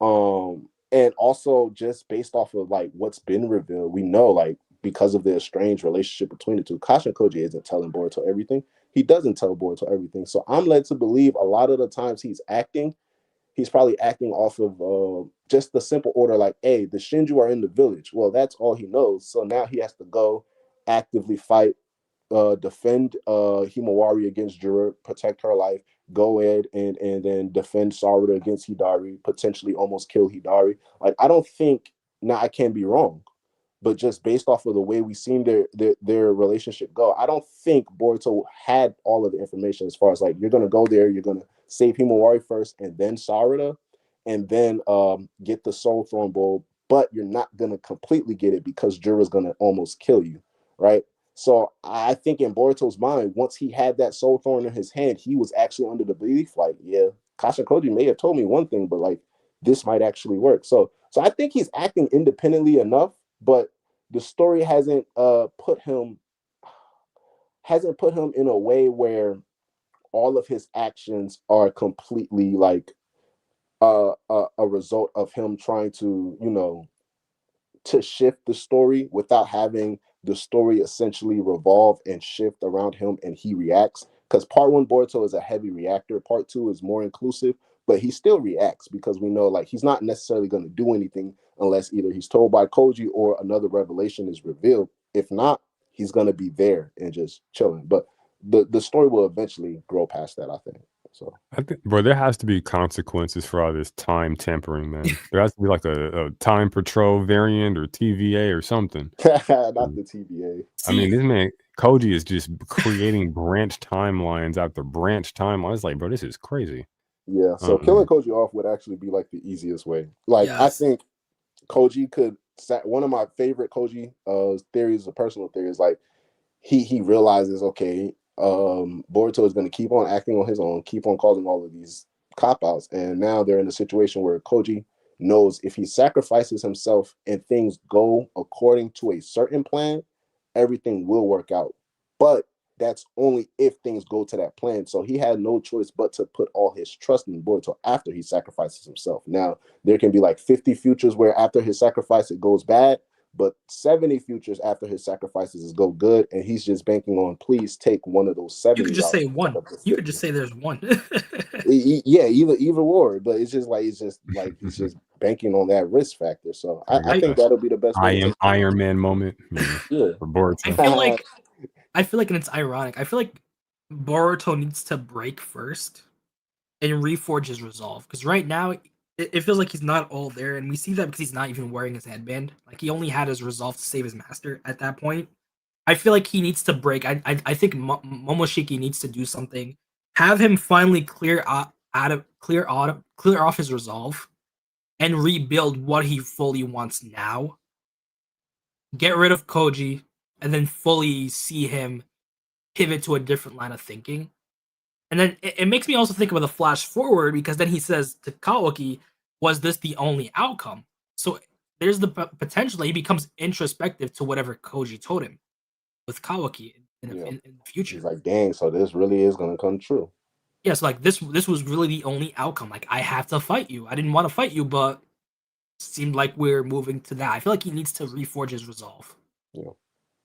Especially because, in the flash forward, we get him actually wearing his headband. And, like, he turned on the karma. Yeah, when he first pulled up in the village, he had his headband on, didn't he? Like in the first couple of chapters. But that's basically him trying to save Sasuke. Once he failed, he took that headband off again. So dude's fighting on that mental nerve right now. Yeah. So I feel like he needs to actually break. Ironically, I need him to despair for a while, and then reforge who Boruto is, what Boruto is. What does he truly want? Not what he needs. What does he want? And pivot from there. I like that. I mean, I think through and through, though, Boruto is the kind of character who wants the best for others. Like, even since part 1, like his whole thing is never to pursue a personal goal, but more so rather like to live a life where those around him are satisfied, he's satisfied. And if he has to do certain things in order to ensure that, then that's what he's gonna do. So I really like that aspect of his character. Did anything else happen in the chapter? Because I didn't really get a chance to see it all. I mean, other than that, we had that. We just got to get more official embarrassment arc again. Oh, yeah, I don't even want to talk about that. What? I said this. I said they were gonna make that interrogation to comical relief for Konohamaru. Make him a character again. They're still doing that shit, huh? Okay. Basically, Kobu said, "You know what? You're too much of an idiot to even be a mastermind. You're free to go." This man's simple mind. That's what he said. You know what? That's funny actually. I'm fine with that because Naruto was simple minded. He became the greatest of his era, so that's cool. Yeah. And then you have Shikamaru telling Konohamaru that it was me that freed Boruto, and you need to trust me on this. I forgot about that. Oh. So he clued in Konohamaru. So as much as I slander Konohamaru, he might be included in that mission because he did tell Shikamaru to trust him. I mean, Shikamaru did tell him to trust him, and then we have this few-day time skip. So Konohamaru is up to speed now with like what Shikamaru knows, so he's finally clued in. So we're not gonna have like those clueless moments anymore. He fully knows that Boruto is helping the village. Shikamaru's clued in on it. I gotta help him too. Okay. So it sounds like Konohamaru is like that guy, like I've been saying for a while. Like he's just a solid stand-up guy. Okay. Morally and ethically speaking, yeah, he's 10 toes down. Yeah. You can see him too. Them open-toe shoes. Okay, make sure of it. That's hilarious. So besides the Konohamaru stuff, nothing else. Pretty much nah. Anything. I mean, what happened with Jura? He was just sitting there he was eating. Yeah, I think that was just like mentioned in passing, bro, because it's like Shikamaru was talking about it, and they showed the panel of Jura in the village, so it's ambiguous for me. Like, is it like, are they talking about maybe one of the times Jura was just in the village sitting down eating, and they're just showing it as talking, or is it? What do you guys think about that? He was there when Koji was talking, but he's not going to be there in the time skip. I feel like I'm sick and tired of seeing things that, from my opinion, sick and tired is a very strong way of framing that. I am mildly irritated, okay, of seeing things from my perspective that just don't seem to make a lot of sense. Like, I'm like, why is Jura just there, bro? Like, you're supposed to be the, I guess, villain, maybe antagonist, depending on a certain point of view. what are you doing? Like, where is Hidari? Why is Hidari not like, why are they waiting a week? What's stopping them from just going? Why? Why? In those Sports It's Illustrated annoying. It's magazines. annoying. I mean, I guess, man. And welcome to Narnia for Jura. That's a lot of wood. Now let me stop. But yeah, it's kind of crazy.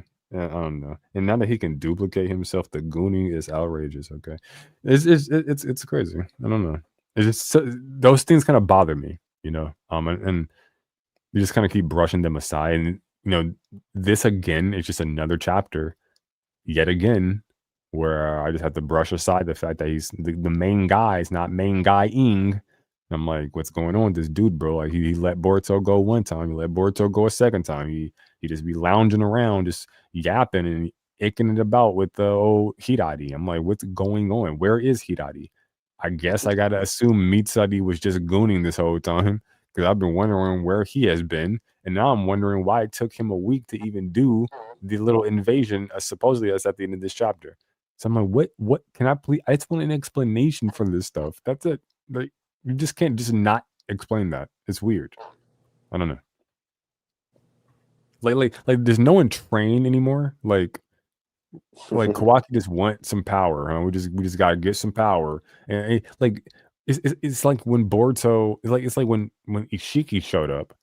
It's like Naruto and Sasuke didn't even train, bro. They didn't go to the hyperbolic time chambers. After they lost the Jougan, yeah, they should have trained a little. They didn't get like 24 hours and like 5 minutes worth of training. They didn't get nothing, bro. They just like, oh well, I guess we boxing again.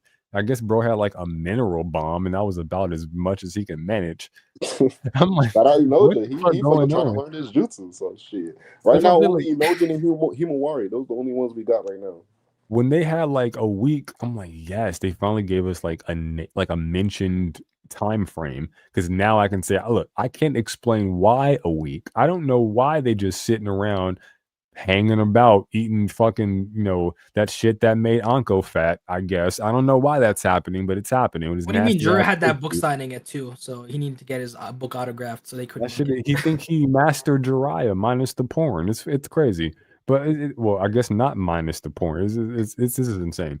But it's that shit. I just have no explanation for that. Jura he's releasing his debut novel called A Tree of Nature. That's a fucker. What is love? Yeah, that shit that got me a baby mama, 3 divorces. Dude's writing his tree autobiography. You know, I was just born. I had this yellow-haired, whiskered boy. It was the best of times. It was the head. I was a rampaging beast back in my day. Like you know that's going to be his role. Like, but still, but so I'm thinking, okay, Sarda, she can copy Daemon's movements, do some Sasuke, Rock Lee, Lions Barrage shit later on. Okay, cool, that makes sense.